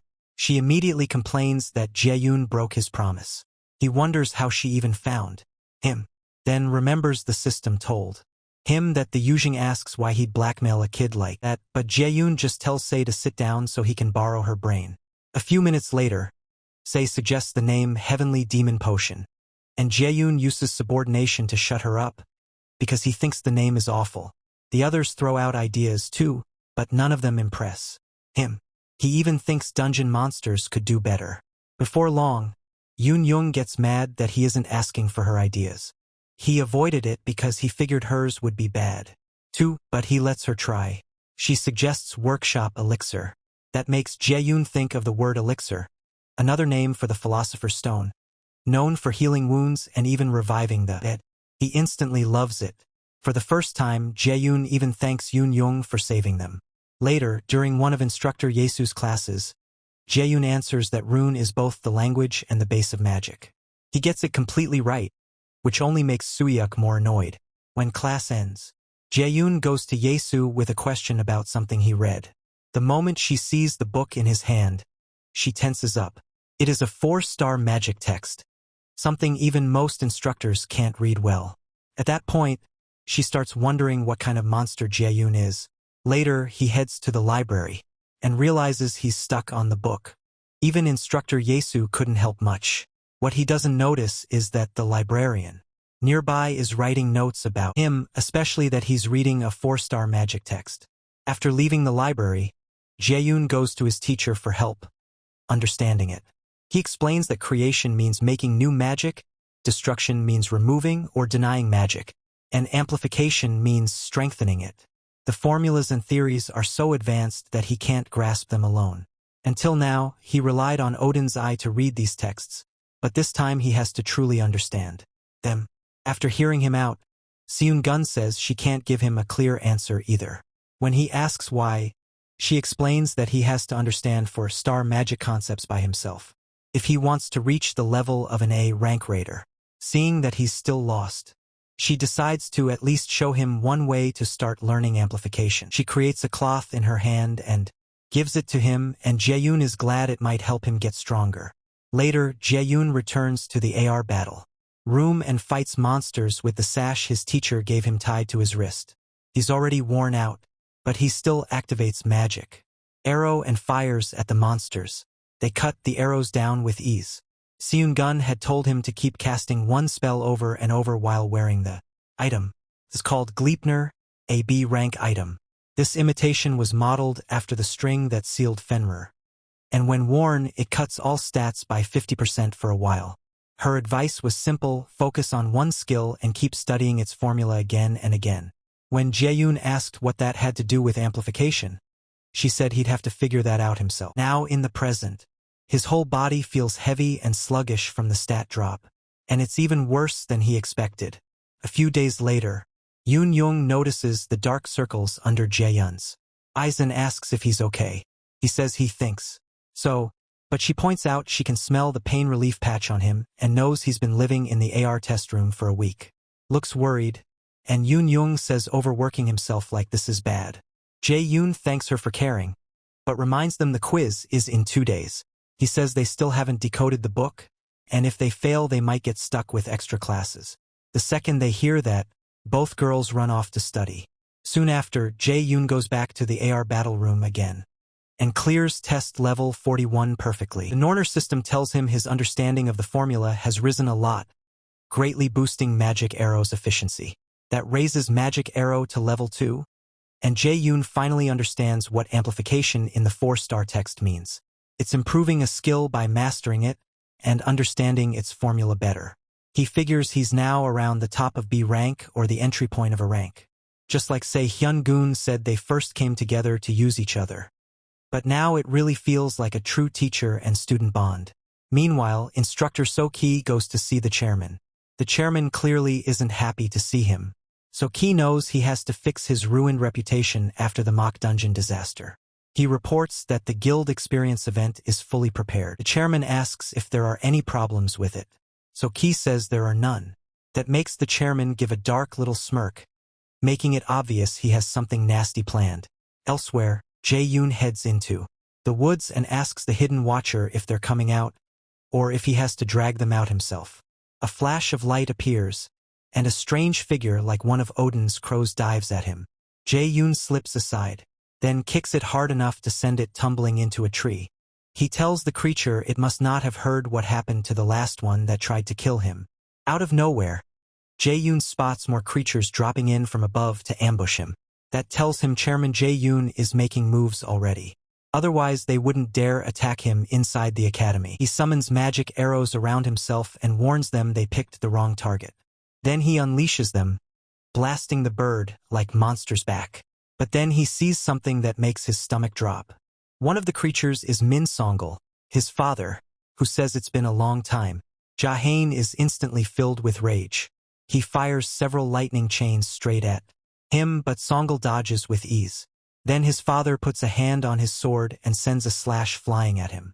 Jahain can't get away in time and takes a cut to his side, mostly because he never even saw the sword get drawn. The attack carves a deep trench into the ground, and if he hadn't moved at the last second, it would have split him in two. After a brief silence, Songul says he looked forward to meeting again. But Jaeyoon has gotten a lot more hostile.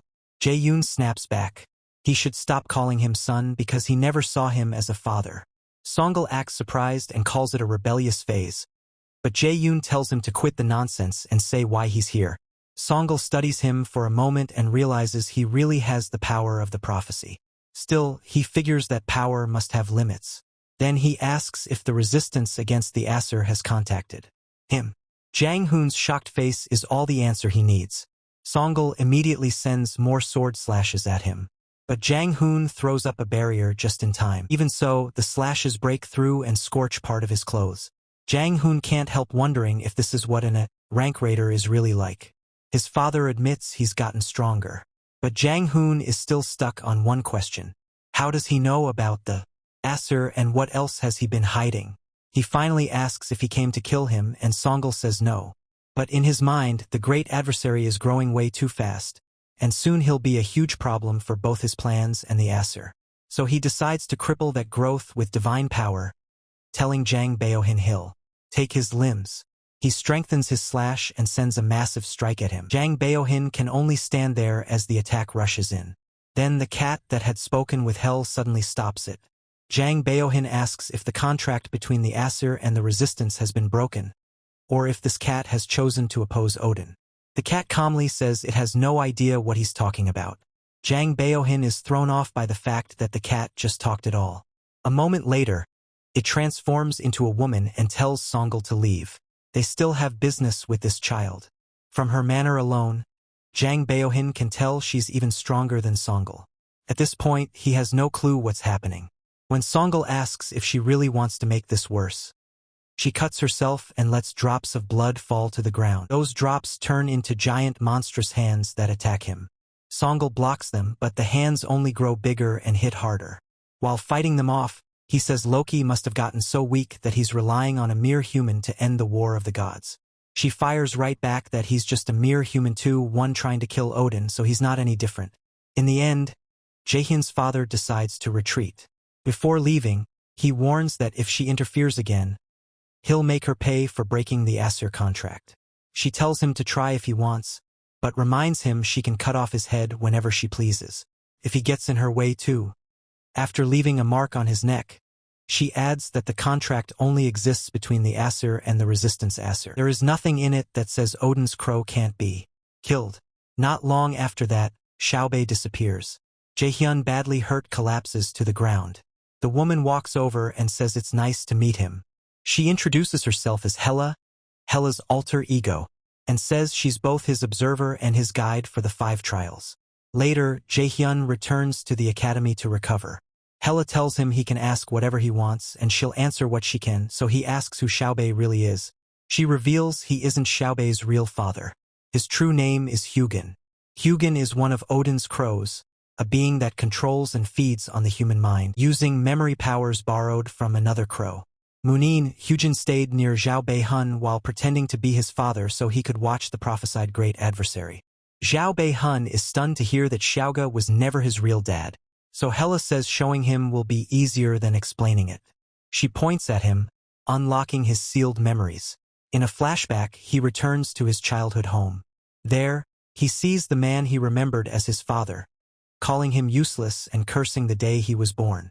That man hated the fact that he awakened, and once Jaehyun gained mana, his life became full of beatings and cruel words. Through it all, his mother kept trying to shield him. Suddenly Jaehyun struggles to breathe and realizes he's forgotten something he never should have forgotten. Then happier memories start coming back. Memories of his real father. He remembers how his real dad used to sneak him sweets when his mother wasn't looking, and how happy their family once was. Tears start running down his face, looking at a picture of his real father. He breaks down crying, unable to understand how he ever forgot him. Once his memories return, he comes back to the present. Hela tells him the memory tampering is finally gone. With tears still in his eyes, he asks why Xiang Bao did this to him. She says it was because he was born as the fated great adversary. Hearing that title again only frustrates Zhao Yun. He demands to know what it really means and why it's ruined his life. After a short pause, Hela begins explaining what happened 10,000 years ago. That's when the first Ragnarok began. Ragnarok is the end of the gods, the final chapter of their story. During it, the resistance Asur alliance fought in the War of Extinction. But they were defeated by the Asur gods and the Valkyrie-led army. After that, Odin let the surviving gods and giants live, but only if they signed a contract saying the resistance had lost Ragnarok. From then on, they could never harm the Asur and had to obey Odin. That contract brought suffering to countless beings across many worlds. Until the 3 sisters of Norn gave a prophecy. They said that 10,000 years later, when the second extinction comes, the weakest being will destroy Odin and Asgard, and open a new world, and that great adversary is Zhao Yun. Once Zhao Yun confirms the resistance plans to use him to kill Odin, he asks what Odin wants from all this. Hele says Odin wants every one of the 9 realms under his control, including Midgard, the human world. Meanwhile, in Asgard, Odin is annoyed that he even has to keep watch over an inferior being because of a prophecy. Himdall standing nearby says Zhao Yun is just a human and could never compare to them. Still, since the resistance Asur are moving with purpose and they can't afford to look weak, Odin gives Himdall temporary authority. Himdall is pleased. It's been a while since he's had a reason to leave Asgard. Sometime later, Zhao Yun heads to the gym to train, thinking back on what Helheim told him about the 9 realms. Odin has already taken over several of them, including Vanaheimer, Jotunheimer, Svartalfheimer, and Muspelheimer. Now he wants the rest through the Second War. In the flashback, Zhao Yun asks why Odin hasn't already killed him, and Helheim explains it's because the power of prophecy protects him. Even the gods can't simply overpower it. But that protection won't last forever. Once the second Ragnarok gets close, it will disappear. At that point, the Asur will kill him, and Helheim says they already did once. Zhao Yun suddenly realizes the death from his past life was part of Odin's plan from the start. They killed his family, twisted his memories, and turned his life into hell. Helheim asks if he wants revenge and wants to protect what matters most. She reminds him she's the guide for the 5 trials, and says she'll give him a trial to shape him into the one who can kill Odin. Then the Nornir system pops up with a main quest called God Murderer's Path. To stop Odin's ambition, he has to receive the power of the Resistance Asur throne. He already cleared Helheim's trial, but 4 more trials of unknown difficulty remain before he can gain the throne's blessing. Meanwhile, Hoyin pushes through special training until his whole body aches. The training helped him gain an S-rank skill, but it's still brutal on him. He remembers Zhao Yun is already far ahead of him, and he's nowhere near strong enough to beat him at the Mills Festival. Even so, he decides to keep training. Then an announcement suddenly calls him to the chairman's office. There, Chairman Zhao Yun talks with the congressman about removing all the lower-ranked students so their support can go only to the top-ranked ones. Zhao Yun tells the man to handle the rest once those students are gone. But the congressman pushes back, saying the mock exams already got too messy, and Raider Management Headquarters will step in soon. Zhao Yun feels the man can't keep up with him, and even considers getting rid of him too. He then says the preparations are finished, and in a few days, during the Guild Experience event, they're going to force open a gate. That catches the congressman's attention, and he says the country will send the support money to Mills like they discussed before. Not long after, Ho Yun is called in and gets nervous, still shaken by what happened in the demiplane. He suspects the chairman was the one who invaded his mind there and caused the mock dungeon incident too. As he knocks on the chairman's door, he reminds himself not to do anything reckless. He can't take this on by himself. Later in class, Zhao Yun drifts back to what Hela told him. In that memory, she warns him Odin likely already knows he contacted the resistant Asur force, so Ragnarok may start sooner than expected. Instructor Yeshu ends class and tells everyone to wake up the ones sleeping, including Inna, because she has an announcement. She says the guild experience starts in 3 days, and it'll let them see how raider guilds operate and hunt monsters. She also mentions a guild specially arranged by Chairman Jae. Jae-yoon hates the idea of going to any guild picked by Jae-yoon, and he remembers how, in his past life, he visited some new, a rank guild, sat on a nasty old couch for a minute, then left. But things are different now. His achievements give him more choices. He plans to go to Neptune, the top guild in Korea, before his regression. Then Instructor Yisu starts reading the guild priority list. Guilds can invite students they want in exchange for special points. Yisu announces that Jae-yoon, Inna, Yu-young and 3 others were picked by, while Yisu Yuk got chosen by Neptune. Yu-young is thrilled to hear she got into Lotus. Jae-yoon finally understands why their teacher asked for the names of the strongest students. Yu-young gets so emotional about meeting Guild Master Yu-young, in that she nearly chokes Inna with a hug. But she stops when the 3 of them get an emergency message from Ho-yun, telling them to come to Jae-song's workshop. Once they all gather there, Ho-yun reveals Chairman Jae-yoon's plan: kill the lower-ranked students during the guild experience to force reawakenings. Jae-song says the chairman's corruption comes up every year, but now he's gone so far he's treating lives like toys. Jae-yoon realizes this event is far more dangerous than he thought. Ho-yun says they're the only ones who know, but Jae-yoon warns that rushing in could just get them all killed, even if saving people is the right thing. Silence hangs over the table. Then Yu-young asks why they're even hesitating when students' lives are at stake. Jae-yoon backs her up, and Inna does too. That actually makes Jae-yoon glad To him, this urge to fight and protect people is what makes them true raiders. Right then, the system gives him another main quest, second turning point. Its goal is to stop Jaehoon's greedy scheme and save the students. With a plus difficulty, the rewards are a blank card and a sealed magic text, and the Nornir system says the resistant Asir are watching what he chooses. So Jaehoon tells the group they need a plan to bring Chairman Jaehoon down for good. Later, Instructor Yusu is stunned when Jaehoon says he's already mastered a 4-star magic text. She can't believe it, and then it hits her that he's dangerous, and something about him is deeply wrong. She knows the chairman wants to use him like a chess piece, but she no longer believes Jaehoon can be controlled. Then Jaehoon notes that she looks pretty shaken after teaching him so much and asks if she's planning to report all this to that bastard Jaehoon again. The moment she demands to know how he found out. He uses his brainwashing skill on her and says he needs a favor. It works. That confirms what he suspected. He's stronger than her now. His way to win is to seize control from the inside. So he orders Yusu to tell him every dirty trick Jaehoon has planned for the guild experience. 3 days later, the guild experience begins. Young can barely contain herself over getting to visit the Lotus Guild. Soon, Manager Sungjae welcomes the students and says he'll guide them for the day. He takes them through the guild until they reach Guildmaster Sungun, who is waiting for them. A little later, they sit down for tea and snacks. Young is so overwhelmed she can hardly lift her head, and finally asks the guildmaster for an autograph because she's such a huge fan. Sungun signs it and says people like Young inspire her too. When she tells Jaehoon, it seems like he's already made plenty of friends. Ho Yoon asks if he already knows the guildmaster. She then tells them Jaehoon is her student, and Young nearly loses her mind. Sungun says she's heard a lot about all of them from Jaehoon, and invited them because of him. She explains that Lotus and a few other guilds already know about Jaehoon's corruption. But his power is so overwhelming they haven't been able to act.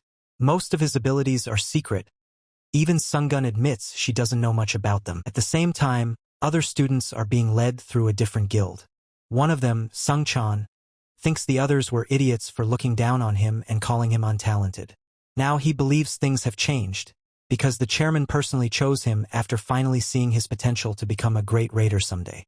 Then a girl stops Sungun and asks if he also thinks this place feels strange. When he asks why, she points out that a real raider guild should have all kinds of facilities, but this one feels like it's been abandoned for ages. He looks around too, notices the stacked boxes and cobwebs and starts to worry. Just then, the guide says they've arrived. When he turns around, his face burns away and reveals Instructor Soki underneath. Soki hadn't expected his disguise skill to wear off so quickly, and decides he has no choice but to start early. He instantly activates a bright pink magic circle under the students and bids them goodbye. They panic and try to run. Meanwhile, Jaehoon's group uses the mana map Sungun gave them to track the strange energy. But when they reach a building that looks abandoned instead of like a real guild, they wonder if they came to the wrong place. Behind them, Jaehoon speaks to Manager Sungjae through telepathy and confirms he's following them.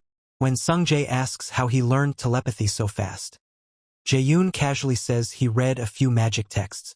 Sungjae is impressed, since telepathy is nowhere near that easy. Back at the Yunhwa Guild, Guildmaster Sungun senses a dark mana wave nearby. She remembers Jaehoon telling her that the guild Jaehoon planned to use was called Cain. Sungun recognizes it as a guild Jaehoon created himself, and finds it strange since Cain is in Central Seoul, close to Lotus, causing a huge incident that openly doesn't seem like his style. So Jaehoon had told her the information came from one of Jaehoon's own people.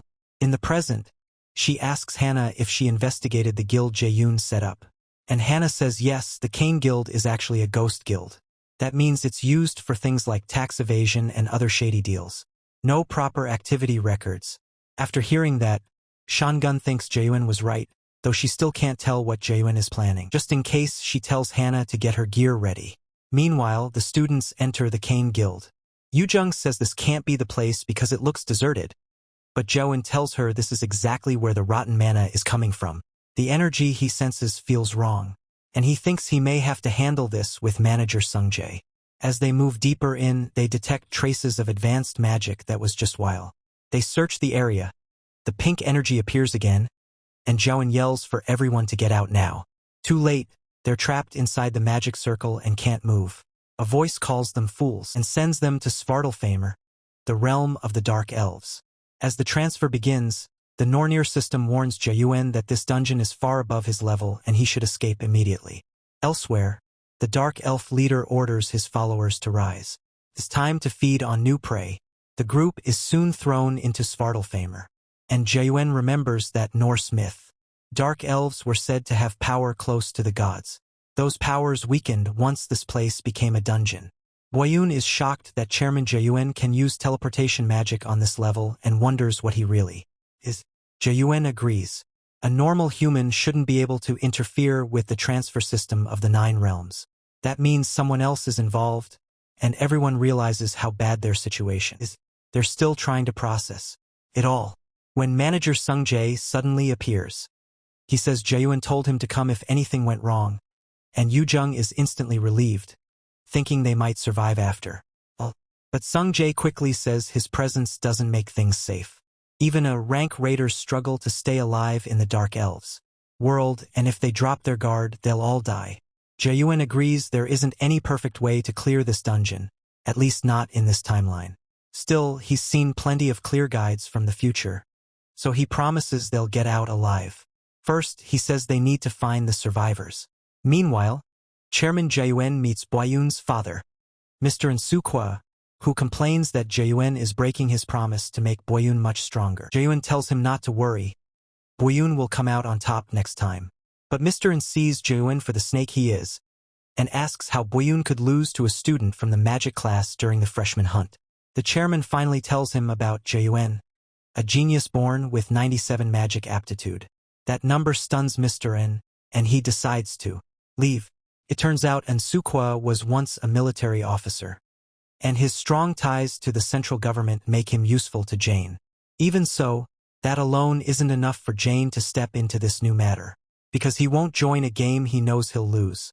Back in the Dark Elf world, Anna tries to light the area with her flash skill, since it's pitch black. But Jaehyun stops her and uses a level 3 flash instead, shining much brighter. Yoo-jung is shocked, so Jaehyun explains he upgraded flash from D rank, and I can't believe it, since skills normally only level up after someone reaches a rank. Boyun is stunned that Jaehyun is already this advanced. As they head on, manager Sung Jae keeps thinking about Jaehyun's skill growth, and wonders how he's never seen anything like it, despite training so many young raiders. Quietly, he starts asking himself just how far Jaehyun can go. After going deeper into the dungeon, Jaehyun suggests a short break, and Sung Jae agrees.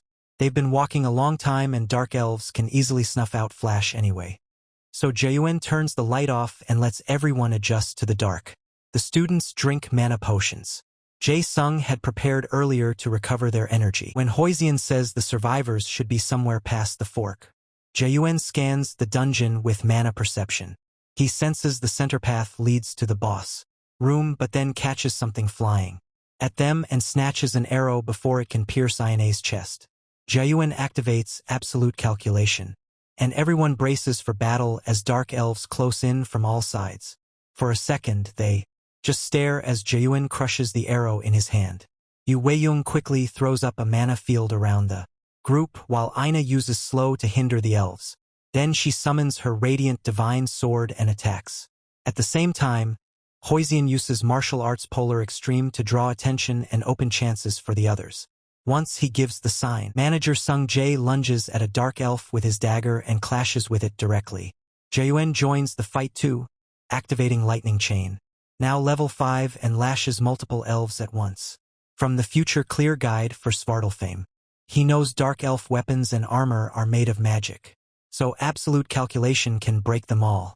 He tells Yu Weiyung and Aina to use only fire magic, and they follow his lead even without knowing why. When one elf hurls a spear at him, Jaehyun tells Hoizian to use provocation to make the enemies easier to read while he burns the spear away with fire. Hoizian draws the monster's focus with provoke, and Jaehyun tells Sung Jae to finish the elves whose movements have slowed. Sung Jae does just that, though he starts wondering how much Jaehyun knows about dark elves, using level 5 stealth to erase his presence. Sung Jae rips through dark elf flesh. At the same time, Jaehyun uses fire, strike and blows one of them apart. Yu Weiyong follows with Flame of Eternity, forming a huge fireball that covers much of the area and forces the elves to shift. As the dark elves rush in, Ina fires back with a flame arrow and drops them. One elf can't believe these humans know their weakness, and then Hoizian's sword bursts through his back and out his chest. The elf rages that a human dared to strike him, but the moment he turns toward Hoizian, Jengale's lightning Chan finishes him. Soon the fight is over, and Jae-yoon says they need to keep moving. They're running out of time. He can still feel some survivors. Mana, and he's afraid they'll die if they arrive too late. Back at the academy, Chairman Jae-yoon scolds instructor Suk Ji-ai for ruining things again. Suk Ji-ai apologizes and says he never expected outsiders to enter the guild building. But Jae-yoon doesn't accept that excuse. Suk Ji-ai insists they can still cover it up since people often die when gates appear suddenly. But the chairman calls that nonsense. Suk Ji-ai suddenly coughs up blood. And Jae-yoon reminds him the transfer spell can't move civilians with no mana. So mana users must have gone in. He coldly tells Suk Ji-ai to pray this ends cleanly, because if any student comes back alive, he's finished. As the pressure grows, blood starts pouring from Suk Ji-ai's nose and eyes. Meanwhile, Guild Master Shong-gun rushes out toward the Kane Guild to inspect the sinister mana. She figures the spell is at least S rank, which means the kids and Shong-gun are in real danger. Still, her earring hasn't reacted yet, so she knows no one is dead. As she leaves, she tells Hannah to call the association by morning, if she hasn't returned. Riding her bike, Shong-gun swears she won't forgive Jae-yoon if he harms any of her people. Elsewhere, Song-chun is badly hurt, and his friends help carry him as they try to escape. Then they stumble and the girl breaks down, saying they have to find a way out. She blames herself for everything and calls herself useless. Then someone puts a hand on her shoulder, and it's Jae-yoon. He tells her she did well and says they'll handle the rest. Not long after, she passes out, and they use potions on her and Song-chun to wake them. When Shong-tan comes to, they tell him he's in Svartalfheim, the land of the Dark Elves. Jae-yoon asks what happened, and they say they fell down here after reaching the Kane Guild. Dark Elves ambush them and drag the others away, while Shong-tan and the girl manage to stay hidden, but they eventually collapsed from mana overdose. From the way she talks, Jae-yoon can tell she sees herself as a coward, and wishes she'd died fighting beside her classmates. But Jae-yoon thinks that's just arrogance. Facing an enemy you can't beat is movie stuff, not real life. He remembers how, in his past life, he also had to run from his teammates. So he tells Shong-tan and the girl that the captured students aren't their fault. When Jae-yoon asks where the others were taken, the girl says they were brought to the king who rules the Dark Elves. He also asks who brought them here, and Shong-tan says it was instructor So-ki. After thinking for a moment, Jae-yoon tells the group to wait while he goes on Yu-young immediately objects, and asks what he's planning. Jae-yoon says he can feel dark mana from the same direction the others were taken, so that's probably where the boss is, and the other's energy is fading fast. Yu-young says he's insane and will get killed, and Ina agrees they should stay together.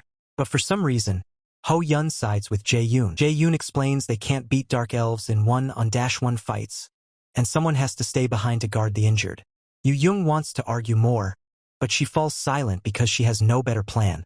Shong Chao reluctantly agrees, too, telling Jae-yoon to come back at once if things get dangerous. Shong Chao lived the others in Shong Chao's care, and Shong Chao promises he'll protect them with everything he has. As Jae-yoon heads deeper in, Shong Chan's friend worries whether he'll be okay, and Shong Chao reassures her that Jae-yoon is strong. Nearby, Yu-young wipes away her tears and tells Ina that Jae-yoon will be fine when she sees Ina is shaken, too. Suddenly, Shong Jae senses something, orders everyone to stay quiet. The enemy is coming. As he reaches for his daggers, a beam of energy flashes past his head and tears deep into him, dropping him to the ground. Then the Dark Elves step in, and one powerful elf says these humans have been buzzing around like flies. Meanwhile, Jae-yoon keeps advancing, and knows he has to end this fast in case something happens behind him. He opens a massive door and finds the king, who's been waiting for him, and has a special welcome ready. Just as Jae-yoon is about to speak, his earring starts burning, and he realizes the manager's presence is fading. Before he can move, the door shuts behind him, and the king says he won't leave unless he survives a fight against his soldiers. Jae-yoon is torn. He has to save the others. But then he remembers Ho-yun's promise and chooses to trust them while he handles this. The Dark Elf King mocks him and asks what he plans to do. So Jae-yoon raises a wall of fire around himself and tells him they're all going to die here. Outside, Shongchao is still on the ground is in awful shape, maybe even poisoned. That means these monsters know exactly how to target an assassin-type raider's weakness. The elf leader calls his sword back to his hand and says he'll deal with the smaller pests, now that the most annoying one is down. Ho-yun realizes they waited for Jae-yoon to leave before attacking. And adds that the guild master must have sensed Sung Jae going down. She remembers Sung Jian gave Jae-yoon an Ivaldi earring that would alert her if any of them were in danger. And she'd promised to come in an emergency. Inside the Dark Elf Palace, Jae-yoon burns with fury and actual fire as he tears through the Dark Elves. Wrapped in flames, he marches straight at them, then notices blood around their mouths. So he tells them they're gonna cough up whatever they just ate. Jae-yoon remembers the determined look on Ho-yun's face, the look of someone crazy enough to accept the choice he's made. That look reminds Jae-yoon of his best friend from his past life, and the friends who died in the mock dungeon. Because of that, he can't trust eyes like that. Outside, Yu-young spreads a mana field, while Inna summons radiant holy swords and sends them at the Dark Elves. Their leader mocks them for struggling so hard, and says they'll just end up as part of the king's meal before ordering the attack. Inna notices how fast he is, but Hoi-in steps in and blocks the strike with his shield. Then he uses Polar Extreme and slashes back hard enough to push the elf away. That makes the leader admit humans aren't completely worthless. Hoi-in can already tell the squad is far stronger than the Dark Elves they fought before. So when the leader comes closer, he asks what he is. The elf introduces himself as Kel, captain of the and a royal by blood. That shocks everyone. A royal dark elf should be above a rank. Hoi-in remembers the day he first met Jae-yoon, when Jae-yoon stood in front of him to protect him. That fearless attitude became the dream Hoi, and wants to reach, and he refuses to die here. No matter what, he has to catch up to Jae-yoon. Then Hoi-in suddenly throws away his shield, stunning everyone as he walks straight at Kel. To him, this is what he should have done from the start, because a raider carries more than one heart, so he opens his upper, middle, and lower chi centers. The burst of mana is so intense that Kel is hurt just from facing. Kel shields himself and demands to know how Hoi-in can do this. But Hoi-in says nothing and activates unity of body and sword. Blood spills from his mouth right away. And Aad begs him to stop, as the system warns the skill is too advanced for him, and his blood flow has reversed. If he doesn't cancel it now, he'll die in 6 minutes and 36 seconds. Seeing that, Kel orders his soldiers to take Hoi-in alive, even if they have to cut off his limbs. Still, Hoi-in keeps the skill active and faces them head-on. He earned this S-rank skill through training, but his body still can't handle. It's a technique for swordsmen at the very peak, where body and blade become one. When the soldiers charge, Hoi-in knocks them aside with ease and goes straight for Kel. Their swords crash together, and Hoi-in quickly realizes he's still below Kel.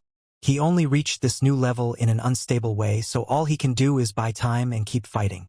Kel laughs at his struggle, saying he can already see how bad Hoi-in's condition is. Even so, Hoi-in won't back down. He has a promise to keep. He tells Kel he'd never understand, then charges with a direct strike, but Kel slips aside and attacks from the flank. Hoi-in's sharpened senses catch it just in time, letting him dodge the counter. Kel calls him a rat, but Hoi-in jumps back in and nearly overwhelms him. Then his body finally starts breaking apart. The system warns him to stop at once. His muscle fibers are tearing loose, and his blood channels are twisting. As pain tears through him, Kel moves in to finish it, but Hoi-in still blocks the blow. He coughs and gasps as his body reaches its limit. Even then, he keeps the skill going and prepares one last attack. He unleashes a massive mana blast that rips through the ground. It does hit a dark elf, but Hoi-in realizes too late that Kel used another elf as a shield. The dying soldier calls for his captain, and Kel coldly says he was useful. As Hoi-in drops to the ground, coughing up blood, he calls Kel a coward. Before he can say more, Kel rushes in and drives his sword through him. Yu-jung breaks down in tears as she screams Hoi-in's name. Inside the palace, Jiayajung keeps tearing through dark elves with chains of fire. He still hasn't freed the captured students. And remembering he asked Hoi and to hold out for just 10 minutes makes him worry, right? Then, a dark elf rushes him with a spear. Jiayajung waits until he's close and burns his face point blank. The dark elf king just laughs as he watches. He calls Jiayun an idiot and asks if he really thinks he can beat this many soldiers.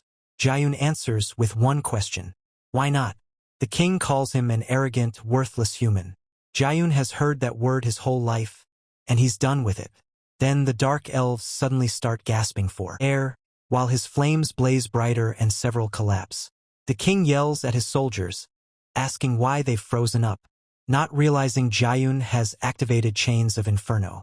As they try to move, Xiaoyun cuts down multiple soldiers with flaming chains, and thanks the king for giving him a chance to test his new skill. Hundreds of dark elves are burned by the inferno, and the enraged king curses him. He swears Jiayun won't leave alive after this. But Jiayun walks toward him and asks if he's serious.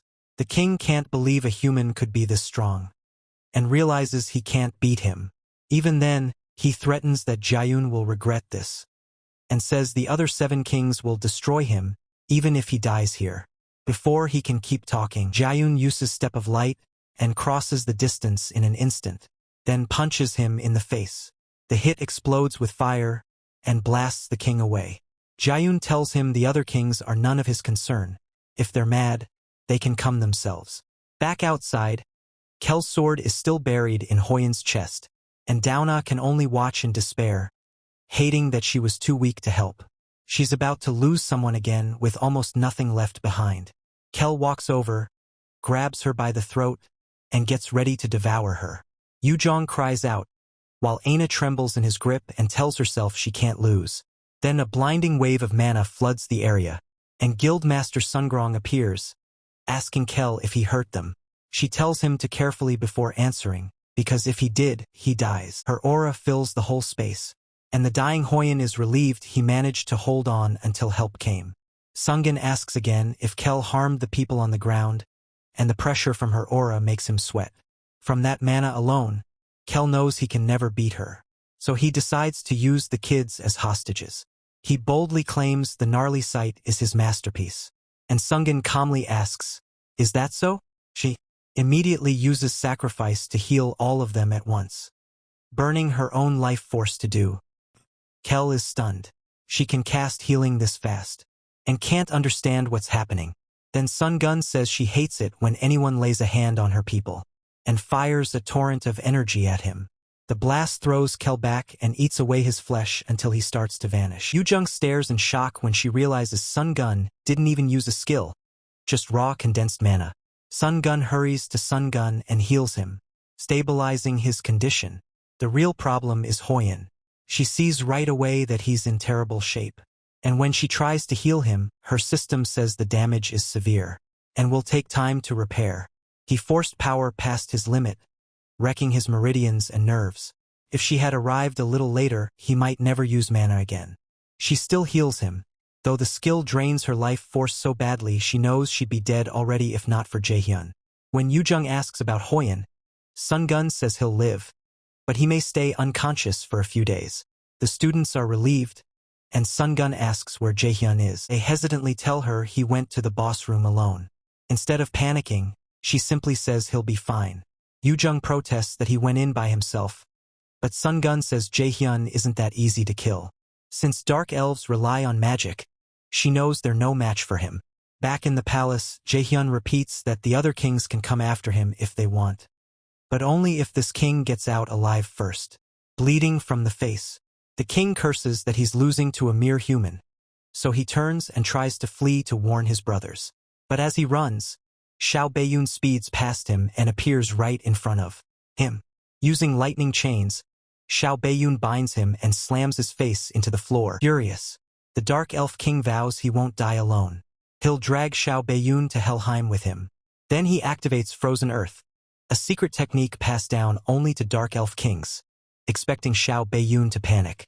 Instead, Xiao Beiyun thanks him for the unexpected gift, and the king can't understand why he's smiling. Xiao Beiyun activates a blank card and thanks the king for using that move now. He never expected to pull it out in a place like this. A moment later, he copies frozen earth onto the card and uses absolute calculation to break the king's frozen earth on the spot. The king can only stare as his attack falls apart. Jaehyun yanks his head up and reminds him, "Know yourself and know your enemy." Then he burns the king's head with fire, and the Nornir system confirms canon. The Dark Elf King has been defeated. With that, he earns the title of the one who killed the king of the Dark Elves. He also gets the ingredient king of Dark Elves essence, and the gear item king of Dark Elves pauldron. For clearing the second quest, he receives another blank card and a sealed magic text, along with the skill embodiment of magical artifact. Right after that, he runs to the captured students. He's relieved to find one of them still alive, but his stomach drops when he sees the others are already dead. He quickly uses sacrifice to save the one still breathing. While he heals him, Sun Hun arrives and adds her power to his. She tells him being a healer is a cruel job. The best moment is when nobody needs healing, and the next best is pulling someone back from death's door. Elsewhere in the city, Sun Hun Bershia furious that his whole plan fell apart. He swears that even if they escape the dungeon, they'll still die painfully. Then Jae-yoon suddenly appears at his car window and smashes through the glass to grab him by the throat. With a crazed glare, Jae-yoon curses him for what he did. An hour earlier, the people trapped in the Dark Elf world return through the Kane Guild entrance. Sun Hun thanks Sun Hun for saving them, and she casually says they can join her guild later if they're really that grateful. Yu Young is amazed and says she'd join right away, but Jae-yoon tells her to read the room. She kicks his calves for that and says he doesn't get to talk for the rest of the day, after scaring everyone. Jae-yoon winces, wondering how that hurt so much when her strength stat is low. Sun Hun pulls up in a company van and tells the guild master she rushed over because she couldn't reach her for hours. Sun Hun apologizes and says she'll explain everything later. For now, she asks Hun to take the injured students and the kids back to the guild first. She stays behind because she and Jae-yoon still have something to handle. Hun tells manager Sun Hun Jai to come with them, and Jae-yoon notices Sun Hun Jai's arm is torn up, which catches him off guard. Before he can say anything, Sun Hun Jai speaks to him through telepathy. Don't tell his sister, because it'll be worse if Hana finds out. These siblings clearly have a messy love-hate thing going on. And when Sun Hun Jai hesitates, Hana nearly leaves him behind, forcing him to run into the van. Once they drive away, Jae-yoon and Sun Hun move on Sun Hunber. He's gay who had been watching nearby. He's stunned that they made it out alive, and can't figure out why Sun Hun is here. Panicking, he activates a magic item Chairman Jae-yoon gave him for emergencies. He teleports behind Sun Hun and tries to stab her, but she slips aside with ease. She mocks the item, saying it's pretty weak if it only moves him a few dozen meters. Then she asks why he tried to kill the students and who sent him. Sun Hun Bersus refuses to answer and sneers that mages are inferior anyway. Next he turns on a device Sun Hun recognizes as mana suppression gear, and she says that's just sad. Jae-yoon listens quietly from the side and decides Sun Hun Bersus is useless to him now.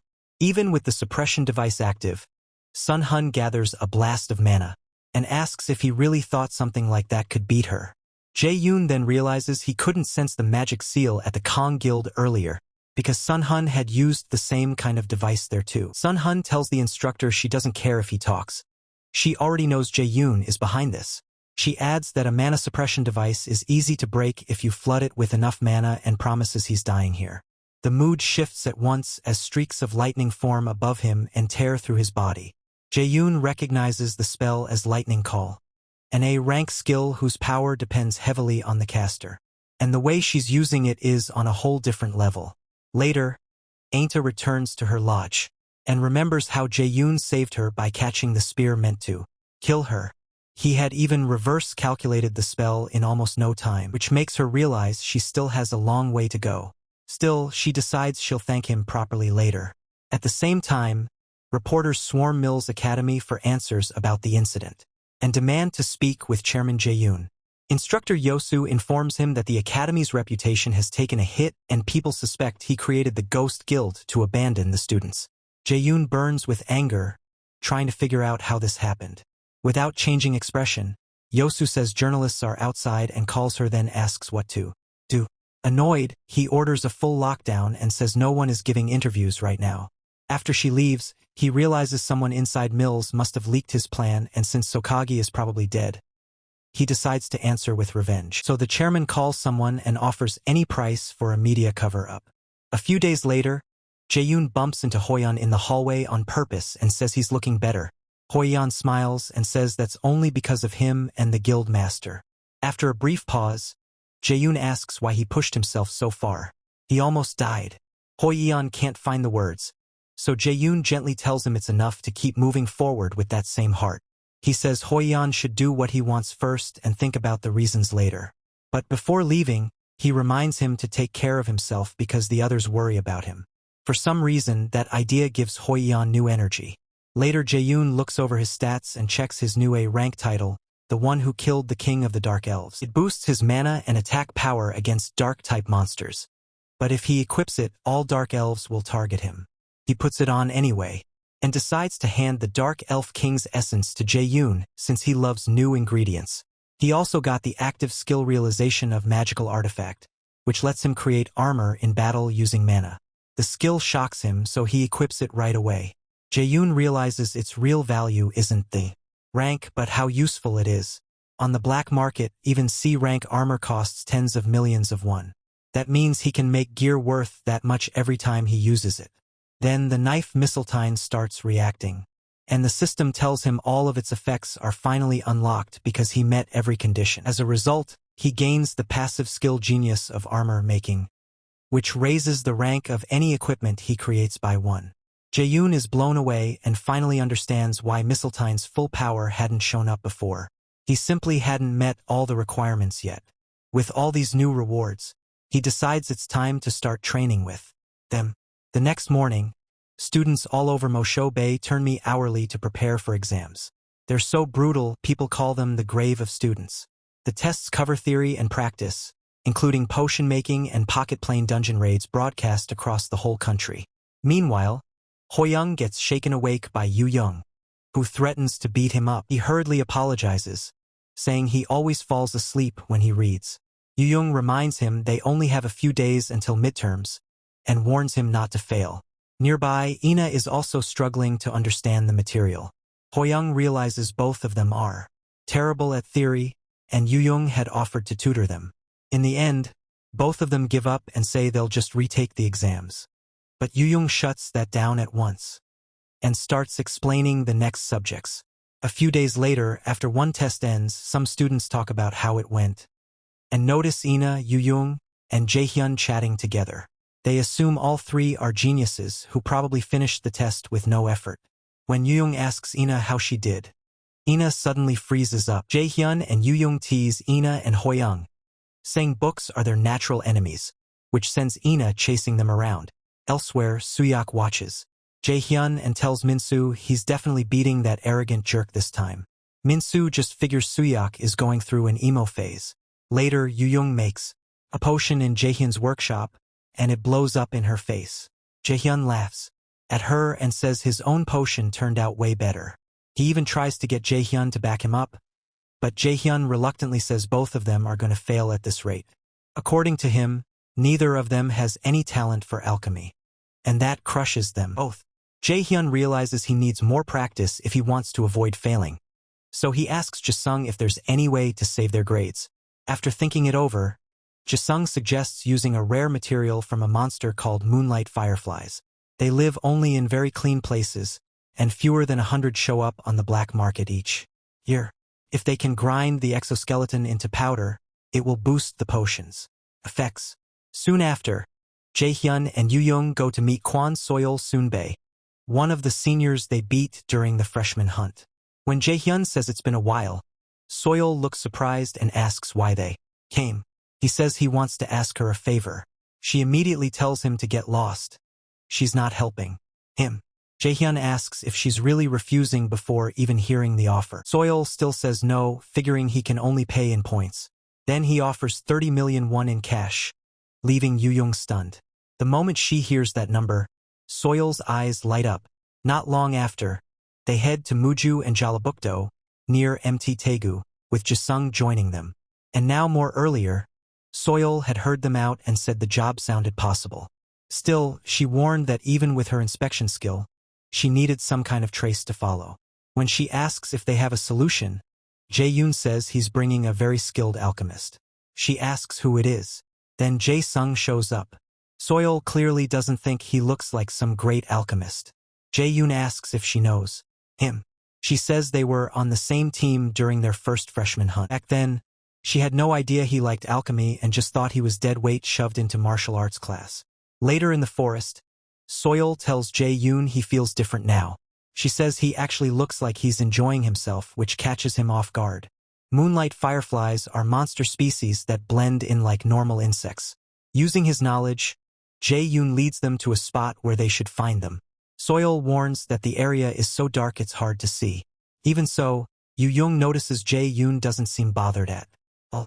Jae-yoon explains that Jae-yoon told him he likes bugs. That completely grosses Yu-young out. After searching for a while, Jae-yoon finds traces of a moonlight firefly. That gives Soil what she needs, and she starts tracking them. Once she activates inspection, she picks up what she believes is a group of moonlight fireflies. They follow the trail and soon realize they're somewhere unfamiliar. The place feels seriously creepy. Still, Soil insists her skill is leading them the right way. After pushing through the strange plants for a while, they find a glowing waterfall surrounded by dazzling fireflies. Jang Sung excitedly says these are moonlight fireflies, and their larger size proves they're monsters. Since they're flying too fast, Jang Sung uses gravity magic to slow them down, but the bugs resist the pull better than expected. Soil tells Jang Corky to increase the force. He says he can't adjust that skill well enough yet. Jang Sung starts worrying they'll lose the fireflies. Jang Cork tells him they won't. He creates a manor room and traps the insects inside. Soil is stunned that he just made an entire manor room on the spot. She flat out calls him a monster. Even Jang Sung is impressed. He never would have thought of doing it that way. He rushes in right away. Yojung meanwhile clearly hates every second of this. Jang Cork shoves her inside anyway. The rest follow Jang Sung in. By then he's already collecting the bugs.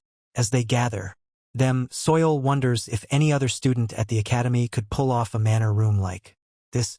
She realizes not even most third years could do it. Once they're done, they head back to Jang Sung's workshop. Then they try making the potion again. This time it actually works and nothing blows up. That leaves Ho Yun and Ina shocked, while Jang Sung proudly says he put a lot of work into. He says the potion purity should be at least 70%. After finishing, Yu-young and Jaehyun start celebrating. But Jang Sung points out a problem. Jaehyun's potion is only 50% pure, and Yu-jung's is 47%, so he wonders if that's enough for the test. A few days later, after the exam, Ho Yun jokes that Jaehyun and Yu-jung's ingredient pot looked more like a monster summoning pot. Even with the best ingredients, Yu-young only places 42nd. Jaehyun ends up 31st, Ho Yun 29th, and Ina takes 1st. After mocking them a little more, Ho Yun heads to his next class. Jaehyun tells himself it's not over yet. He and Yu-young still have other exams. The problem is that the practical test is brutal. It combines everything from the freshman hunt, Arkansas test, fake dungeon, and all their lessons so far. What makes it even worse is the team system. On the day of the practical exam, Yu-young complains because her cost is 14, which makes team planning a pain if she wants a strong group. Each student's cost is based on their current grades, and every team of 4 has to stay under a total of 50. For this exam, Ho Yun is 17, Ina is 15, and Yu-young is 14. In his past life, Jang Sung cost was only 6. At the time, he thought that was great because it let him join a strong team. But it ended horribly, so he thinks this system is garbage. High-rank students just grab low-cost students because they're easy to fit into a team. Then a cadet Jang recognizes from his past life walks up to him. This is the same guy who used to mock him for being low-ranked. Now he's all smiles, asking if Jang Sung is the genius who got first in the student hunt and did great in the fake dungeon. In the past, that same guy told him to know his place during the exams. Now he cheerfully introduces himself as Chu Chun Sung. Jang Sung brushes him off. Kwon Sung keeps pushing, saying they should team up since his skill is better than his cost suggests. He adds that his own cost of 20 makes finding teammates hard, so he can help Jang Sung too. But Jang Sung knows exactly what kind of trash he is, a coward who bullies the weak and sucks up to the strong. So he tells Han Sung it's too bad, but he should find someone else. Thrown off, Han Sung tries to sell himself again, saying his low cost and high skill make him valuable. Yoon says it doesn't matter. He can clear the test without him, and Han Sung is weak anyway. Then Jaekyung goes to meet some friends. He asks if they thought over his offer. Behind him, Han Sung watches with pure hatred. Gina and Sung Woo both say they're in.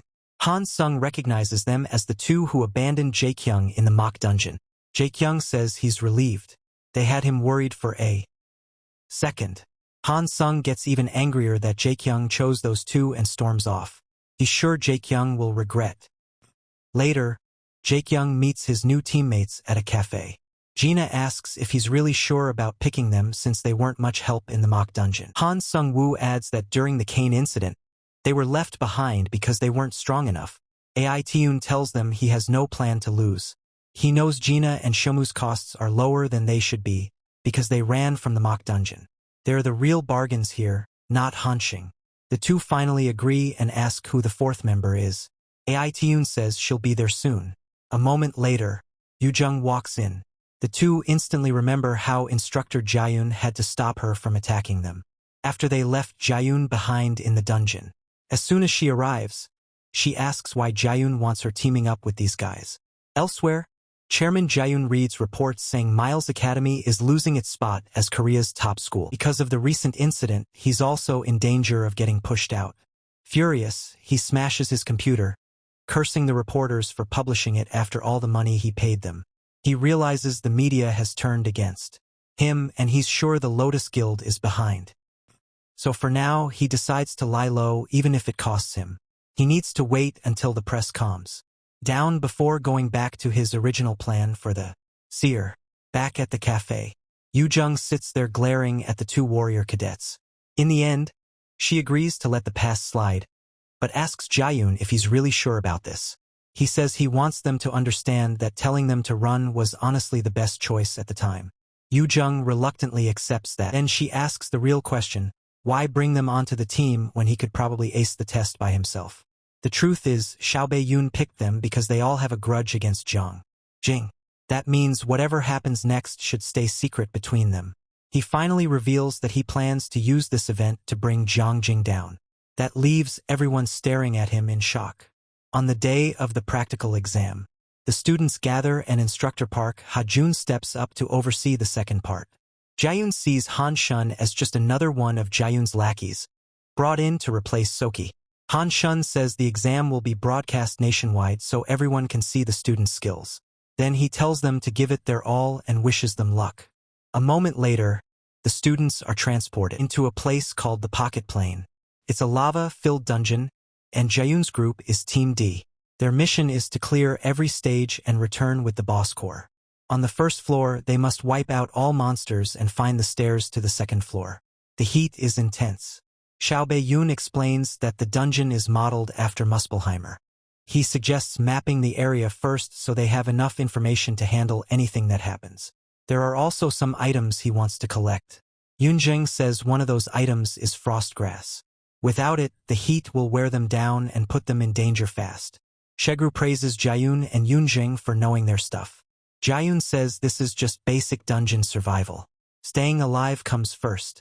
Soon after, he activates mana detection and searches for frost grass.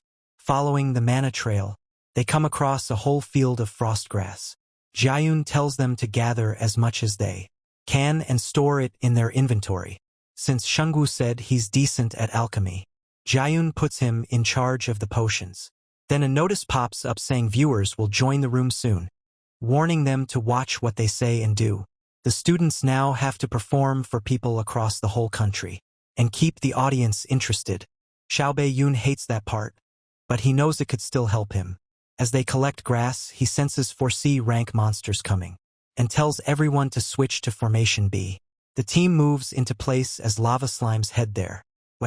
Shungwoo uses Provoke to pull their attention, and Xiao Bei-yoon tells the others to use items and keep their distance, since the slimes explode if a weak spot is touched. They ready their weapons but hold still as the monsters close in. Once they get near, Yunjing calls to Jiayun, but he says it's still too early. Only when the slimes are almost right on them does their team stream open, and viewers rush in asking if this is the group with the freshman hunt top scorer. That's when Xiaobei-yun gives the order. Yunjing fires water shoot through an arrow and punches a hole in one slime. As Gina joins in, Xiaobei-yun realizes this heat-filled floor is perfect for the frozen earth skill he got. He gives the camera a small smile and uses. He doesn't want to go all out yet, saving his strongest moves for later. For now, he uses ice rain and sends a shower of ice across the area. Viewers can't believe what they're seeing, and some think it has to be a mistake since that was an A rank skill. But Xiaobei-yun sees these clueless viewers as the best tool to bring down Xiaobei.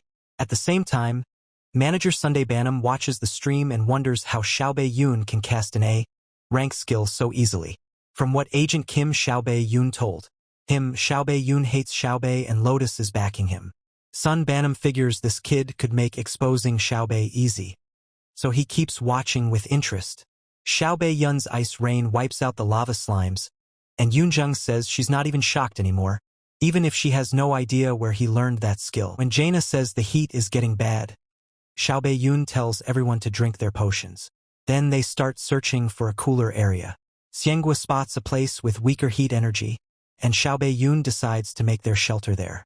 Elsewhere, Jaina shoots holy arrows into nearby monsters, while Hoyan, fighting beside her, rips another one apart. After clearing them, Jaina says the dungeon feels too easy, and Hoyan agrees they're weaker than expected.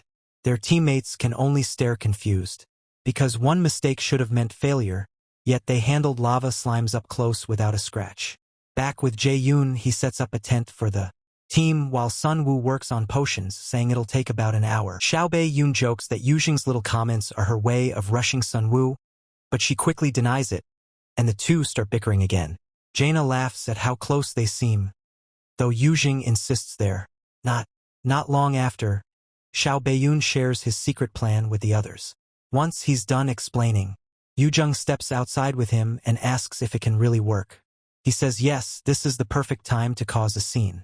So he releases some power to destabilize the pocket plane, canceling the limit on voice transmission. The viewers start asking what Xiaobei-yun is doing and why he's off alone with Yujing, some even wondering if the others failed. He tells them his teammates are fine, which shocks everyone, because students weren't supposed to be heard. After tweaking the pocket plane formula, Xiaobei-yun greets the audience and says the real stream starts now. Meanwhile, Xiaobei-yun is nearly shaking with rage as he watches. He can't understand how Xiaobei-yun tampered with the pocket plane's formula.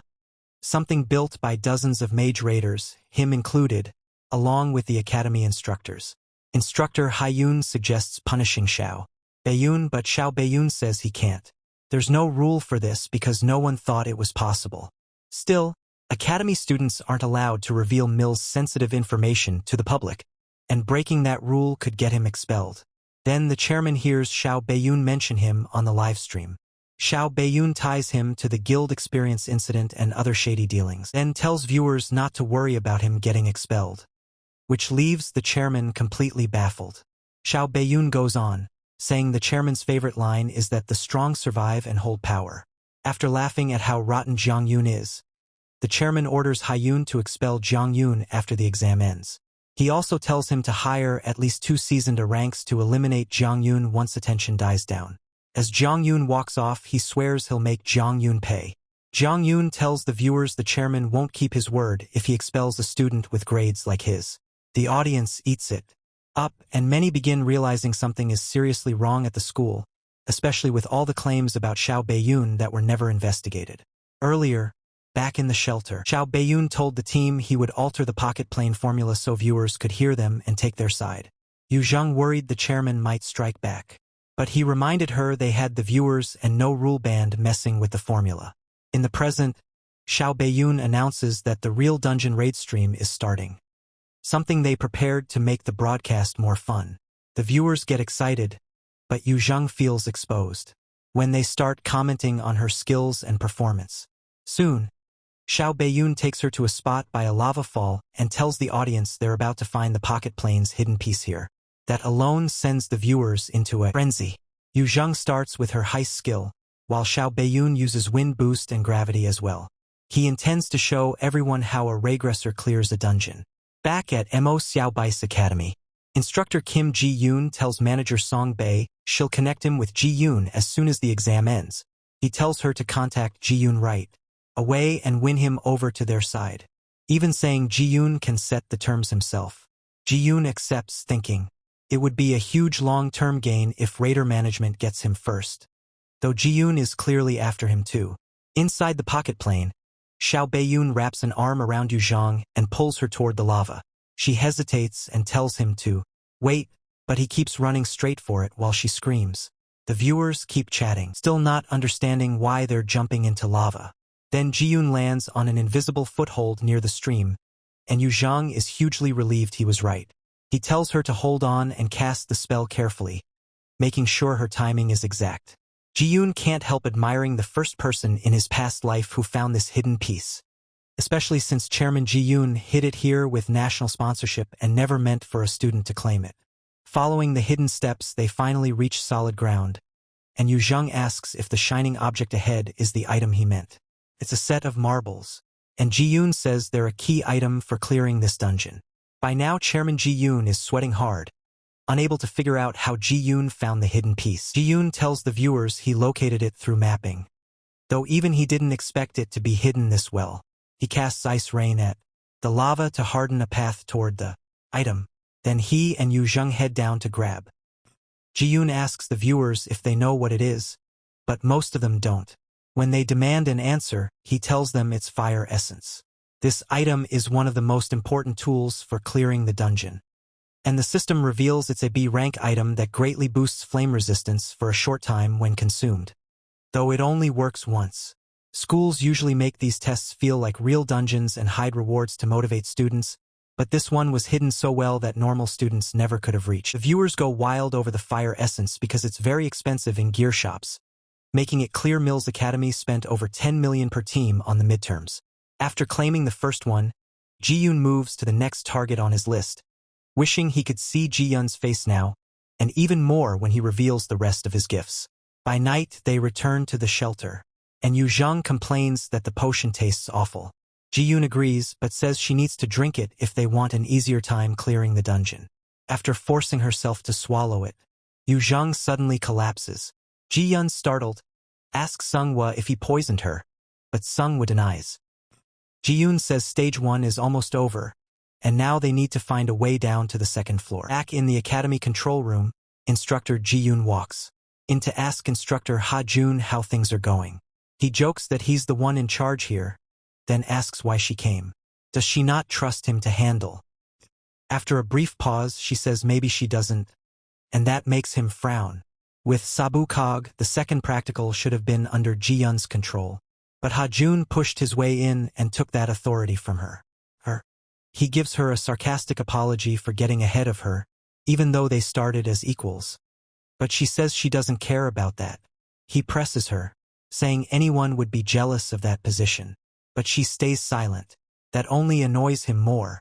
Still, Howen reminds himself the chairman favors him now, and Jae-yoon isn't above him anymore, like she was 2 years ago. Before leaving, Jae-yoon tells him to check the rope he's holding and make sure it isn't rotten. Then she walks out. Howen scoffs at her warning and thinks she's full of herself.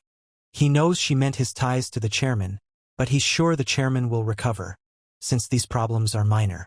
Meanwhile, T&D reaches the second floor and gets a quest to hunt the elite monsters there and obtain the reward. Elsewhere, Heimdall slaughters several people and speaks with Hyujin, who asks if he's going to meet the great adversary. Heimdall brushes it off, saying the great adversary is only human and easy to kill. What annoys him is that after that, he'll be stuck with Bifrost again as a gatekeeper. He tells Hyujin not to meddle in his business, since he's just a creature of evil, but Hyujin thinks both gods and humans are fools, and he recalls Munin, Odin's other crow. Lost in thought, he speaks to the absent Munin, and says nothing has changed, and nothing ever will. On the second floor, Gina says it's even hotter than the first. Yoon-chong adds that the quest sounds harder, too. Jae-yoon knows the routes here, but something feels off, An hour earlier, they used a small cave to reach this floor, and Xiang Wu wondered why the path down was buried underground. Yun Chong explains that in stage-type dungeons, reaching the next level is usually hard, which makes her wonder how Jae-yoon found it so fast. She starts suspecting he's been here before. Then she spots a bug and screams so loudly that everyone jumps, and she ends up clinging to Gina. Jae-yoon grabs the bug and tells the viewers he may need it later. Before moving on, he says the team has to prepare first, and hands them the fire essence to eat. Nobody wants to. Jae-yoon jokes that they shouldn't be so dramatic, especially while he's still being nice. Then, with a terrifying look, he tells them to eat it and they give in. There are 3 floors in this dungeon, with the boss on the last one. Jae-yoon also plans to dump another problem on Jae-yoon before they start hunting on floor 2. He tells the viewers he knows where some treasure might be, which instantly gets them excited. But his real target is different. One hidden treasure here is the salamander, which hoards shiny objects like a crow and hides them in its nest. That sends the viewers into a frenzy. One of them looks it up and finds that salamanders can purify corrupted items. When they ask how Jae-yoon knows about the nests, he says he studied it. The second hidden piece is called Bamung's Replica, a sword from the German epic song of the Nibelungs. It's known as a dragon-killing blade, and like Thalfai's thunder steps, it's famous for huge power and destruction. The original was said to belong to a German raider named Balak. Then Gina asks what a salamander's weak point is, and Yu-young says it's the stomach, because the outer skin is tough. The usual way to kill one is with ice magic aimed there. They head deeper in, and Sung-woo says the heat is getting worse. Without the fire essence, he'd be having a hard time. Even though Jae-yoon already knows where things are, he pretends to search so he won't look suspicious. Soon he stops and says he senses mana near a cluster of swords. Yoon-sing isn't sure any of them are hidden pieces, since there are so many, and they look unregistered. But Jae-yoon knows that's exactly what makes it the perfect hiding place. Even if Jae-yoon rigged things so students couldn't find it, that trick won't stop him now. He activates his detection skill and searches for a moment. Then he finds the right one and pulls it from the rock. The Nornir system announces he's obtained the copy of the Tainted Bamung, a rank A weapon and the beloved sword of the Dragonslayer Siegfried. Its sealed effect gives plus 70 strength and plus 30 agility. And it has an S-rank passive, Dragonslayer, that boosts physical ability against dragon-type enemies. But none of that works while the sword is tainted. Some viewers ask how he picked that exact sword, while others just say Jae-yoon always has a method. They keep moving, and Yu-young tries to track the salamander. But Jae-yoon reminds her they need to wait because she said it's weakest right after eating. Since the king salamander only feeds once a night, Yu-young asks if waiting is really smart. Salamanders have a sharp sense of smell, so if they stay too long, it might find them first. Zhao Yunqing says they'll solve that and pulls out the bug from earlier, making Yu-young panic again. When she tries to run, he holds her in place because she's key to the plan. The bug is a bomb centipede, and when threatened, it sprays liquid. That liquid smells so awful it can cause panic and tears. And Zhao Yun plans to use that stink to lure the salamander. Soon, it appears after picking up the scent. Yoon gets ready and reminds Jae-yoon he promised her something for this. To get her to help, he said he'd give her a magic staff that teacher Song-yoon liked. In truth, he was just planning to hand her some random staff, and he's sure she'll try to kill him if she learns that. The viewers watch, hyped to see if the plan works. Jae Yunqing explains that Yu-young specializes in wind magic, and she uses a small current to carry the bug smell into the salamander's nest. The viewers are impressed because that takes really fine mana control, and some of them even start feeling bad for the salamander. The moment it smells the bug, tears stream from its eyes. Jae Yunqing tells the others to stick to the plan and move only when he signals. Then he uses level 2 ice spear and slams the suffering monster to the ground. He waits for the salamander to breathe fire, and the instant it does, he pulls out Bamung and throws it into the monster's mouth. Yoon calls him insane, and the viewers have no idea what he's doing. Meanwhile, Zhao Yun is stunned by what Zhao Yun just did. Certain no first year should know this, especially since he left it out of the syllabus on purpose. On the second floor, the monster starts coughing the sword back up, and Zhao Yun gives the signal. The warriors rush in front of him and block the flying sword with their shields. Ji-yoon picks it up, and now it shines differently. The viewers are still losing their minds in confusion. So he opens the equipment window and shows that the tainted balmum has been purified. The viewers nearly explode when they see its stats. Ji-yoon explains that a salamander's core has purification power that can cleanse items.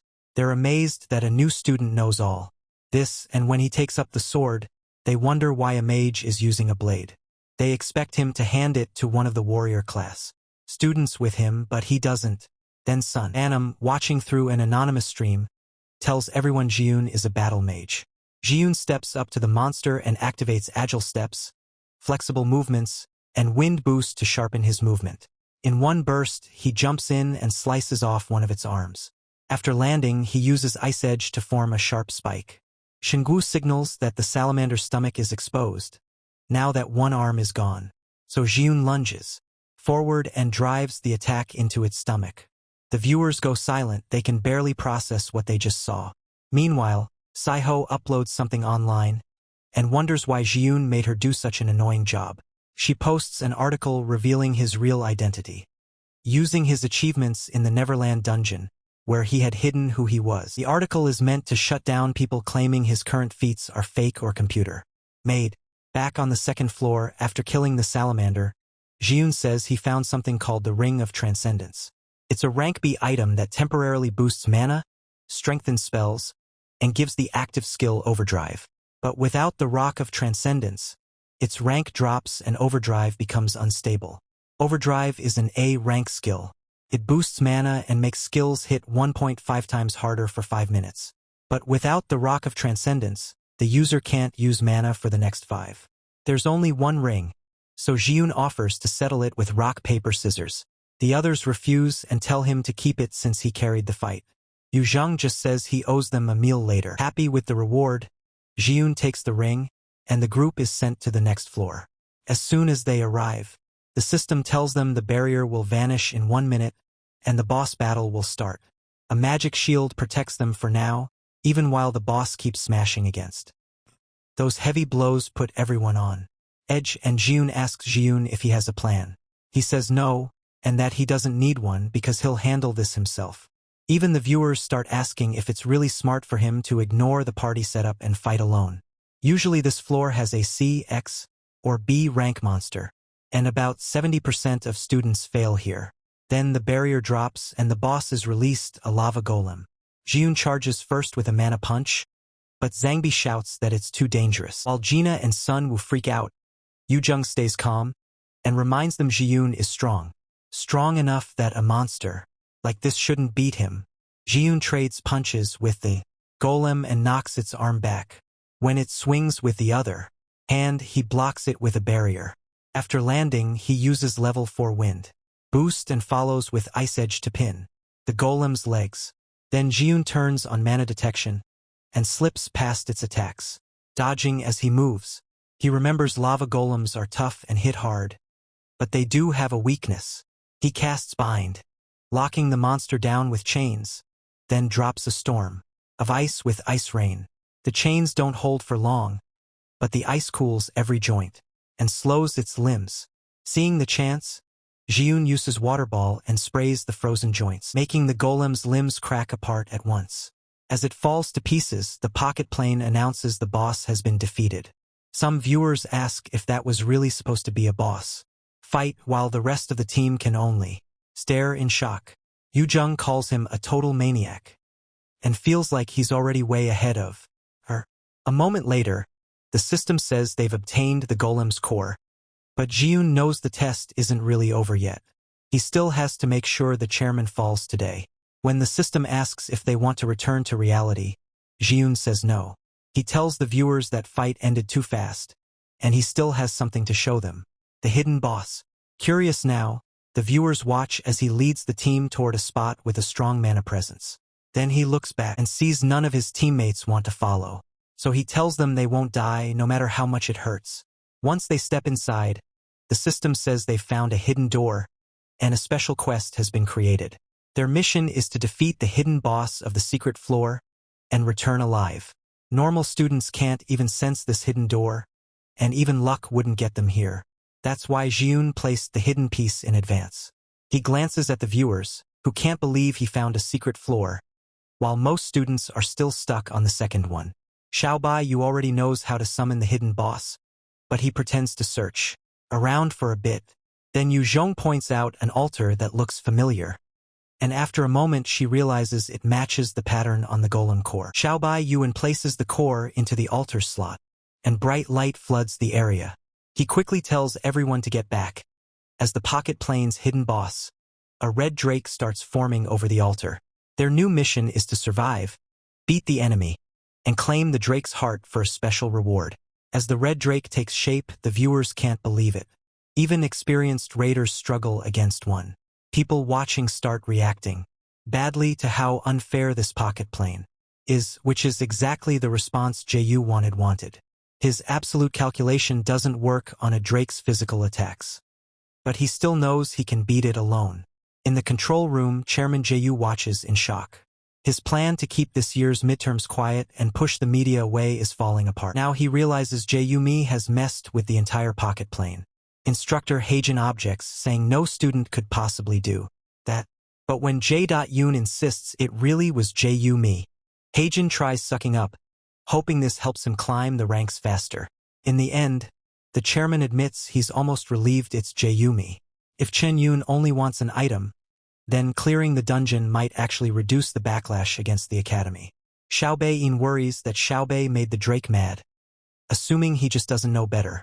He hopes Xiaobei-yun kills it, but when he looks at the screen, he sees Yunqing has been hurt and is coughing blood. The students panic because the pocket plane's protection system has failed, and now they need to get out, which makes Xiaobei-yun panic too. The viewers are alarmed. Students aren't supposed to get injured in the pocket plane, yet it's happening. Then the students' HP bars disappear as the pocket plane grows unstable, and some viewers realize they might actually die. That pushes the chairman over the edge, and he curses J.Yun out. Meanwhile, J.Yun wonders how it feels for the chairman to be manipulated and framed, just like he used to do to others. Some viewers start attacking J.Yun for how he runs the academy, and they suspect he did this on purpose to hurt students. They complain this kind of thing keeps happening, and the school keeps pushing kids close to death. Zheng Bao is honestly surprised by how good her acting is. When she jokes that she should have become an actress because her looks are being wasted at school, he begs her not to make him laugh since he's trying to keep a sad face. After leaving her there, he turns back to the Drake. He knows he can beat it easily, but that would be boring. The Drake swings a claw at him and he hops back to dodge. Then he activates mana weapon and summons the purified Bameng. The viewers start thinking he might actually win with that sword, and they begin cheering for him. Zhao Beiyuan then uses Bameng Replica's special skill, Dragon Slayer, which makes attacks against dragon-type enemies 300% stronger. He fires off a double sword slash at the red Drake, making it even angrier, so angry that it slams its tail where Sun Wu is standing. Sun Wu barely manages to block it, and Zhao Beiyuan remembers the two things he needs to do.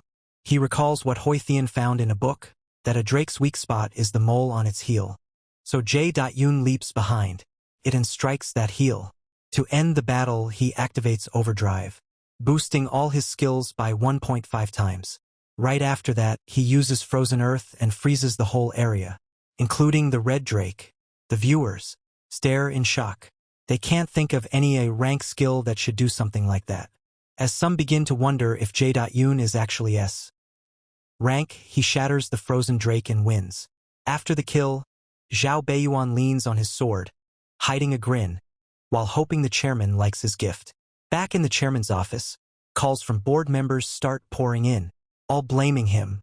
He tries to explain he wasn't behind it, but for the first time, no one believes him. He asks instructor Ha-jun about the press, and Ha-jun says he contacted every reporter they know, but all of them turned the offer down because they no longer trust Mares. When Ha-jun says this all feels planned, Zhao Beiyuan snaps and blasts him across the room with magic. He's sure J.Yun couldn't have pulled this off alone, so someone must be helping him. As he tries to figure out who, a staff member rushes in with news that the Lotus Guild has sent an official document about disciplinary action against Milva's academy. and the chairman's imprisonment. Apparently, Shangun personally wrote it over what happened during the midterms, calling it a serious case that put students in possible danger of death, just like the guild training incident before. Shangun says the chairman keeps pushing students toward death and has bribed high-ranking politicians for his own gain, along with other crimes. For that and 17 more violations tied to raiders, Guildmaster Shangun orders his immediate arrest. Furious, J.Yoon argues that the Lotus Guild has no right to step in directly. Only the National Raider Association headquarters should be able to, until he keeps reading and finds that the 4 major guilds, 29 other guilds, and the National Raider Association all support. He goes silent over the document, just as several raiders storm into the office to arrest him. Meanwhile, after the students leave the pocket plane, reporters rush over to interview Team D about what happened inside. Zhao Beiyun is pleased that his teacher handled everything so carefully. One reporter asks if he already knew something about the chairman's arrest because of what he said during the pocket plane stream. Zhao Beiyun says he can't reveal much because of the academy's non-disclosure agreement, but he does tell them this is the 3rd time students have been put in danger, and he doesn't want anyone else get hurt, so he cuts the interview short and says Yunzheng needs medical help. He takes Yunzheng to the paramedics and gets her onto a Lotus ambulance so no one notices she wasn't actually injured. At the same time, J.Yoon is escorted out of the academy by officers from the National Raider Association. People pelt him with raw eggs, shouting for the chairman to step down. Once they're inside the ambulance, Yuzheng bursts out laughing and tells J.Yoon he's an awful actor. When he asks if he was really that bad, she starts copying his act. Songyun laughs too, then asks what he was thinking. If the plan failed, he would have been the one in trouble. But J.Yoon says he learned from the guild trip that his own safety matters, just not more than saving other people. Yoon teases that he never says stuff like that and asks if he ate something weird, so he tells her to shut up. After the laughter dies down, Sung-yoon says there's a press conference in 3 days, and that's where they'll finish Jae-yoon. Meanwhile, at the National Raider Association headquarters, Sun Bainhome celebrates because Jae-yoon is finally done for. He thinks back to a strange phone call, telling him to get ready so they could arrest Jae-yoon. The caller said the rest would be handled on their side and even offered to set up the place he requested. 3 days later, at the Lotus Guild press conference, Sun Bainhome spots Jae-yoon waiting outside. When she asks if he's nervous, he says he just hates crowds.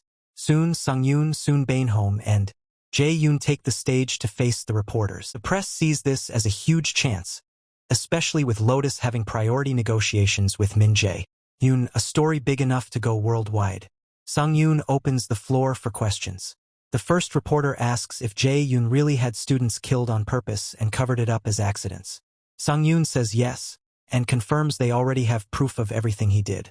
Jae-yoon smiles, knowing they used brainwashing on instructor Yi-soo to get the files early, which means Jae-yoon is finished.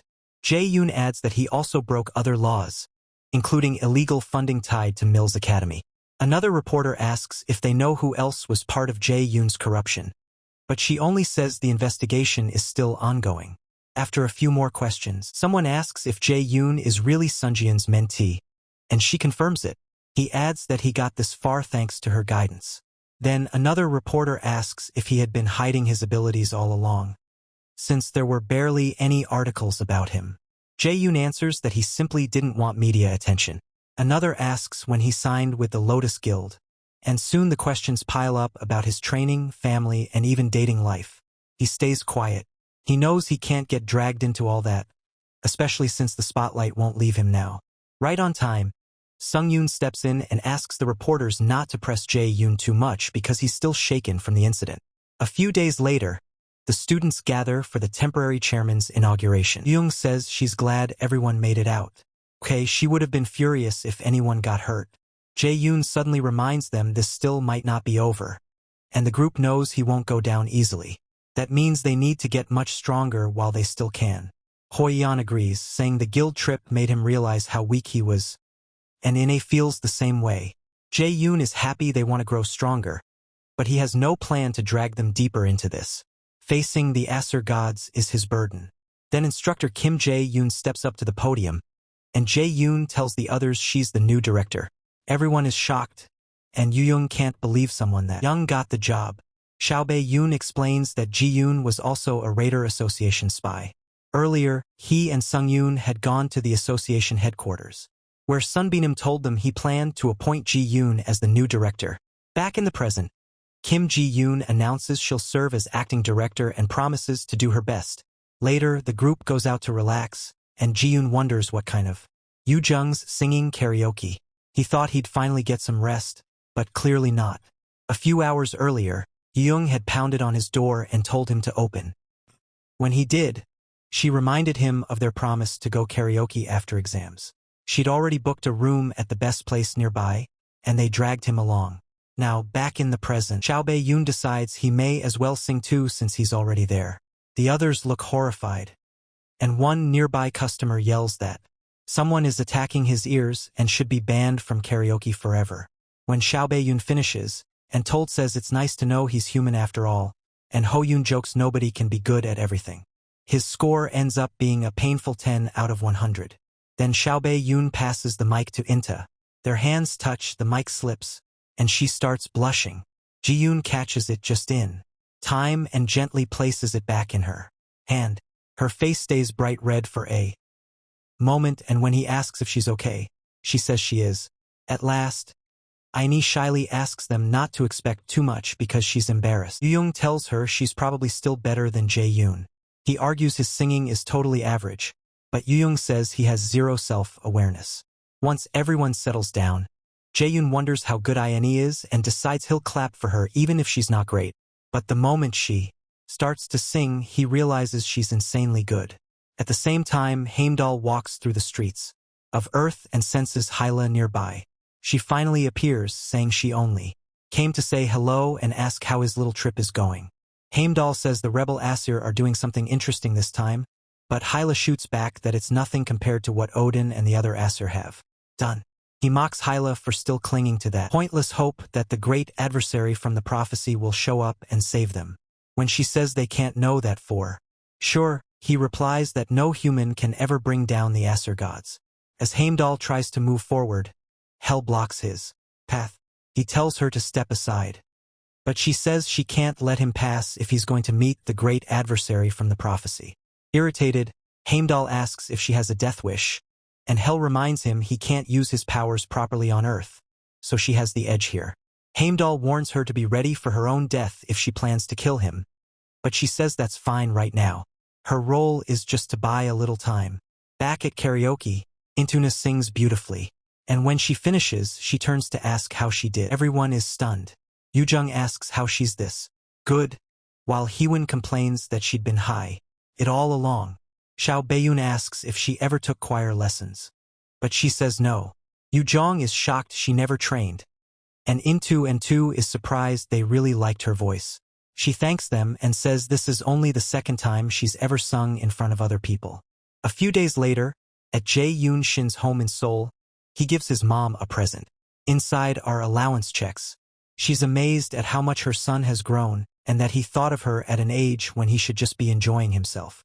As she looks through them, she's shocked by how much earned on his own, and Jae-yoon tells her it's all for her. To him, this is something he's wanted to say for a long time. He always wanted to hug her and tell her he made it, but in his past life he was too busy and couldn't take care of her. Since his regression, everything has changed. Now his goal is simple: protect his family and friends, then kill Odin and end this misery. He vows to do it himself and not let Odin steal the life he got back. Then he tells his mom she can live without worrying about money anymore. She hugs him and says things must have been hard for him. Jae-yoon starts tearing up, but then someone knocks while they're still embracing. It's Inno greeting him at the door. A second later, he realizes Yoo-young came too. Jae-yoon asks what she wants this time, and she says her family is having a barbecue and came to invite him. He remembers her parents are getting back today, and Yoo-young adds that her mom told her to bring him since he's always helping them. He jokes that he only has to help because she's such a hassle, but she tells him to come because her parents really want to see him. He finally agrees, and Yoo-young heads off. Innie then notices the damp marks on his shirt, where he'd wiped his face before opening the door, and asks if he had been crying. Caught off guard, He claims his clothes only got wet while washing dishes, and the two awkwardly look away. That evening, Jae-yoon goes to Yoo-jung's house. One look is enough for him to tell her family is loaded. He runs into Ina and asks why she's staying there. Did Yoo-jung drag her over too? Surprised, Ina says she had nowhere else to go. So Jae-yoon quickly apologizes, remembering she doesn't really have a moment later. Yoo-jung appears with her dad, Mr. Kim, right behind her. Her parents are happy to see Jae-yoon, and they trade greetings. He remembers how kind they were to him on the day he lost his mom in his past life. Before he can react, Mr. Kim hooks an arm around his head and jokes that he's gotten taller. Jae-yoon can't help wondering if roughhousing runs in their family. Once Mr. Kim lets him go, he laughs and asks if Yoo-jung still bullies him like when they were kids, and he'd run home crying. A moment later, Yoo-jung comes back and tells her dad to quit messing around and help with the food. As he heads off, he jokes that with her attitude, finding a boyfriend won't be easy. Then he turns to Jae-yoon and playfully asks if he wants to volunteer. That instantly makes the girls go silent. Jae-yoon freezes for a second, and Mr. Kim starts selling Yoo-jung's best points. Before he can keep going, Yoo-jung snaps, pinches him, and tells him to stop talking nonsense and go help. Mr. Kim quickly retreats to the chores, and Yoo-jung tells Jae-yoon to help too. Not long after, the meal is ready. Jae-yoon compliments Mr. Kim's cooking, and Yoo-jung says it would have been nice if Ho-yeon and Jae-sung were here too. During dinner, Mr. Kim thanks Jae-yoon for helping Yoo-jung study for midterms, but Jae-yoon brushes it off, feeling guilty since he knows he was pretending. Then Mrs. Kim says she's glad he's doing well. She was surprised he joined the magic class and wonders if he did it to stay close to Yoo-jung. That makes a pause mid-bite, but Jae-yoon quickly says that's not why. Mrs. Kim says he gets more handsome every day and hopes Yoo-jung brings home someone like him. Yoo-jung tells her to stop and eat before the food gets cold. When Jae-yoon notices Ina isn't eating, he asks if she's okay, but she says it's nothing. At Ho-yeon's house, his father tears into him for wasting time saving dying students just because he felt sorry for them. Mr. Kim bull fury. Mr. Kim pros cement, muddy Mr. Kim geef terios, bliat Kim guide, Mr. Kim guide to Makushin liveth, and calls his own son an idiot, saying if he'd been even a little later, he would have been arrested with Jae-yoon. He keeps cursing Ho-yeon, cuts him off when he tries to answer, and says he needs to become South Korea's top raider and put everyone beneath him. Most of all, he says Jae-yoon has to be crushed no matter what. Ho-yeon finally tells him to stop. He knows talking won't change anything, because his father has always taught him to step on others to climb higher. So Ho-yeon says he won't live the life his father wants. This is his life. His father, irritated, grabs his arm and demands to know what he just said, but Ho-yeon knocks his hand away. Then he turns and walks out, ignoring his father's order to come back. He decides he doesn't want to beat Jae-yoon through dirty tricks and will get stronger the right way. Later, Yoo-jung's parents leave for a late-night movie, and Jae-yoon comments on how close they still are. Soon after, he says he should get going, but Yoo-jung asks if he's leaving already. Jae-yoon points out it's nearly midnight, yet she tells him to stay a little longer. After a short pause, he says her dad would be upset if he did. When she asks why, he explains her parents might not like him staying that late while there. Yoo-jung says it should be fine as long as he doesn't do anything weird, and even gets Ina to back her up. In the end, Jae-yoon stays. A little later, Ina admits she's been wondering about something and asks if the two of them are dating. They both deny it right away. Ina says she only thought that because they're so close and their families are close too. Yoo-jung makes it clear that she and Jae-yoon are just friends who care about each other. Not long after, Jae-yoon leaves. On his way home, Hella appears and says he needs to go to the bathroom to start his second trial as soon as possible. She explains they can't delay anymore because Odin has started moving. Sometime later, Odin meets with the Asura gods and is frustrated that Heimdall still hasn't reported in. Thor tells him he's worrying too much about the one from the prophecy. A mere human insect can't challenge a god. Frigg agrees, saying no human should threaten the king of the gods, and that Odin is overthinking it. But Odin reminds them humans can keep learning and growing without end. Right now they can't kill the great adversary because the prophecy shields him for 10 years. Even so, Odin refuses to ignore the chance that the enemy could become far stronger before then. Frigg thinks that protection is already fading fast. and they may not need to wait the full 10 years to kill him. Odin says every move must be exact, because fate never promised them victory. At the same time, Zhao Beihun hears from Hela that the power protecting him from the Aesir is weakening. He asks why, since in his past life they didn't attack him until he was 27. Hela says too much of the time, so it's amazing that power lasted this long at all. Hela even suspects someone she doesn't know paid a huge price to make it happen. When Zhao Beihun gets home, he's stunned to hear that his opponent is Heimdall, the white god who can see the near future and carries a great horn. Since Heimdall is already on Earth, Zhao Beihun worries there isn't time for a trial, but Hela says she bought them some time. Meanwhile, Heimdall is being held down by Hela's power, and he fumes that she dare lock the great Heimdall in a place still chained. He shouts that a miserable prison won't hold him. Hela tells Zhao Beihun it took a lot of power, but it'll delay him for a while. When Zhao Beihun asks where the second trial will happen, right then the news reports another failed attempt at the 11th Great Ruins raid. It says a man named Balak from the European Association joined the raid, raising hopes. But they still couldn't clear the first trial called Proof of Qualification. It also sounds like they aren't confident about the next try. Hela explains the next trial is in Iceland, the heart of this mythology, where the secret of the Great Ruins lies. Those ruins were made for the great adversary, to raise someone who could defeat Odin again. When he asks what she means by again, even Hela finds it odd that she said it. She adds that Zhao Beihun is the only one who can take the Proof of Qualification test, and passing it will open the way into the Great Ruins. Elsewhere, Balak watches the news about the failed raid, and smashes something in anger. As he wonders what kind of ruin won't even let them inside, he calls Camilla and asks if the mages are really investigating this properly, and she reminds him to stop doubting people. Camilla tells him not to rush. She wants into the world's only great ruin too. Balak still can't figure out how they're supposed to pass the first trial, which keeps demanding proof before anyone can enter. A few days later, our boy heads to the airport for Iceland and calls director Kim Ji-hyun, asking her to cover for him so his friends won't worry. He had to speed up his prep by using mana stones to strengthen all his artifacts, maxing them out and pushing himself past level 30. As Zhao Beihun boards the plane, he knows Balak is guarding the Great Ruins and won't let anyone else in, so he'll have to face the S-rank raider carrying the true Dragonslayer sword. Ba Meng. Hela, riding inside Zhao Beihun's coat as a cat, wants to see if Loki made the right choice by watching how he handles this. The ruins are strange burial sites that suddenly appeared all over the world.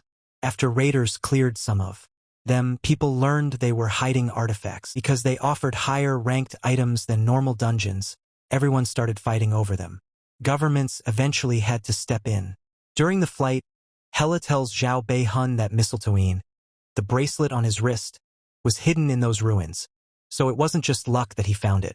Zhao Beihun realizes she means the glowing bubbles he saw back then that guided him, and remembers that strange light started everything.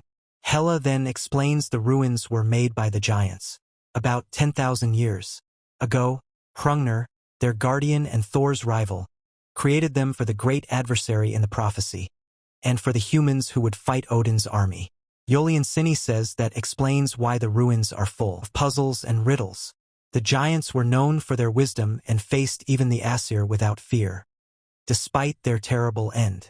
He also mentions a strong item he got before leaving, an A-rank upgrade item called Shadow Mineral, for his shadow gear. He uses it on the shadow armor he earned after beating Nightshade, raising it to rank A. Then Mistletoe triggers a passive skill, Genius of Armor Making, which upgrades it again into S-rank Armor of Abyss. Armor of Abyss is said to be forged from the Abyss of Janugaku, and comes with level plus a passive skill called Shadow Synchronization. That A-rank skill links the user with shadows to create an afterimage. Gives a 20% chance to deflect attacks and 1 guaranteed deflection, though it won't work on light-based attacks. A few hours later, they arrive in Iceland. They check into a hotel reserved only for the awakened, where one night costs 50,000 won. On the way to his room, Jaewen passes Balak, the head of the European Raider Association, and Camilla. As he goes by, Balak stops him and asks what he is. Balak turns back toward him, while Camilla tries to stop him, but he ignores her and steps right in front of Jaewen. Balak asks Jaeyuan how old he is and where he came from. Jaeyuan stays silent. Camilla finally steps between them and asks Balak what he thinks he's doing. She apologizes to Jaeyuan, nudges him forward and says to ignore Balak, because his personality is awful. She even adds that it's why his wife left him. After sending Jaehyun off, Camilla warns Balak again not to damage the European Raider Association's image. She gets that he's on edge after their last failed raid, but tells him not to dump that anger on some kid. Balak says that's not it. The real issue is that the boy made no sound at all while walking, like someone trained to erase his presence. Back at Director Mill's Academy's office, Xiao Beishan's friends are stunned to hear he went overseas. Yu Yung wonders where he ran off to, now especially after chaos at an amusement park. Brungnir jokes that trouble just follows Xiao Beishan, but in it cuts in saying that's not the kind of person he is. At Iceland's great ruins, they arrive at the entrance. A few European Raider Association guards spot a suspicious figure coming toward them and order him to identify himself.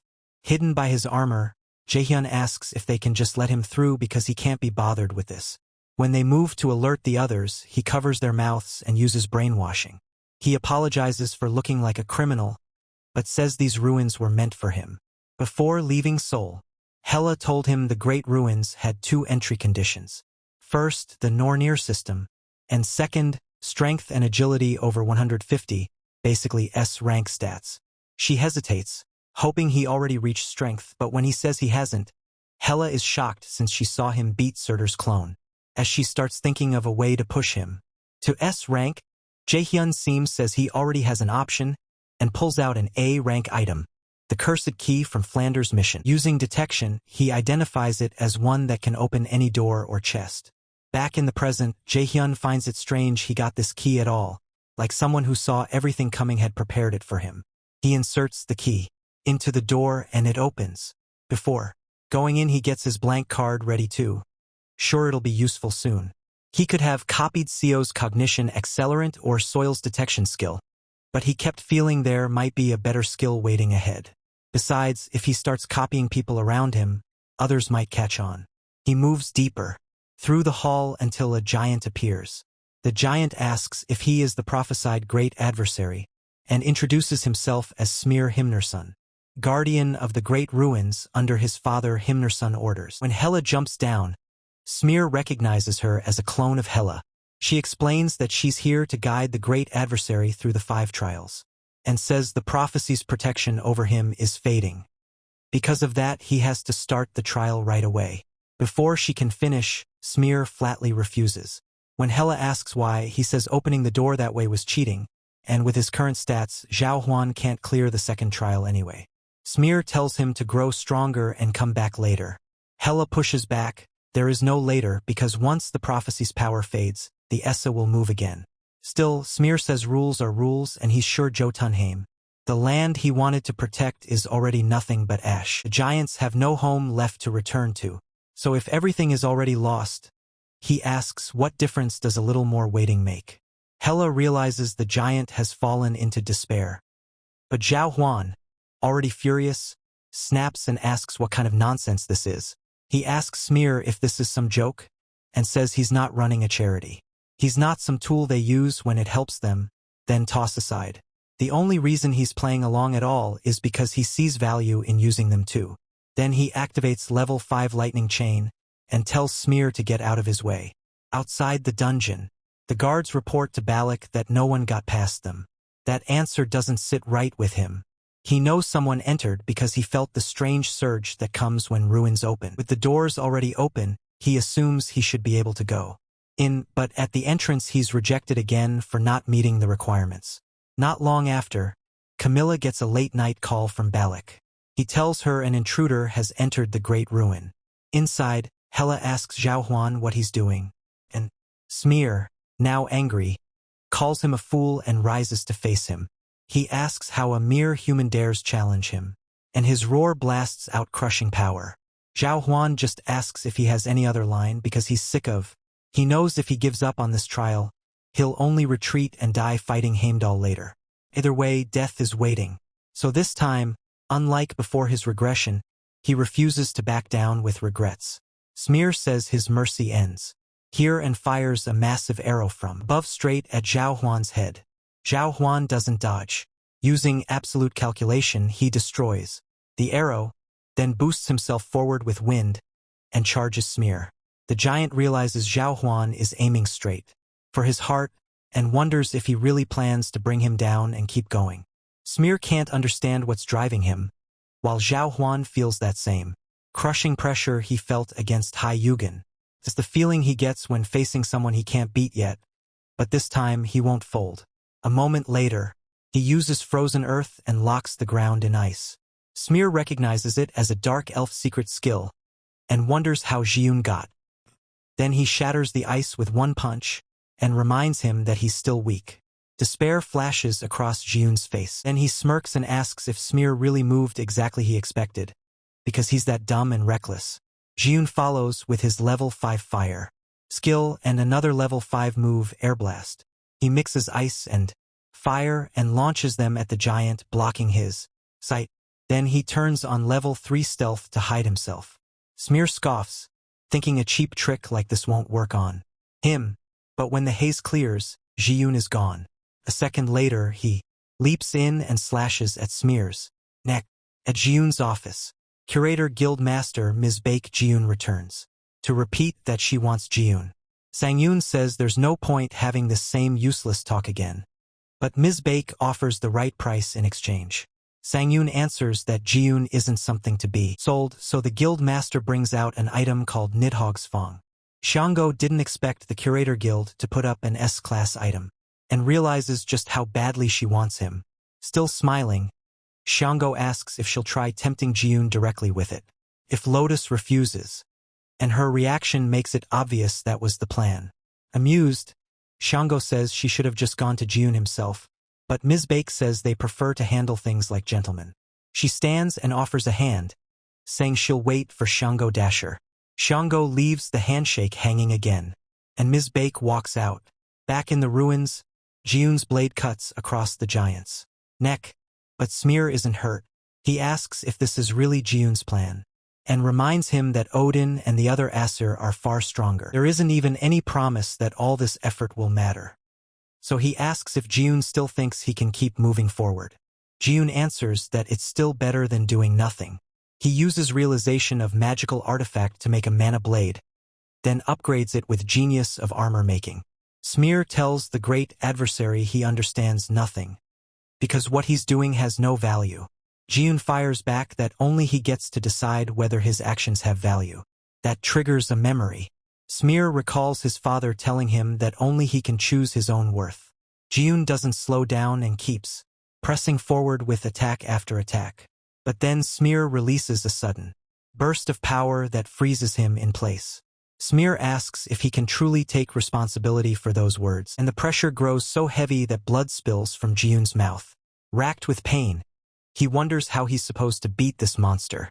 Then the pressure suddenly vanishes. Smear reminds him that he claimed to decide the value of his own actions, but says words like that are only allowed to those with power. Even so, he'll give Jiyun one chance to prove he's worthy. And Hela watches from the side in silence. After thinking it over, Jiyun makes an offer. He'll withstand Smear's ultimate attack just once. Hela jumps out in shock and asks what he's saying. She reminds him Smear has divinity and his human body can't handle. But Smear accepts. He summons a spear to judge whether Jiyun deserves those words, and whether he can resist a great fate. Hela tries to stop him, but Smear ignores her and hurls the spear straight at Jiyun. Jiyun doesn't move. The spear's power shakes the whole ruin and tears open a huge crater where it lands. When the smoke clears, Jiyun is still alive. He asks Smear if that settles. He survived by using shadow synchronization, and the system says the skill will now activate with a permanent 20% chance. Smear stares for a moment, then slowly smiles. He lets Jiyun pass, while Hela can only stand there speechless, wondering what kind of human he is. Jiyun heads deeper inside. Smear tells him these ruins hold 3 wisdom trials. When Smear asks if he's scared, Jiyun admits that he is. Smear says that's a good thing. As he heads inside, Hela asks how he survived that attack. And Ji-yoon says he honestly doesn't know. Deeper in, two women greet them and introduce themselves as the Norn keepers of the first wisdom trial. Hela warns that she can't help him past this point and tells him to stay sharp. The women explain that one is an angel and the other a demon. The angel always tells the truth and the demon always lies. One gate leads to heaven and the other leads to hell. Either path will take him to the next trial, but the hell gate means the undead will keep attacking him. After that, they tell Ji-yoon he gets only one question, so he needs to use it well. Ji-yoon quickly realizes this is that famous logic puzzle, though he's more interested in the fact that both paths still move him forward. When he gets ready to ask, the Norn says there's no need to rush, he has plenty of time. Ji-yoon says he doesn't need much time for this. Pointing at one of them, he asks which realm her gate leads to. He knows this puzzle is angel and demon, and he already knows the usual trick to solve it. Ask where they live and both will point to heaven. The angel truthfully, the demon with a lie. The woman he chose steps to the gate beside her and says it's hers. Then she asks if that's the gate he'll take. Ji-yoon says no, he's taking the other one. Once he makes his choice, Hela stares in shock and follows him. She asks if he's crazy and why he'd choose the gate to hell on purpose. But Ji-yoon just says hard work is easier when you're young. Then he reveals the real reason. They said the undead would come after him there, and Hela immediately realizes he has another motive. As the undead start appearing, Ji-yoon activates sacrifice and changes it into the attack skill Judgment of Light. He burns the undead down and keeps gaining levels. To him, all that free experience is the real heaven. Hela can only watch with a tired look, calling him a terrible human, and wondering if he's actually the demon here. Back with the Norn sisters, they admit Ji-yoon made the dumbest and wisest choice, just like Mimir predicted. Later Ji-yoon finishes the path, and a portal carries him to the next area. He's actually disappointed the last trial ended so soon because it was such a good chance to farm levels. In the second room, there's a strange magic setup on the floor, and Ji-yoon guesses the test is about finding a way out. A voice suddenly confirms it, revealing itself as the gatekeeper of the second trial. Hela knows the voice and wonders why he's here, but the speaker asks her to let him introduce himself first. He says he's Mimir, the one who built the Nornir system and shaped Ji-yoon's fate. Long ago, Loki came to him for advice on raising the last hope, the one meant to oppose the prophecy, and on escaping Odin's eye. Mimir's answer was the Nornir system. Shocked to meet the one behind it, Ji-yoon asks why he didn't explain all this from the beginning. Mimir says the contract with the Asur and the system used by all awakened made that impossible. He and Hela talk for a bit about how they can't promise the great adversary will survive if the war starts sooner than expected. In the end, Mimir says he stayed out of it to see if Ji-yoon was truly worthy. Before now, there were simply too many eyes watching him. Inside the great ruins, though, they can finally speak freely. Ji-yoon then asks something that's been bothering him. If fate already chose him as the great enemy, then his own will shouldn't matter. So why, right before he died in his past life, did Mimir ask how he felt when he was at his lowest? Elsewhere, Yu-young and Aina wonder what Ji-yoon is doing overseas that keeps him from replying. While talking about him, Yu-young blurts out that she just wants to be with him but stops herself halfway. Embarrassed, she quickly says she only meant she's the only one who can deal with him. Not long after, Ji-yoon talks about going to Milla's academy soon and says she's already checked the dorm room sizes. Poison then honestly asks what she'll do if she fails the entrance exam.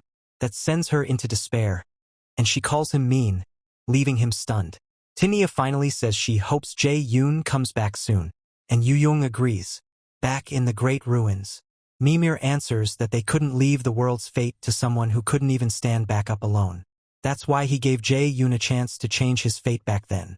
Ji-yoon says he still has a lot more questions, but figures Mimir can't answer them all. Mimir then offers a hint toward the truth if he clears this trial. For the second test, he must place one object from the room on the altar. But there are two things to remember. This trial is about gaining wisdom, and he only gets one try. Ji-yoon nearly loses it at the thought of searching through everything. And Mimir points out that he knows what he's thinking through the Nornir system. Then Mimir gives him two hints. First, Ji-yoon already has this altar offers. Second, he arrived at the ruins 2 days earlier than planned, because today is Monday. That only leaves Jae-yoon more confused, but Mimir says that's all the help he'll get and tells him to prove his wisdom. Then he adds one last rule. Fail this trial and he dies here. Annoyed, Jae-yoon curses Mimir in his head, knowing full well he can hear it. That only makes Mimir laugh. He gives Jae-yoon 1 hour, and an hourglass appears. Jae-yoon thinks over the hint that he already has the wisdom and the part about Wednesday. Since neither seems to fit, he calms himself and goes back to the start. First, he uses mana detection to inspect the objects in the room, but none of them stand out. He keeps turning over the same clues in his head. The wisdom he already has, and Wednesday, as the sand keeps falling. At last, he decides only one answer makes sense. He creates a spear, and the Nornir system asks what he'll offer to the altar. Xiao Bei-yoon chooses himself. The system reminds him he has only one chance, and asks if he's sure. He answers with a cheerful yes.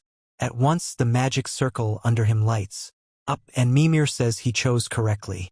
Xiao Bei-yoon figured out that the wisdom he already possesses meant his rune knowledge, gained from Odin's lost eye. Then came the clue about Wednesday, Woden's day, and Woden is another name for Odin. Odin was said to sacrifice himself to gain knowledge of life and death. So if this trial followed that story, the offering had to be himself. Mimir then asks if Xiao Bei-yoon understands what that choice really means. Xiao Bei-yoon says he knows. Odin was hung upside down on Yggdrasil and pierced by a spear for 9 days. Then he says he's the kind of person who'll risk his life to get what he wants. With that, he takes off his armor and drives the spear into himself, even as Hela begs him to stop. As the blade goes through his stomach, he asks Mimir if this is what he wanted. Xiao Bei-yoon understands that offering yourself means truly facing death. To speed things up, he uses realization of magical artifact to make another spear and stabs himself again. Hela desperately tells him to stop, but Xiao Bei-yoon makes yet another spear, and just before he can use it, Mimir tells him that's enough and drops him back onto the magic circle. Mimir says Xiao Bei-yoon has changed a lot and no longer needs his guidance. Xiao Bei-yoon is shocked to find his wounds gone, and Mimir says the test is finished. He proved himself better than expected. Keeping his promise, Mimir gives him 3 words that will become a sentence and lead him to the truth. Xiao Bei-yoon complains that this is still too indirect, but Mimir says he has to speak this way to avoid the Asur god's gaze. Mimir adds that even Hela doesn't know what he's about to reveal, which surprises her. The 3 words are Raider, Eye, and Shinier. Xiao Bei-yoon can't make sense of them and wonders what they're supposed to mean. Mimir gives one final hint: doubt the system. He believes that's how Jae-yoon will reach the truth. After Mimir disappears, Xiao Bei-yoon goes over his words again. At first, all 3 seem tied to him. Raider is his class. The eye could mean Odin's lost eye, and his present life is definitely better than his past. But that still doesn't explain why Mimir chose the word shinier or why he told him to doubt the system.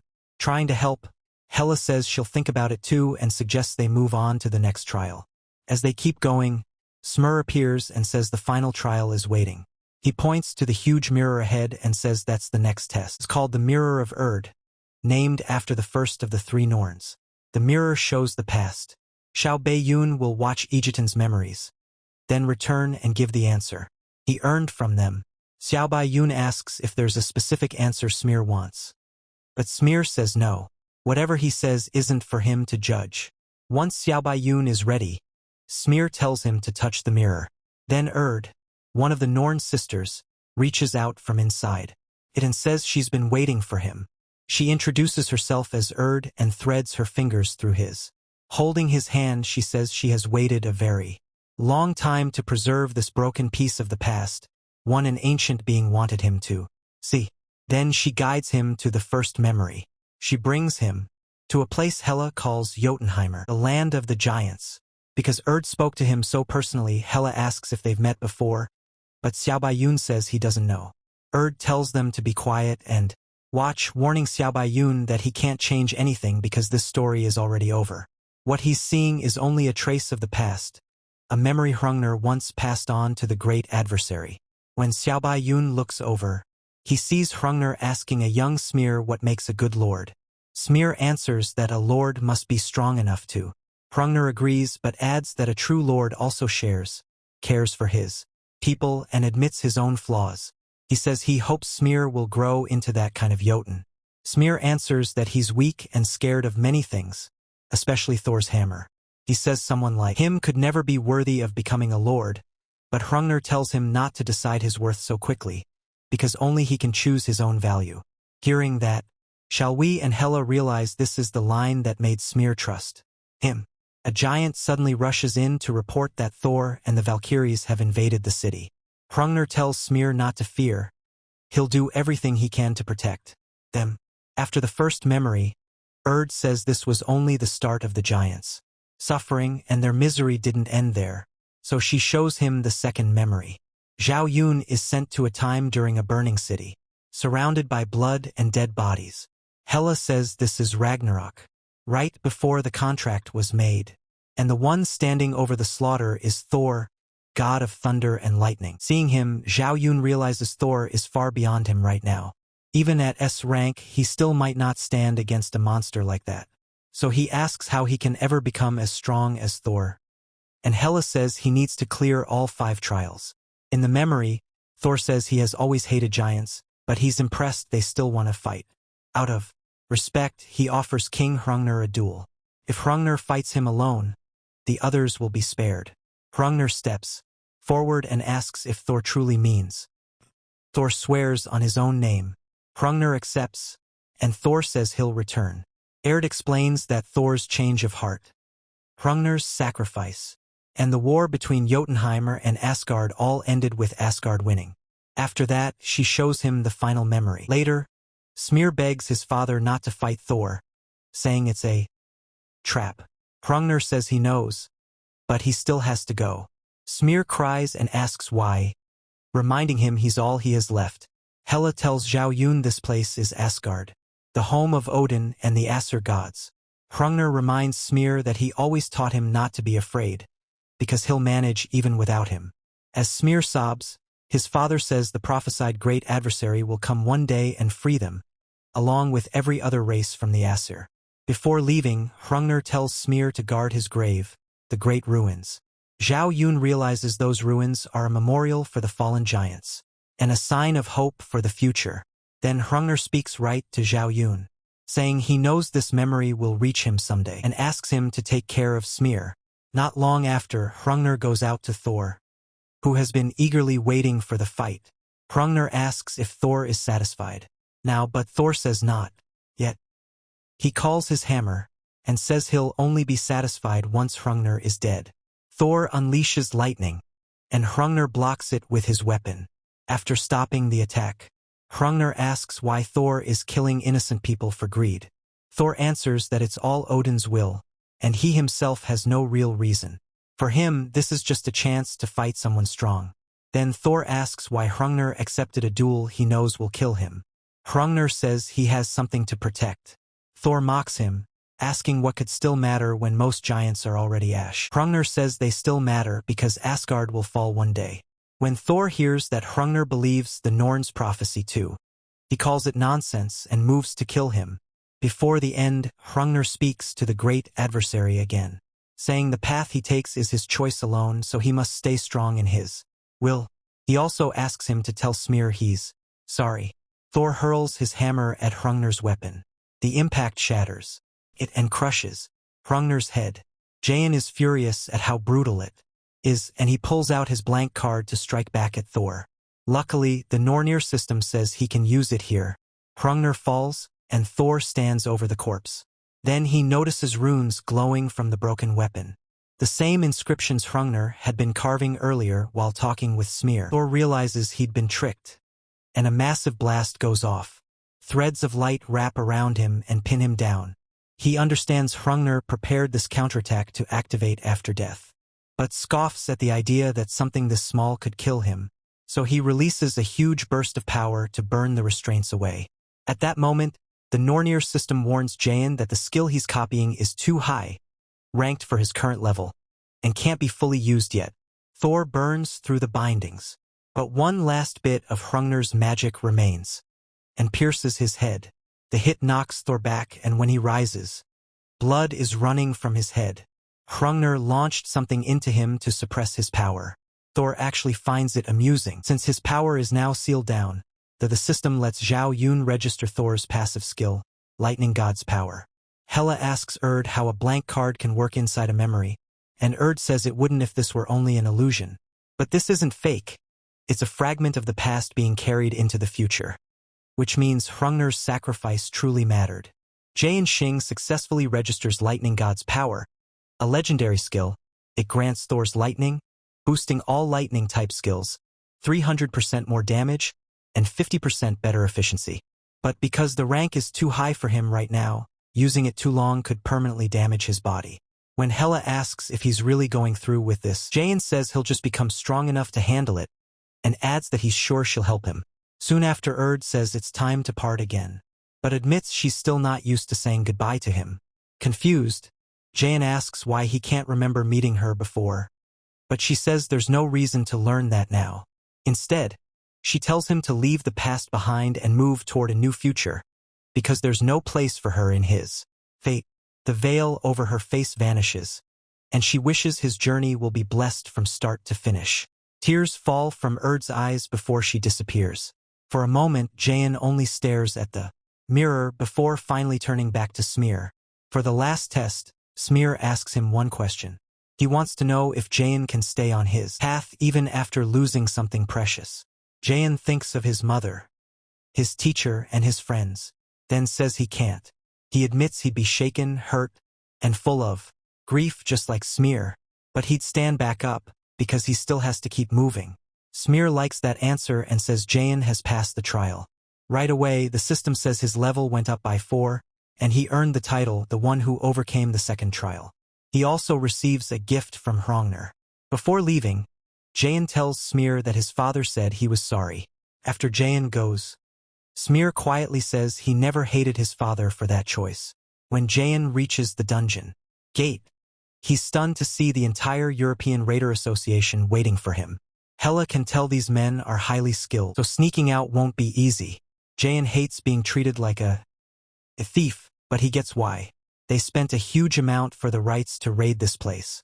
Knowing he can't fight to S ranks at once with his current skills, he asks Hela to handle things while he buys time. Hela says she'll give him a signal, so he just needs to keep them busy until then. Jae finally steps outside, in his armor, and Balak comes forward to face him. Balak asks if he cleared the dungeon. Jae coolly asks what happens if he did. That sets Balak off, and he points his spear at Jae's neck. He's sure this intruder finished the raid because the ancient ruins no longer give off any mana. What he can't figure out is how Jae pulled it off. Jae notices Balak is carrying the real Bamung, the original S-rank Dragonslayer sword.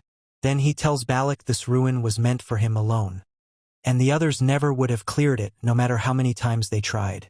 Balak bristles and asks if he's calling them unworthy. Jae says maybe they are. After all, Balak couldn't even enter because he failed the worthiness test.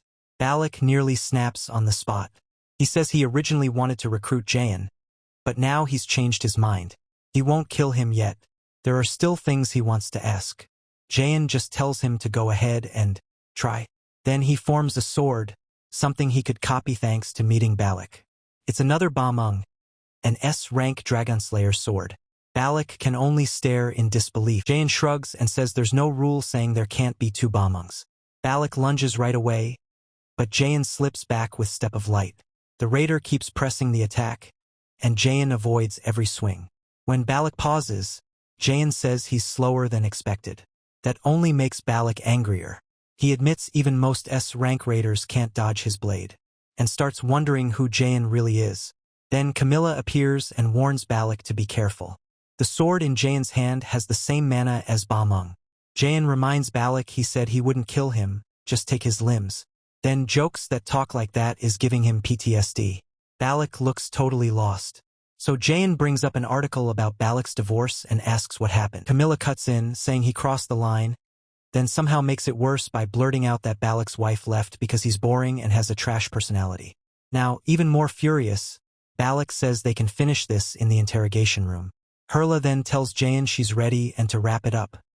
He asks for one more second, which annoys her even more. Still, he wants to enjoy this rare chance to fight an S rank raider. So he activates Overdrive and puts on the incomplete B rank Ring of Transcendence, boosting his mana for a burst of stronger magic. As soon as it kicks in, the system warns that he won't be able to use mana for a while afterward. Camilla feels the sudden change in his mana and immediately tells Balak to fall back. Balak throws up a barrier as Jain releases a mana shockwave, but the force still smashes straight through. Even they can't believe it. Jain remembers how absurdly strong Thor looked in Hrungnir's memories, and figures Heimdall must be on that same level, if he wants to catch up fast. He knows he has to keep fighting people stronger than him. Balak swings again, but Jain dodges cleanly. Then the two clash head-on. Their bombungs collide and blast out a violent shockwave that sends Balak flying into the air. A stunned Camilla catches him with magic, wondering how this intruder just overwhelmed a leader of the European Union. Balak crashes down unconscious, blood pouring from his mouth. Seeing that, Camilla decides she can't let a monster like Ju-1 roam free. As Ju-1 turns to leave, she stops him and asks if he really thinks she'd let him escape. She activates Hellfire and Windchaser, unleashing a massive wave of dark energy. At the same time, the Nornseer system tells Ju-1 his mana is now restricted as Overdrive's penalty. Once Hellfire realizes he can't fight back anymore, she decides he's had enough fun and pulls them out. Camilla senses his mana vanish before her attack can land, and thinks about chasing him. But Barluk, already back on his feet, tells her to stop. It's too dangerous. He says they should return to the main base, and Camilla is surprised since he hates contacting them. Noticing he's acting strange, she asks if something happened. Barluk says the intruder could have killed him, but chose not to. After hearing that, Camilla agrees to contact the main base. Left alone, Barluk thinks that even if he doesn't know Ju-1's name, they'll meet again, and next time he won't lose. Meanwhile, Hela scolds Ju-1 for being reckless. He just laughs and says it's time to go home. The next day, after landing at the airport, Ju-1 gets a call from INTA. She wants to know if he's picked a circle yet. Circles are a big part of every Raider Academy. Basically, club groups run mostly by older students who recruit first years. They usually take requests from public groups, which lets the academy earn fees while students make money and build connections. It's also a way to get field experience before joining a guild. Still, Ju-1 thinks it only matters if the circle helps you get into a strong guild. Before his regression, he joined a weak one and was pretty much treated like a slave. This time, he already planned to join the same circle as his friends. But for fun, he tells INNA he hasn't decided and will look around first. INNA says they're all talking about joining one together, and asks if he wants in while the others listen nearby. Xiaobei Yunqing says he'd rather choose for himself. After a short silence, Yunqing grabs the phone and angrily asks if he's really going to ditch them and join a circle alone. He points out that he never promised to join theirs, but Yunqing insists a team stays a team. Ju-1 teases that maybe she just wants his first-place benefits, but she says she doesn't care about that. In the end, he agrees to join them on one condition, but says he'll tell them what it is after he gets back. After the call, Xiaobei Yun realizes circle signups mean something. From his past life is getting close. During that time, the school usually holds an outdoor camp in a lockdown part of Tegu. Mila's academy only sits in one section of the closed area, and monsters still fill the land outside. That's why the academy runs this camp every year to cut down the monster numbers. Xiaobei Yun takes a portal back and returns to his apartment. While talking with Hela, she suggests checking the gift Hrungnir left him. Then she suddenly freezes when Xiaobei Yun asks what's wrong. She reminds him she only bought time by tying Heimdall down, and now she can feel that he's broken free. Elsewhere, Heimdall tears through space and crawls into a restricted zone. He's irritated that a clone managed to humiliate him. After looking around, he realizes the place is sealed off, and guesses Hela was trying to keep him away from humans. That already has him annoyed, and then a monster spots him and drops in, ready to eat him. Heimdall doesn't even bother turning around. Seeing no resistance, the monster leans in to swallow him whole. The moment its jaws cover his head, Heimdall clenches his fist and blasts its head apart with a burst of energy. After that, he decides to have some fun by meeting Xiaobei and testing him. Hela groans when she realizes Heimdall is heading for the sealed area near Mila Cutterpupicotimi. From Xiaobei face, she can tell he knows why. He explains that's exactly where the students will be camping. Now Hela understands what Heimdall is after, and she gets worried. Heimdall can read the near future, so Xiaobei realizes his friends may get dragged into this. He expected that possibility, but it still bothers him. So he decides to get ready for a direct fight with Heimdall, and checks Rungner's gift to see what it can do for him. When Xiaobei opens it, he finds an S+ consumable called Giant's Blood. It holds both power and wisdom, raising his strength and wisdom stats. But he can only use it after meeting the minimum requirements. That makes him think this is why entering the Great Ruins required S-rank status. To use it, both his strength and wisdom need to be over 150, meaning he has to reach S-rank first. He also gets a passive skill, Rungner's Rage, an extraordinary rank ability that doubles all damage dealt to Asur gods and Valkyries. Hela proudly says this is exactly why she kept telling him to hurry through the second trial.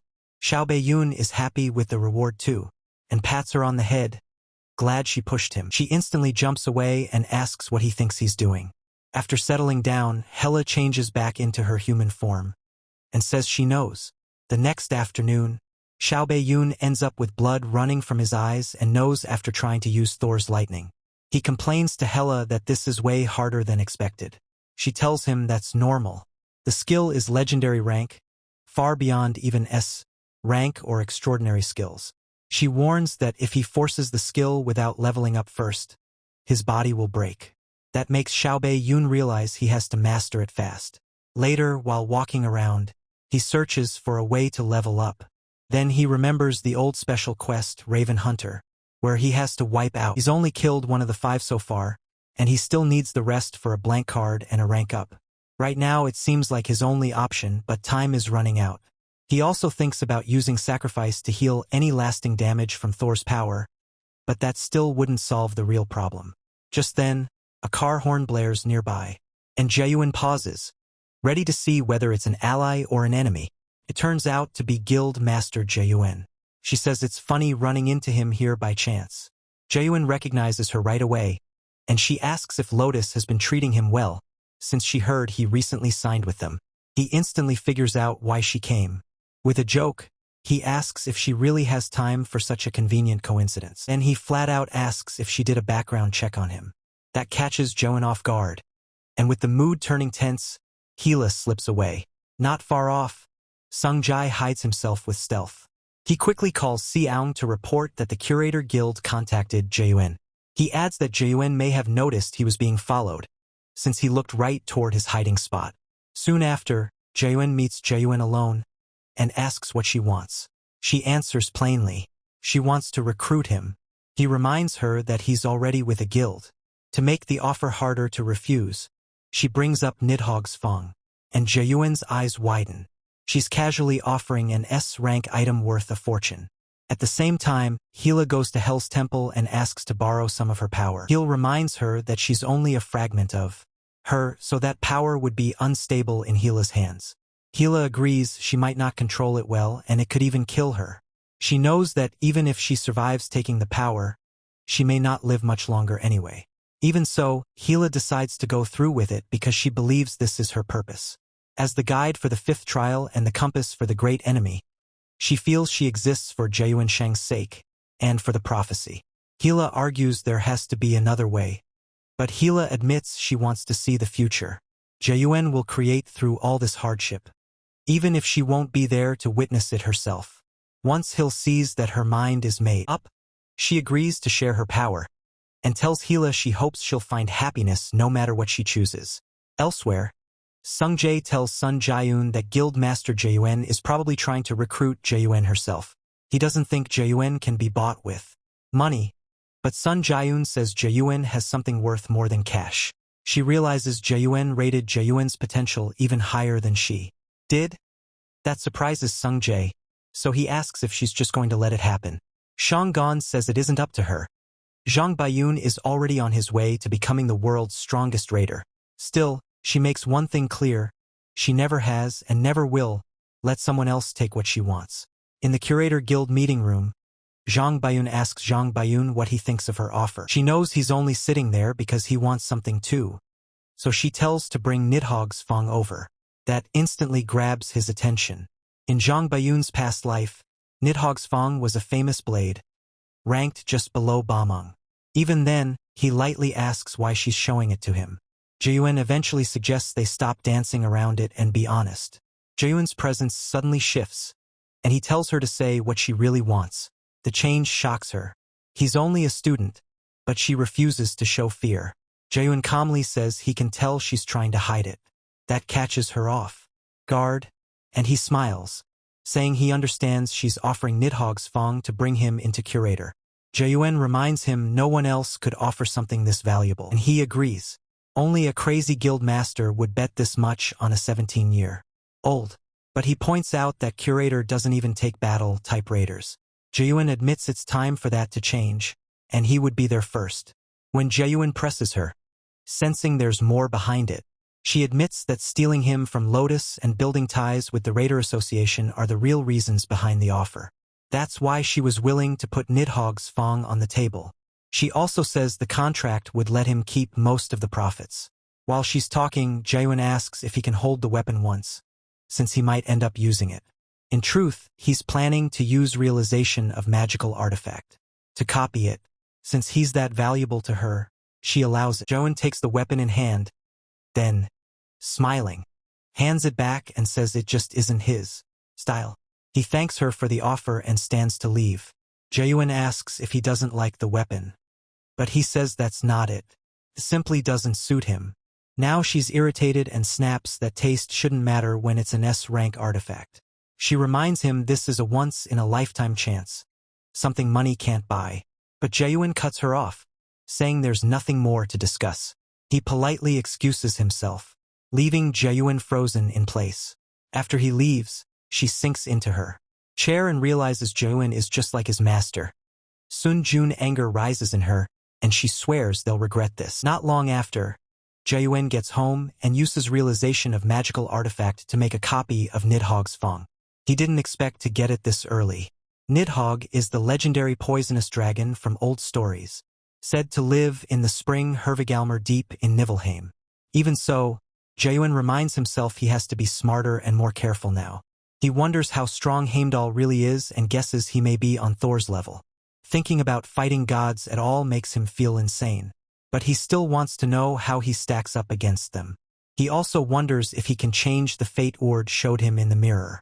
Later, in Mills Academy's executive conference room, the top students gather for a meeting. A woman watching nearby is shocked by how strong their auras are, almost like veteran raiders. What surprises her even more is that they're all here to recruit one person, Min Jayuan. Jiang Yuan, leader of the Academy's top circle guardian, says he's theirs, so everyone else should give up. Another leader fires back that it should be their turn, since Guardian already took the best students last year. She also points to the rule that mages and martial artists stay in their own lanes, meaning Jayuan should come to them. The woman excitedly snaps photos and identifies the speaker as Han Ji-en, leader of Xiongong, a circle named after Yudon Xiongong. Then another guy tells Ji-en to quit the nonsense, saying the media already labeled Jayuan a battle mage, so a mage circle recruiting him makes no sense. Still taking pictures, the woman notes that the speaker is Ganju Hube, leader of the second-ranked circle, Garam. Jayuan repeats that Jayuan fits Guardian perfectly, because he's warrior type 2, but Jayuan calls that garbage to settle. Jayuan suggests they let Jayuan decide after hearing the best offers. Xiaobei scoffs and calls her stupid, saying she's forgotten why they're really here. She shoots back that he's all muscle and no brain, and the room erupts into arguing. Circles are heavily watched by the public, and guilds monitor them closely to scout promising students. Because of that, the circle leaders have tried to keep a balance between them, but the woman with the camera thinks Xiaobei could destroy that balance completely. As the argument continues, the fourth leader suggests that everyone make their offers to Xiaobei, and if he accepts one, the others get informed in advance. But whichever circle gets him can't take any of his friends, and it also has to give up at least 2 academy events. The woman hurriedly photographs the speaker, Choi Ji-yoon, leader of Third Eye, the least known circle there, even though she built it up herself.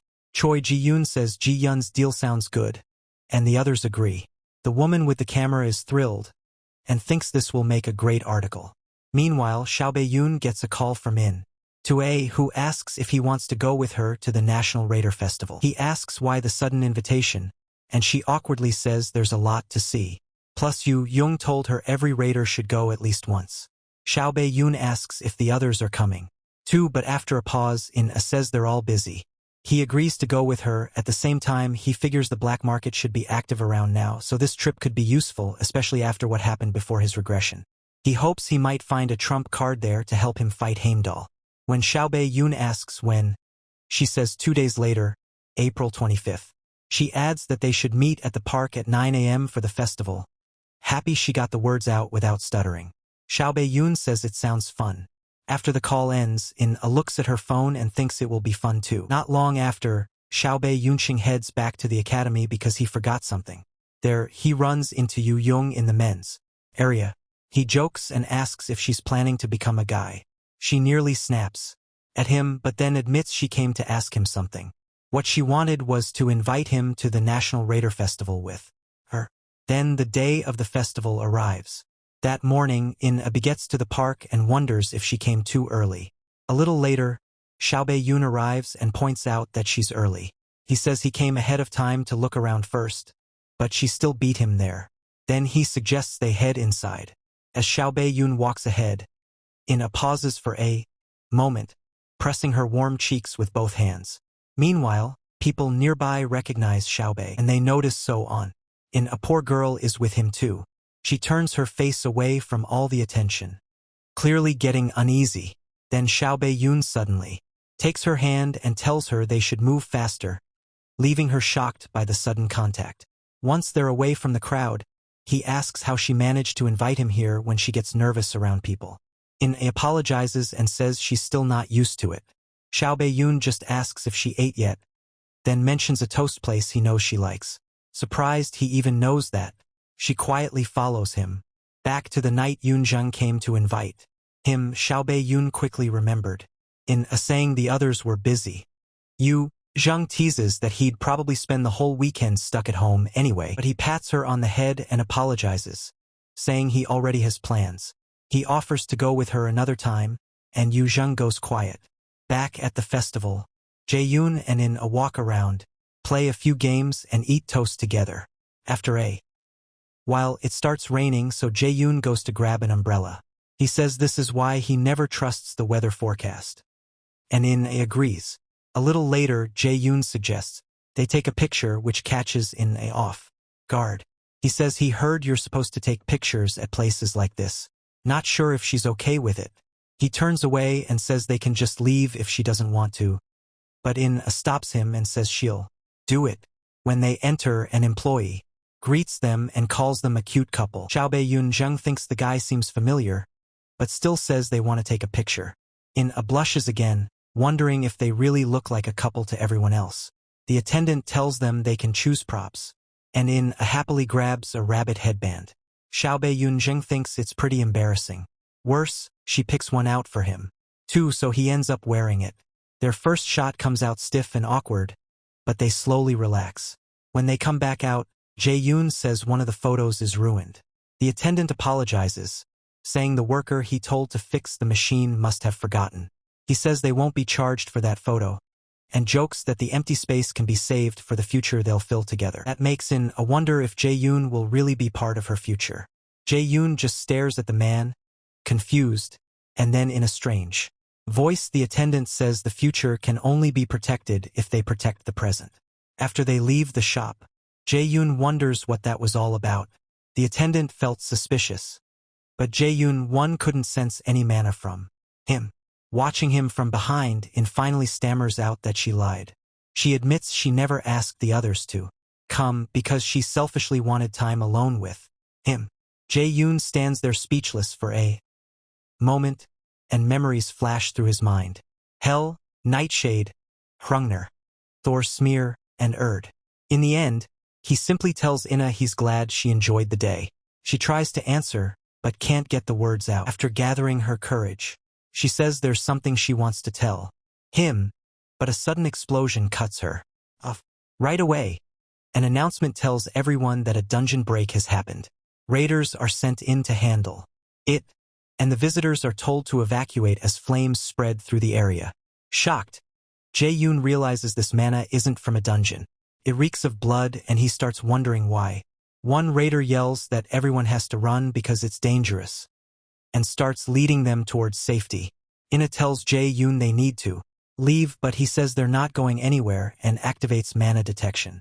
He tells her they'd probably die either way because the one directing everyone is the real problem. That guide suddenly laughs, impressed Jae-yoon figured it out so fast. He asks if Jae-yoon is the great enemy, and Jae-yoon instantly tells Ina to run. Before she can answer, the man appears right in front of her and throws a lightning-fast punch. Even so, Jae-yoon closes the gap with super speed and catches his arm. He demands to know what the man is. The stranger mocks him, saying the Asur's great enemy isn't all that impressive. But Jae-yoon asks again, then blasts him with mana, hard enough to force him back. The man introduces himself as one of Odin's 5 ravens, and says he was never given a name. But Odin surely will, once he offers up Jae-yoon. Jae-yoon gets irritated, realizing this bastard is like the one who pretended to be his father. When Ina calls out to him, Jae-yoon says she probably can't escape now, so she needs to stay behind him. The raven notices Ina matters to Jae-yoon and promises to make him despair by tearing her apart. Jae-yoon activates realization of magical artifact and says it's a shame the one getting torn apart will be him instead. He recreates the Dragon Slayer sword, Ba-mung, and the two charge at each other. Just before impact, the raven sneers that a flashy sword won't help him, and their clash explodes with force. Jae-yoon pauses briefly and thanks her for the stone. He reminds himself to stay calm. The raven wants him angry and careless, so instead he forces himself to think clearly. He starts searching for the raven's weakness and a way out of this mess, but the raven lunges before he can finish. Jae-yoon fires his lightning chains, but the raven's chain knocks them away. Then the raven pulls a dagger hidden in his sleeve and uses it to fend off the chains. He keeps pushing through and jumps at Jae-yoon with the dagger ready. Jae-yoon judges that their mana levels are about the same, but he also can't move too far from Ina, or she could be in danger. So he steps onto one of his lightning chains and rides it through the air straight at the raven.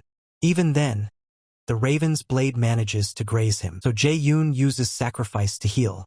He realizes the raven is so fast that even steps of light won't let him catch up easily. The raven admits he heard Jae-yoon had plenty of tricks, but says even Heimdall was right. Jae-yoon really could become a threat to the gods. Then he declares he'll kill him here. Jae-yoon knows that's a bluff because the Asur can't kill him yet while the prophecy still protects him. That means he can use the prophecy to his advantage. Sword in hand, Jae-yoon rushes forward again, and the raven mocks the attack as too simple. He expects the long sword to slow Jae-yoon down, so he braces with his chains. But Jae-yoon doesn't strike with the sword, and attacks with his free hand instead. The blow cracks the raven's mask and sends him stumbling back. Furious that a human dared hit him, he charges in to counter, but Jae-yoon catches the dagger with Ba-mung. After making some space, Jae-yoon uses realization of magical artifact again and recreates Nithog's Fong. He didn't want his first time using it to be now, but he has no choice. The raven is shocked. He was never told Jae-yoon used a dagger, especially one with that kind of aura. Jae-yoon wonders why the weapon shook him so badly, then notices the raven's guard has dropped. He activates lightning chains, binds the raven's hand, and stops him from using his own chains. Then, with steps of light, Jae-yoon rushes in and lands several dagger strikes. Nithog's Fong soon activates, poisoning the enemy, which pleases Jae-yoon. The raven finally tears free of the chains and rages that Jae-yoon can wield Nithog's power. He charges again, but Jae-yoon fires more lightning chains, and the raven blocks them with his own. Still, the raven starts slowing down. Jang Bi-yoon points out that the poison is making it harder for him to move and says the fight has turned around. Even so, the raven swears he'll drag Jang Bi-yoon down with him, but Jang Bi-yoon reminds him he can't kill him anyway. The raven says he never claimed he would. Then he rushes past Jang Bi-yoon and heads straight for Inna. Right before he reaches her, Inna throws up a mana barrier. The raven tears through it without trouble. Her defense is gone, and she freezes as the dagger comes flying in. The blast erupts the moment it hits. Then the Nornir system tells Jang Bi-yoon he has defeated Odin's raven. He also gets one step closer to the special quest of destroying all of Odin's ravens, and levels up. 2. Panting hard, Jang Bi-yoon sees Inna come out of the smoke and run to him. He realizes he's burning too much mana and collapses into her arms.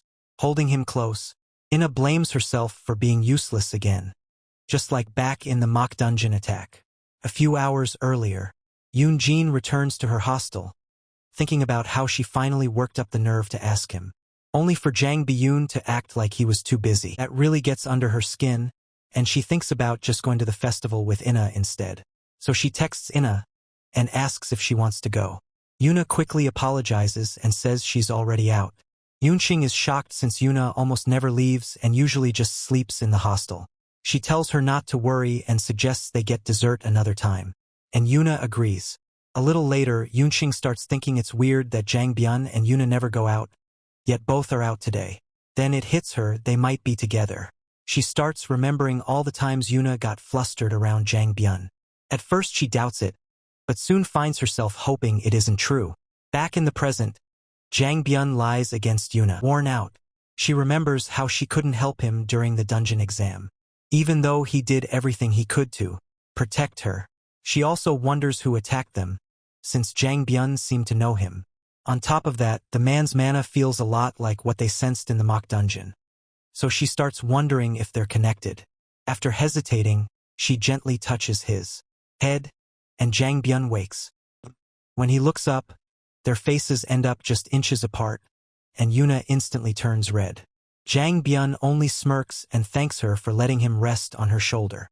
After a brief silence, he says he thinks he knows what she was about to tell him before they got interrupted. He admits he could be wrong, but asks her to listen because there's something he needs to say. Before he can finish, Yuna presses a finger to his lips and begs him not to say anything yet. She isn't ready to hear his answer. Whatever it is, she needs more time, and says she can wait until he's done with what he has to do. Tears stream down her face as she asks to talk about it later. Jang Bi-yoon doesn't look pleased, but he reaches up and wipes her tears away. Later, Jang Bi-yoon trains against a pack of ogres. He dodges their blows and lashes out with lightning chains. Even while fighting, he keeps wondering why he couldn't answer Yuna. He already knew how she felt, so why did he react like that? He also knows giving her false hope would only hurt her more, because his mind is elsewhere. One ogre gets an opening and tries to crush his head. Jae-yoon slips away, and the Nornir system announces his level has risen from quest progress. As he blows the ogre back with wind magic, the system says he can now sense the wall that has been holding him back. He has no idea what that means, and Helheim appears beside him, saying he'll understand soon. She steps closer and tells him he can do. Jae-yoon jokes, asking why she's suddenly being so nice, which makes him wonder if she's about to leave for good. He says he won't fall for that, and she acts unfazed. But inside, Helheim hopes he won't value her existence in the future, because she knows what's coming. Later, Yoon comes to see him. He introduces himself as the leader of the Guardian Circle, and Jae-yoon recognizes the name. Guardian is the strongest martial arts circle in the academy. He's impressed Yoon leads it, but still thinks the guy is weak. Yoon starts offering him a spot in Guardian, but Jae-yoon cuts, in saying he can't just poach Jae-yoon because he's joining her circle. Then Jae-yoon Wub shows up and says that's nonsense. The Garam circle is taking him. Jae-yoon finally tells them to stop since everyone is staring. Before he can say more, Jae-yoon steps in and introduces herself as the leader of Third Eye, one of the Academy's top circles. Jae-yoon is surprised. In his past life, he knew the others by name but not her. Jae-yoon says she isn't here to recruit him. She only wanted to introduce herself. Jae-yoon tells her she picked a terrible time for that. Strangely, she says meeting him alone would have been dangerous. A moment later, the top students start bickering again, and Jae-yoon tells them plainly he has no plan to join any of their circles. Hae still is stunned and asks what he'll do. He points out that even as Yoon Shin's disciple, A raider without circle experience starts at a very low rank. Jae-yoon clears it up. He never said he wouldn't join a circle. Now irritated, Jae-yoon grabs his shirt and demands an explanation. But Jae-yoon releases a heavy aura and warns him they'd both be better off if he didn't cross that line. Startled, Jae-yoon grabs "Let's go," and Jae-yoon declares he's making his own circle. Later, the circle leaders meet again, and Jae-yoon grabs says Jae-yoon must be crazy. A first year starting a circle makes no sense. As Jae-yoon agrees it's hard to understand, but admits the academy has no rule against it. Still, in real life it's nearly impossible. Because running a circle takes a lot, and without help from seniors or a teacher, it usually fails. The problem is, Jae-yoon might actually pull it off. Since the key things are connections, influence inside the academy, and money. Looking at Jae-yoon's friends, strong, popular, and talented, the top students realize he never really needed them. Jae-yoon groans that this is going to get ugly. And Yoon says they need a new plan. If Jae-yoon can shake the whole academy just with his friends, then they should focus on surviving, and he offers his circle support.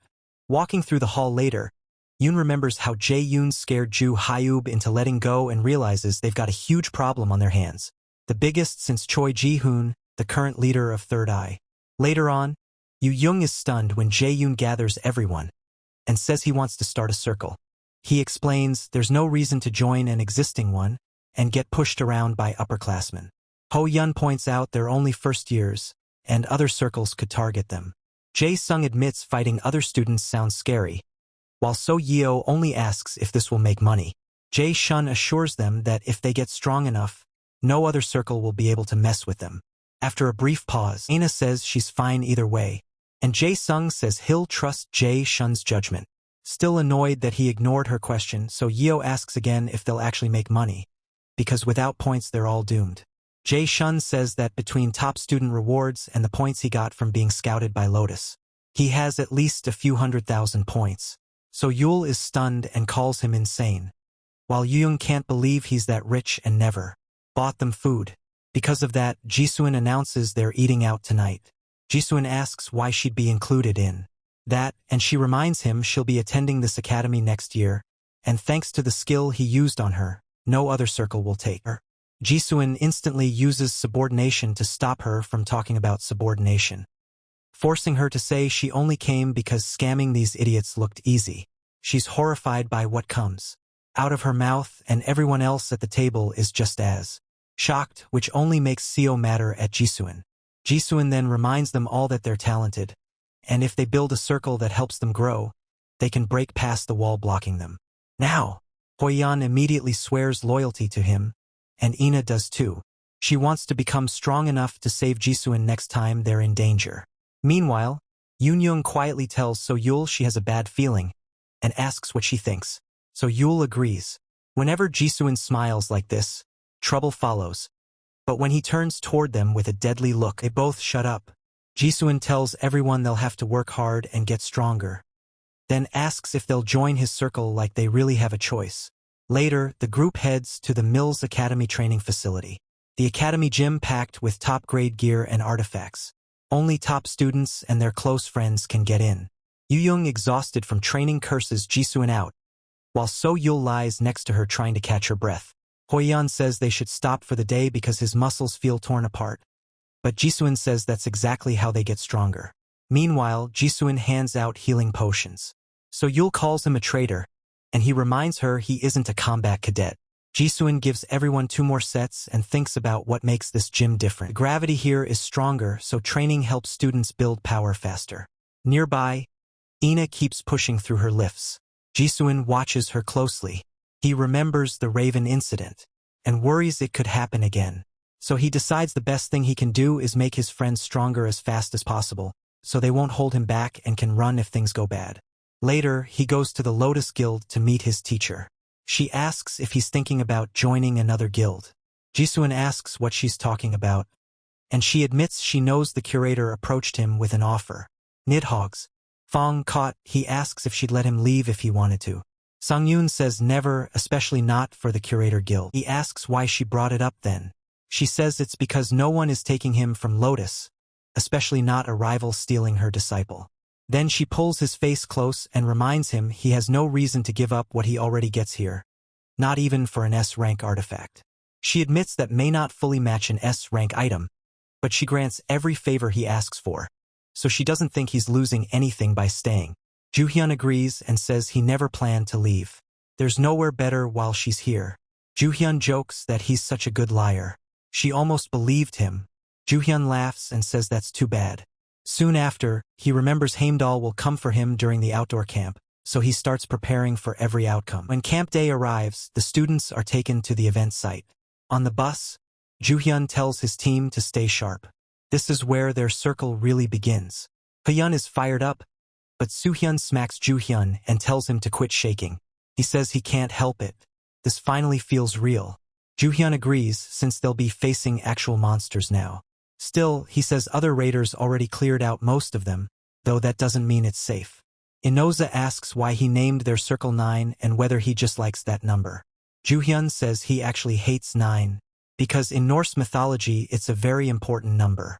That's exactly why he chose it, because he hates it the most. That only leaves Ino and Yuyung even more confused. Before long, they arrive at the abandoned city where the camp will take place. Joo-hyun warns them they're not in a safe zone anymore, so everyone needs to stay alert. Deep inside the abandoned city Taegu, Hae-yujin reports to Heimdall that one of the ravens has died. And Heimdall finds that interesting. Later, a program called World Raider Issue brings in guests to talk about what happened at Iceland's Great Ruins. The host introduces Balak and Camilla, the world's first S-rank mage. Balak looks annoyed as always, while Camilla seems happy to be there. She nudges him to behave, since they're representing the European Union, but he says the people staring at them clearly don't respect them. Camilla admits the crowd does look shady, but still tells him not to be so hostile. Balak knows why they're acting like this. Everyone thinks the European Union was behind the ruins robbery, since they had control of the site at the time. The host opens the discussion with the recent theft at Iceland's Great Ruins, and Balak immediately gets irritated. Camilla taps him again, telling him to calm down. The host asks how 2S rank raiders failed to protect the ruins, and why the European Union couldn't clear them. First, when they're supposed to be the strongest in the world. She says those are the questions everyone wants answered. Camilla simply admits they weren't good enough, then stops there. The host presses on, asking what went wrong when they had seemed so sure they would succeed once they got the rights to the ruins. This time, Balak answers. He asks if she's heard about the invader. With a smug look, she says that's the person rumored to have passed the qualification test. The Union failed and then raided the ruins. But she adds that people want the truth. That sets Balak off. He asks if she's calling him a liar, and one look from him is enough to scare her. Camilla cuts in and tells him to stop fooling around. Even so, Balak walks up to the camera and tells the whole world to listen. He says the invader they called Black Robe was so powerful that even he and Camilla together still lost. Instead of tearing them apart over that failure, he tells everyone to focus on the invader, because he's sure that person will show up again. Back at the outdoor event, an instructor tells the students this camp will affect the rest of their lives at Mills. The trip will last a week, and each student has to work with their circle.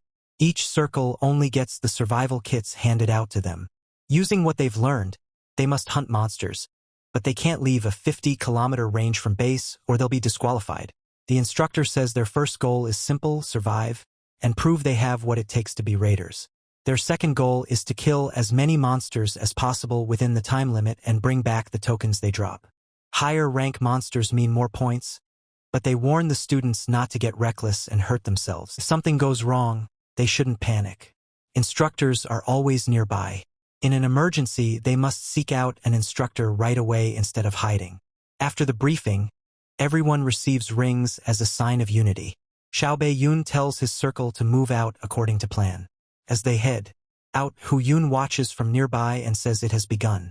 Not long after, they find a solid spot to use as a base, and Zhao Yun says high-rank flying monsters probably won't come there. So Yun complains there could be bugs and says she hates places like this. Jayun tries telling her not to be so hard on bugs, but she snaps that bugs are the absolute worst. They start bickering again, and Jayun quickly hides behind Jayun. Jaeyoon cuts them off and tells everyone to stay focused. They're inside a city that was sealed off after monsters invaded it. Still, Yoon-shing hopes they earn a ton of points so they can buy lots of ice cream and finally go to that restaurant they wanted. She keeps talking about food until she notices Jaeyoon isn't sharing her excitement, and that makes her go quiet. Jaeyoon knows this event won't be that hard for some students, especially for top freshmen like them. But the real danger here isn't the monsters, it's Heimdall. Certain he'll show up. Jaeyoon keeps his guard up. Inna notices he's distracted and asks if he's okay, but he says he's fine. Then Heimdall and asks Inna and Jaeyoon why things feel awkward between them, like they argued before coming here. He even asks if something happened over the weekend, but Inna just stares at him and gives nothing away. A moment later, Sapkyo warns them that people are heading their way, and Jaeyoon jokes it's probably someone coming because of her. Sapkyo agrees and reminds him he promised to take responsibility for her, so he'd better keep that promise. Inna and Yuyung freeze at that line and immediately wonder what she means by him taking responsibility. The idea leaves them both confused. Jaeyoon tells the others to get ready just before Circle Seed jumps them. He expected this since Soil used to belong to Seed, and he had asked her to leave them and join his team. At first Soil argued that they were still rookies, even if Jaeyoon was talented. She said Seed had more members and looked like the better place to earn points. But Jaeyoon told her she was missing the real issue, and asked if anyone in Seed was actually her friend. She said they were more like business partners. Then Jaeyoon pulled out a magic item called a record sphere and played a recording of her own circle, talking behind her back. They said she was bad in a fight and only existed to make their leader look better. Some of them even argued over who would flirt with her first. That recording made Soil furious. Even then she asked Jaeyoon how much he planned to pay her, and he said that would depend on her results. Back in the present, Seed's leader Juxiang asks Jaeyoon if he really thought he could live after stealing one of their members. Jaeyoon fires back, asking if he forgot getting beaten up during the freshman hunt. Juxiang says he was just careless and reminds him he can't beat all of them alone. Jaeyoon forms a ball of lights up the area, and tells Juxiang he isn't by himself. He makes it clear that even if Seed charges together, they still won't beat a single one of his members. Jaeyoon knows Soil is one of the most gifted scouts around, and bringing her in was always going to be risky, but he decided it was worth. After hesitating for a moment, Juxiang tells him that no matter how strong he is, he's still just a rookie. Then he orders his men to kill Jaeyoon, and they rush in with swords. Jaeyoon doesn't even budge. In the next instant, Hoyeon activates Impervious Defense, boosting his toughness and stopping the attackers. Seed's mages fire off flames and lightning right away. Yujin throws up an air shield and blocks the whole attack. Jaeyoon is pleased. His training paid off. Yujin already learned a large area defense spell. The Seed's members are stunned when their magic does nothing. One of them groans that he knew this would happen. He even asks why Juxiang picked a fight with the Lotus Guildmaster's disciple just because this is a new circle. Then Yena asks Jaeyoon if she should wipe them all. He tells her not to hold back. Yena uses Sword of Alphamur and sends the blades flying at them. Terrified, they try to run, but the swords stab them in the back. Juxiang dodges the blades, only to slip on a blue sticky liquid that pins him to the ground. Zhao Beihun praises the mix when he sees the Seed's members can't move at all. He explains he made it by combining slime with paralysis mushroom spores. Even then, Juxiang spits out an insult and calls Zhao Beihun a stuttering fess word. Zhao Beihun coldly tells him to watch his mouth. Then he asks if Juxiang knows how much pain he can suffer before dying. With that, Zhao Beihun stomps on his spine. In the end, he lets the others go and keeps only Juxiang. Juxiang begs his circle to wait for him, but they call him insane and leave him behind. After that, Zhao Beihun tells Soyul he's decided to leave him behind, to make sure Juxiang fails this event. So Yeol calls Juxiang trash. Juxiang still tries to say he did all of this for her, but she shuts him down and reminds him he called her a parasite, who was only useful as a scout. Then she pulls out her knife and cuts him down until he's. Not long after, an instructor arrives and is shocked that 9 circle beats Seed. Juxiang and the ones Imna dropped are lying there unconscious, and the instructor can't understand how a big upper mid-circle lost to a bunch of rookies. Zhao Beihun asks him to keep them alive. They don't deserve to die this soon. Before leaving, the instructor tells him to avoid fighting upperclassmen next time. Once he's gone, Zhao Beihun turns to Su Hyuk and asks why he helped. Earlier, Su Hyuk had warned Zhao Beihun that all of Saintess was coming after them. Zhao Beihun brushed it off, saying Saintess were idiots anyway. That left Su Hyuk walking away, not even sure why he was taking Zhao Beihun's side. Zhao Beiyuan also told him he should probably leave the event since he was alone. So when Su Hyuk stayed nearby and helped, Zhao Beihun admits he didn't expect it from someone he thought only liked fighting. Back in the present, Zhao Beihun asks his name again, and the girls are surprised to hear it's Su Hyuk. He gets annoyed that these idiots still don't remember. Earlier, during a seed meeting, Su Hyuk argued against jumping Min Zhao Beihun, especially since Su Hyuk left by her own choice. He suggested making her a better offer instead. But Juxiang said he wanted Zhao Beihun turned into an obedient junior. That made Su Hyuk wonder when Miles got so political, and why they were trying to beat someone up just because they didn't like him. Thinking it was insane, he decided to quit seed. In the present, Su Hyuk leaves Zhao Beihun's group, but before going, he warns Zhao Beihun to be ready next time. He'll get his revenge. After he's gone, Zhao Beihun says they should get back to work. Su Hyuk protests. They just finished a fight. But when Zhao Beihun starts talking about power and responsibility, she cuts in and asks what she'll get out of it. By the way, Mila's academy picked Titigu even though it's sealed off because they want to take the city back. Zhao Beiyu was where the world's first gate opened, and it was also the first city to fall after Yggdrasil appeared. So this field trip is really training for rebuilding the area. For Zhao Beihun, the Zhao Beiyu disaster is personal. His mother was there too. And he pulls him out of his thoughts and says dinner is ready. She notices he looks troubled and asks if it's about the unique skill he mentioned. He says it's something like that. Zhao Beihun remembers Hela telling him he can't beat Heimdall as he is now. She said he still has a chance if he awakens his unique skill and goes past his limits. A unique skill apparently comes from the user's will. Hela told him to figure out what he truly wants and why he needs that power. He still has no idea what she meant. Insad admits she may not understand either, but she's sure he can do. Since she's trying to help, Zhao Beiyu tells her he'll do his best. Later, somewhere else in the field, Hoi Yen slices down a worm, like monster. Right after that, a bird monster attacks Soil, and she blocks it with her blade. Once she kills it, Yu Zhong says this place feels nothing like Milo's. And he agrees the mana in the air is way heavier here. Even worse than level 10 of the mana room test. They're in what's called a field, an area overrun by monsters because of a gate. So Yu admits she doesn't know what a field is. When Zhao Beiyuan teases her for sleeping through class, she nearly kills him. Zhao Beiyuan explains that a field has lots of mana but isn't fit for humans to live in. Raiders can handle it, but normal people can be harmed by even small exposure. He warns everyone to stay alert. Anything can happen here. Then a huge monster shows up, and Soil asks if he's really going to kill. Zhao Beiyuan says yes, but tells her to focus on her job as scout. She makes him promise to help her run if things go bad because she doesn't want to die young. Zhao Beiyuan just smiles. Soil calls him a jerk for not answering clearly. Zhao Beiyuan says if she's that worried, she can stay back while they search on their own, even if it takes longer and gets them fewer points from weaker monsters. That makes Soil call him master, and say the final call is his.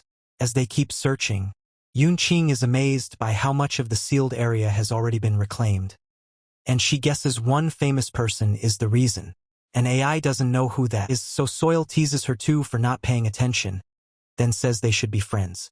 Hoi Dern explains Yun Qing meant the first awakened. Yun Qing. Zhu Yizhen adds that even his father said he couldn't beat Yun Qing.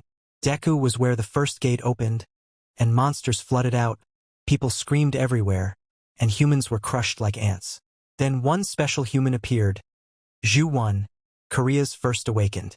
While Jai Yunking kills the monster Soil was scared of, he thinks about how Zhu Wan became world famous, and then suddenly vanished. Not long after, with no one like him appearing since. After the kill, Yun Qing tells Jayun she knows Zhu Wan is why he chose this path. Zhu Wan disappeared so suddenly that most people assumed monsters killed him. He was also the first person to use the power of the Asura system. Jiayun wonders what kind of man Juwon was, and how he got that power before everyone else. Later Jaisang, Soil, and Hoyuan set up a tent for the group. Inmashu comes back, and Jiayun tells her Soil was right. There are harpies, worms, and goblins around here. He says she did well, and Soil snaps that she'd better have, since he would have left her here if she was wrong. Jiayun asks how she knew that, and when she starts to insult him, he brings up her pay, so she instantly goes back to calling him master. While Hoyuan and Jaising praise Soil's scouting, Jaising says one wrong thing, and Soil scares him silent again, warning them not to talk about her like that, when only Jae-soon is paying her. Jae-soon then asks where Yoon-jing is. Hoyuan says she went to prepare something. When she returns, Jae-soon asks where she's been, then freezes when he sees the creepy pot she's carrying. Everyone goes pale. Proud of herself, Yoon-jing talks about all the suffering she went through to make it. Seeing the dark stuff in the pot, Jae-soon asks if this is really food. Yoon-jing proudly says she cooked the worm they caught with a special sauce. Zhao Bei-yun can't believe she expects them to eat that, but she insists because she worked so hard on it. At that point, he thinks the best use for it might be feeding it to Heimdall. Meanwhile, Jae-yoon meets Ju Hyun and asks when he plans to move again. He says he's not sure, but maybe soon the great adversary is already in motion. Jae-yoon answers that the great adversary is still very young, but he keeps proving the prophecy is real, so she says they need Ju Hyun's help. He replies that Heimdall is already moving, so he doesn't see a reason to act yet, though he'll step in if needed. To Yoon-jing, things are finally starting to get interesting. Back at the field event, Zhao Bei-yun-jing says this meal might actually kill them. Yoon-jing argues that it's not that bad. She turns to Zhao soon for backup, but he sides with Zhao Bei. Ho-yun also says he's not hungry. Yoon-jing whines that they're all being mean, then looks to Seoriol and hopes she'll at least try it. Seoriol notices the others desperately signaling her not to, even though she's clearly grossed out. Yoon-jing's puppy eyes make it hard to refuse, so Seoriol agrees to eat it since technically the ingredients are edible. Seoriol takes a spoonful and says it can't be that bad. A second later, she's throwing up by the fence. The others joke that she sounds like a dying monster, and Jae-one tells her she should have listened. Seoriol snaps back that Yoon looked so crushed there was no way she could refuse. Jae-one gives her something for the pain and says she's softer than she acts. After calming down a bit, Seoriol asks if something happened between him and In-hai. That catches Jae-one off guard. She says it's obvious something's wrong and asks him not to be too harsh on In-hai or the others. Jae-one agrees. Then he says he didn't expect that kind of comment from her, which only makes her more annoyed. He shifts the topic and reminds her they still promised to take someone down. Seoriol says she remembers but needs a little time for her stomach to settle. Jae-one jokes that maybe they should test Young's food on monsters, but Seoriol starts vomiting again, and he realizes recovery won't be quick. Then a loud screech rings out. Jae-one tells Seoriol to come with him. The ones they were waiting for have arrived. They rush back and Jae-one orders everyone into formation. Because B-rank harpies are coming. He tells Jae-one to ready the glowing paralysis traps, with Ho-yuan in front, Yu-young on support, and In-hai handling offense. After they defend the camp, the group regathers, and Ho-yuan says he never expected dozens of harpies. Yu-young agrees. Usually they move in groups of 4 at most, so this wasn't normal. A swarm like that usually means a boss with huge mana is controlling them. That points to one thing, a harpy queen nearby. Jae-one says she sensed it too, but didn't think the queen was this close. Jae-one tells the others to stay and guard the base, while he and Jae-one go kill, then come back. With Jae-one's tracking skill, finding the queen should be easy. He also says he can handle the monsters himself, so they don't need to worry.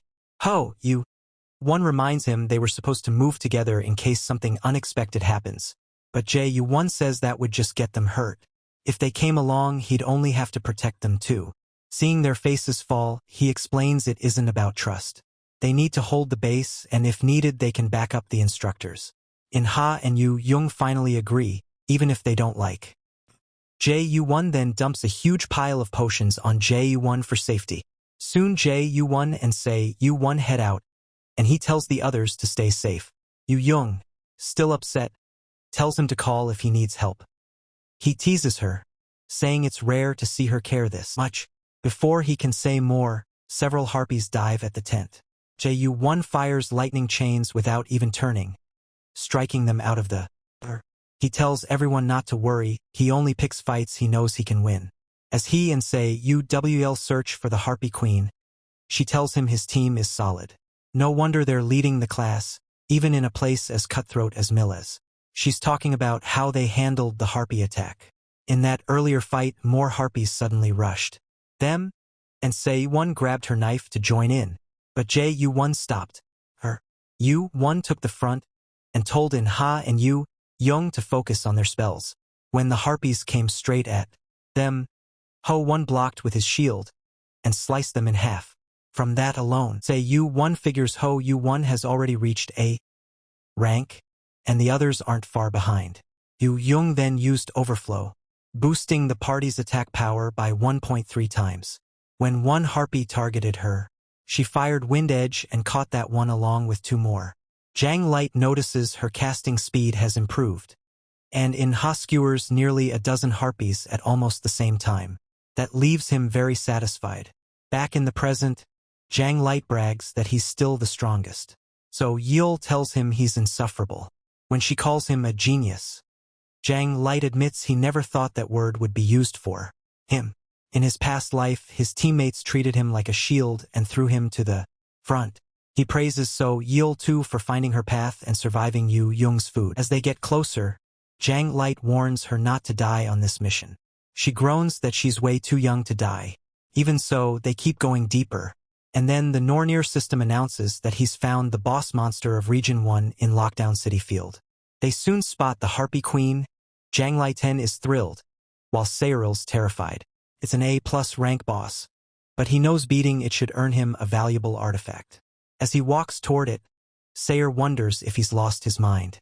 Jang Lighten activates realization of magical artifact and recreates Nidhogg's Fong. Sayer recognizes it as the item that sold for a crazy price at the auction. The Harpy Queen instantly attacks with a storm of feathers, and Sayer barely dodges away. Jang Lighten charges in right after. Even weaker than him, the monster is still dangerous. He weaves through its attacks until he gets close, since it can fly and is stronger than it was before his regression. Then he unleashes several lightning chains. That power level feels wrong. An A+ monster wasn't this strong in his past life, which means someone interfered. He leaps up and slashes at it with his blade, hoping the real one behind this Himdall will stop hiding. Elsewhere, Hugin watches and says his prediction was right. Something big is coming, though he's not sure Heimdall can handle his part properly. Not long after, Jang Lighten brings down the Harpy Queen, clearing the first region boss and earning the reward hidden in its nest. He's glad to finally get the item called Tempest Wings. When he looks back at Sayer, who's struggling to keep up, she says Hebei was right. Jang Lighten really is insane. At the nest, he finds the S-rank item Tempest Wings, which gives him mid-air leap, plus more agility and strength. Mid-air leap is an A+ skill that makes a wall of wind in mid-air, letting the user jump again and even do it twice in a row. Then they spot a pair of gloves on the ground. Checking them, they learn it's an item called Drigon Gloves. At the same time, the system says it's updating data on the first person ever awakened in the Nornir system. Later, after dealing with a few more Harpies, Hoyen says they're getting close to the top record, which means they're amazing, and Hugin smugly says that's only natural with her there. Nearby, Jang Lighten keeps thinking about the info he got on Juhun, the very first awakened in the world, and wonders why the Nornir system is updating his file now. He starts to suspect Juhun is tied to the system somehow, and knows he has to learn why those gloves were there. A little later, Xiaobei suddenly panics because she forgot her imbued necklace. But while she's near tears, Jang Lighten hands it right back to her. She asks how he even knew she left it and says that's creepy. He tells her forgetting things is normal for her. He adds that her mom asked him to look after her. Then Juhun tells Hai Hugin to grow up and stop leaving things behind. She shoots back that he needs to stop acting like her parent. Naturally, they start arguing again. Hai Hugin asks if the two of them are dating. Juhun denies it at once, and Hai Hugin asks Hai Hugin if he wants to die. Then Inha puts a hand on Hugin with a scary look and tells him to drop it since they already said no. Meanwhile, in Valhalla, the Asur gods gather for a feast. Thor enjoys himself because the war prep is going well. And Heimdall said he'll get rid of the great adversary. Thor believes the Asur will rule the 9 realms and make Odin proud. Then Tyr speaks up. He calls Thor a fake bastard for throwing a banquet while Odin is gone, and asks if Ragnarok means nothing to him. Thor scoffs at that, then throws Ragnarok back in Tyr's face by reminding him Fenrir ate his right arm. Tyr fires back, bringing up the chunk of coal a giant left in Thor's forehead, and says he'd have killed himself from shame. Angry now, Thor challenges him to a fight. Freya cuts in and tells them to stop unless they want probation. Soon after, Freya says Valhalla's forces have dropped a lot, and soul collection isn't going well. Freya blames Odin, saying Ragnarok pushed things too far. Freya gets upset and tells her not to speak that way about Asgard's ruler. But Freya says she won't worship Odin. Power or not, he's trash to her. When Freya demands how she can say that, Freya turns cold and reminds her of what Odin did to her.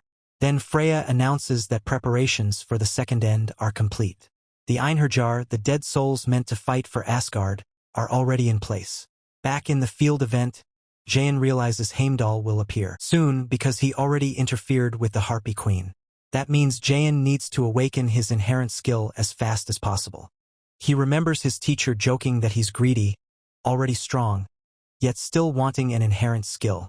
In that memory, she says she may not be much help, since her own awakening happened out of nowhere. That day, a gate opened right in the middle of the road, and people started dying one after another. In the chaos, one little girl ran for her life, and Shanjing could only watch. She rushed in to save the girl, but even as an awakened one, she was too weak to protect her. Then, right after the child died, she awakened a new skill called sacrifice. But a dead person couldn't be brought back. She tells Jain she has no idea how to awaken an inherent skill that fast, and warns him not to force it. She doesn't want him losing something precious just to gain one.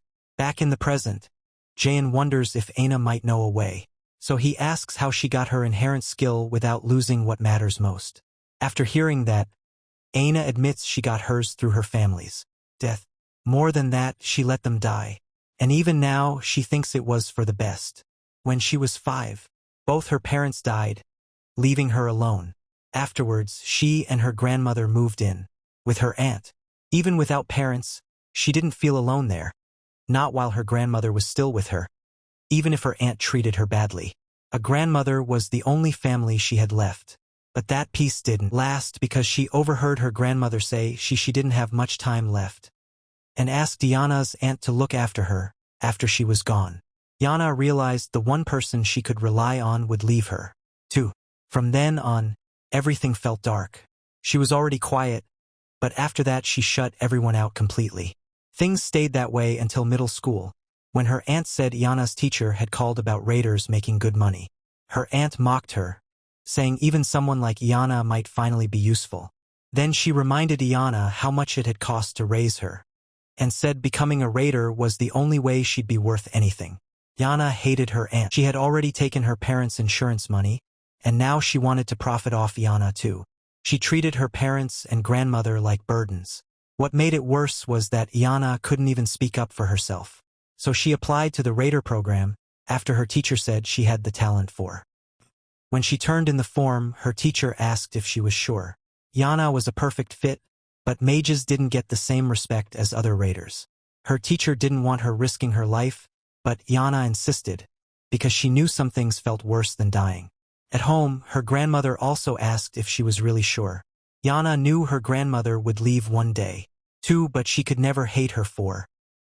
Instead, she decided this was fate, and no struggle would change. She suddenly cried and told her grandma she was okay. But her grandmother said she didn't have to do this if she didn't want to. She just didn't want her granddaughter getting hurt. Once she chose the raider path, everything changed. She learned mana control and how to kill monsters, and her cold nature actually helped. Then, just as she got used to that life, the one thing she feared happened. Her grandmother died. She later learned it could have been prevented with treatment. But her grandmother had refused. Yana wondered if she had given up on life, if she had abandoned her. 2. She didn't know the truth. She only knew she missed her. That grief crushed her. She wondered if her grandmother left because she was foolish, and even wished she'd taken her along. Not long after, her aunt called to say the sponsor contract was done and the guild just needed Iana to come sign.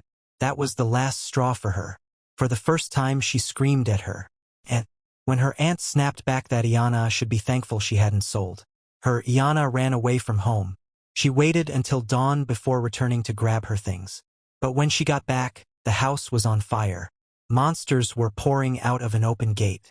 From under the rubble, her aunt called for help.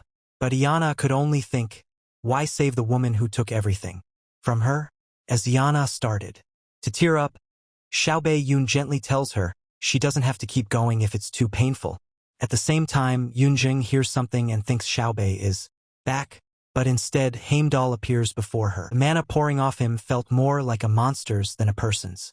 Heimdall then steps closer to the group and asks if they're friends of the great adversary. Everyone just stares at him, and when Yunjing asks what he means, he unleashes another burst of mana so strong it knocks them off balance. As they hit the ground, he orders them to answer. Xiaobei tries to send Zhai Yun a telepathic warning, telling him to come back now because a monster, like enemy, is here. But Heimdall catches on, grabs her by the throat and lifts her. He says they're all going to die here, and gathers power in his free hand. Then he tells them to blame the great adversary. Right then, Xiaobei Yun arrives and says he won't let that happen. He activates absolute calculation and shuts Heimdall's attack down. Elsewhere, one instructor was complaining about having to watch the students after clearing the event area, when both instructors noticed a huge purple wave of mana. Before they could figure out what it was, a giant monster appeared behind them and swallowed the complaining instructor whole. The other froze in terror.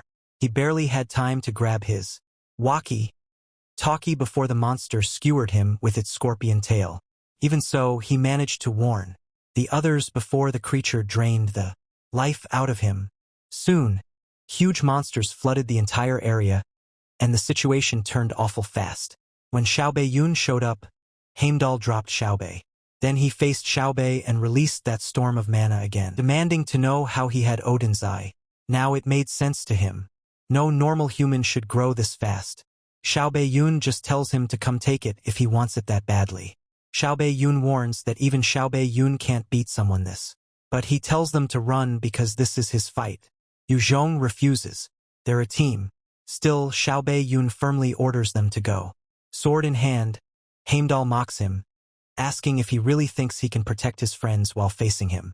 One slash cracks the ground in front of them, but Xiaobei Yun uses Windstorm to blast his friends away from the danger zone. In Xing shouts, asking what he's doing, and he answers that if he doesn't, they'll all die. Even then, she resists leaving. But an AI stops her and says Xiaobei Yun is right. They can't beat someone like this. Yu Zhong argues that's exactly why they should stay and help. But Ina says she believes Xiaobei Yun can handle it.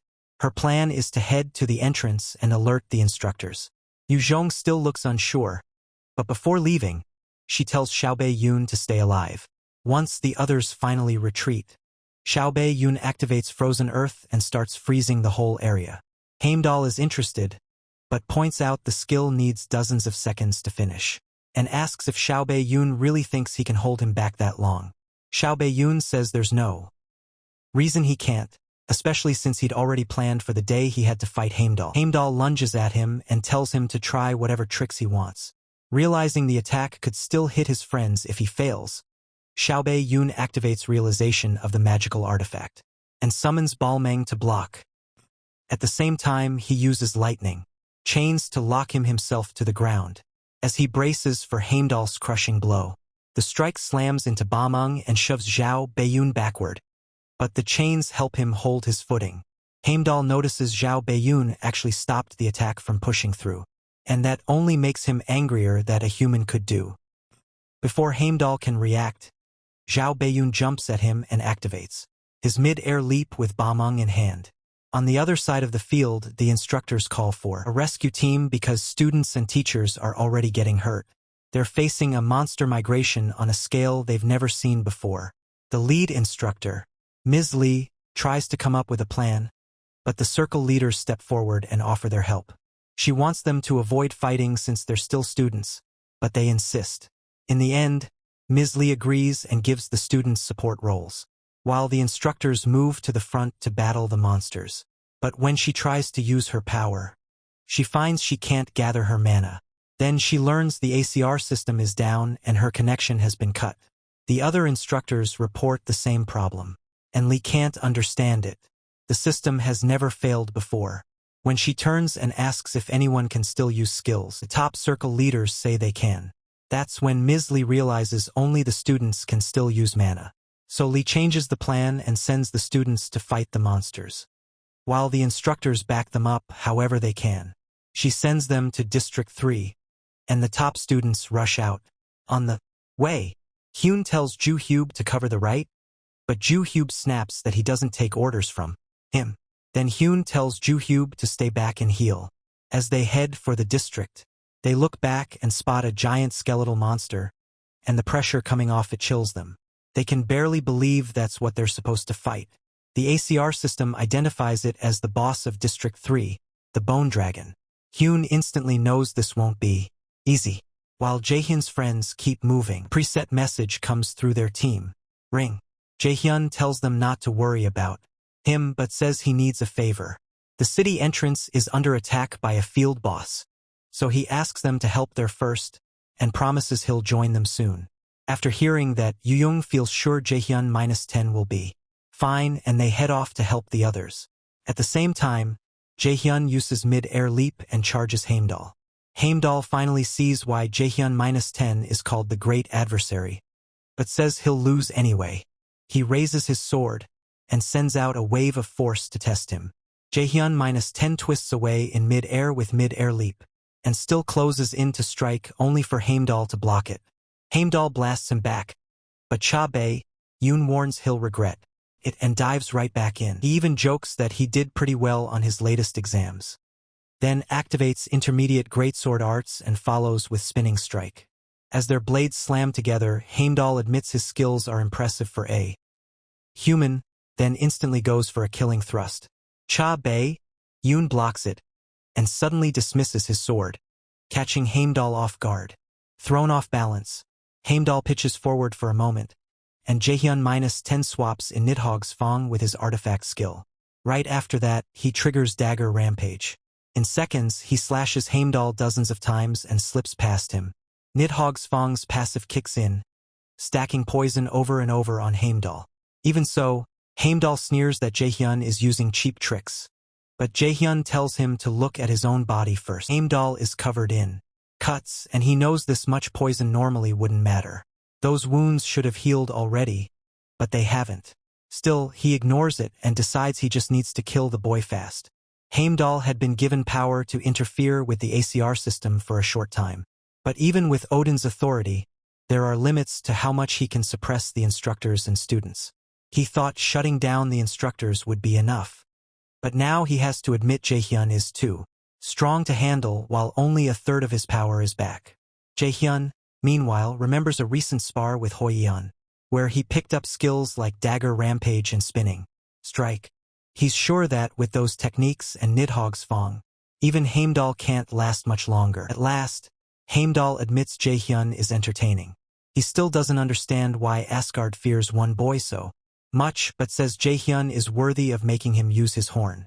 He pulls it out, and Jaehyun immediately gets uneasy. He doesn't know what it is, but it feels bad.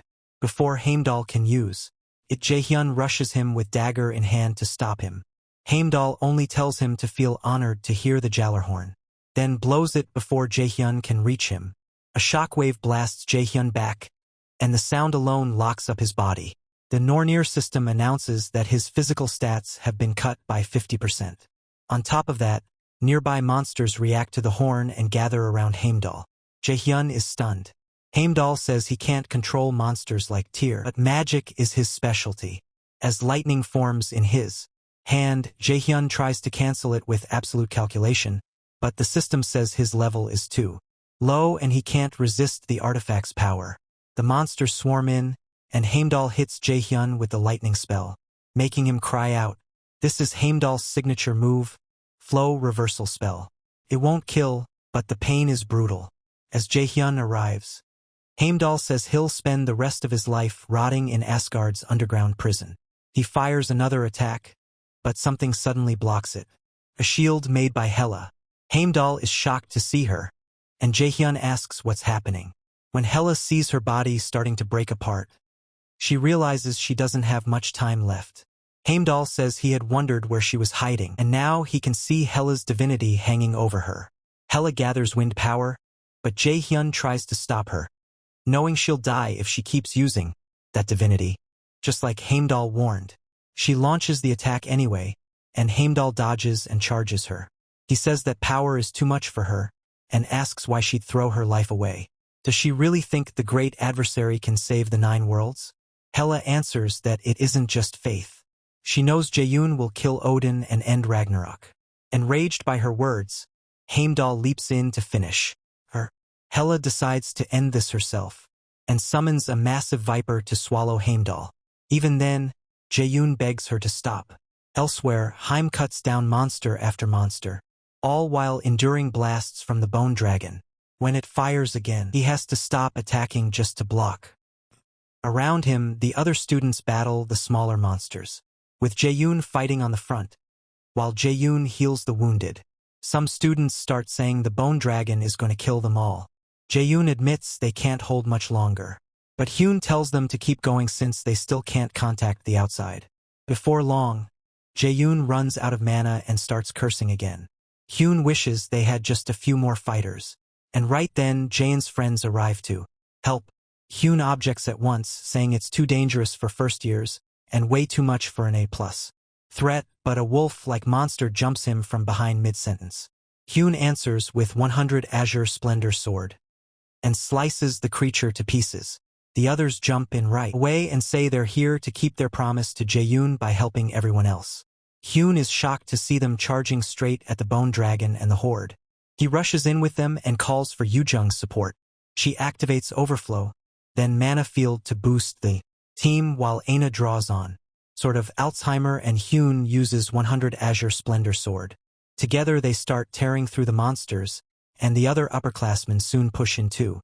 Hyun had thought Jaehyun was the only one with crazy talent, but now it's obvious his friends are monsters too. When a Taurus monster tries to smash Hyun into the ground, he catches its axe with his shield, while Aina cuts at its limbs, opening the way for Hyun to strike its head. With this backup, taking down the monsters finally feels possible. Nearby, some students thank Jae Shong for saving them with his potions, while So Yo leads others toward the exit. Soon only the A+ boss monster is left. Hyun and Ju Hyub rush its leg to pin it down, and Hyun tells the others to reach the core and destroy it. Ho Yun quickly asks Young to weaken the dragon with debuffs, so she leaps up and casts one on it. Meanwhile, Ju Hyub grumbles that the rookies are stealing the spotlight, but Hyun says that's just how it is. Circle 9 hits harder than they do. Annoyed, Ju Hyub uses Wheel Wind and shatters the bones in one of the dragon's legs. That confirms Hyun's suspicion that Ju Hyub attacks without caring who's nearby, so Hyun activates Deadly Pierce and cuts through more of the leg bones. Once the opening is made, he signals the others. Aina answers with Sword of Alfheimer, and Ho Yun follows with 100 Azure Splendor Sword to strike the dragon's core.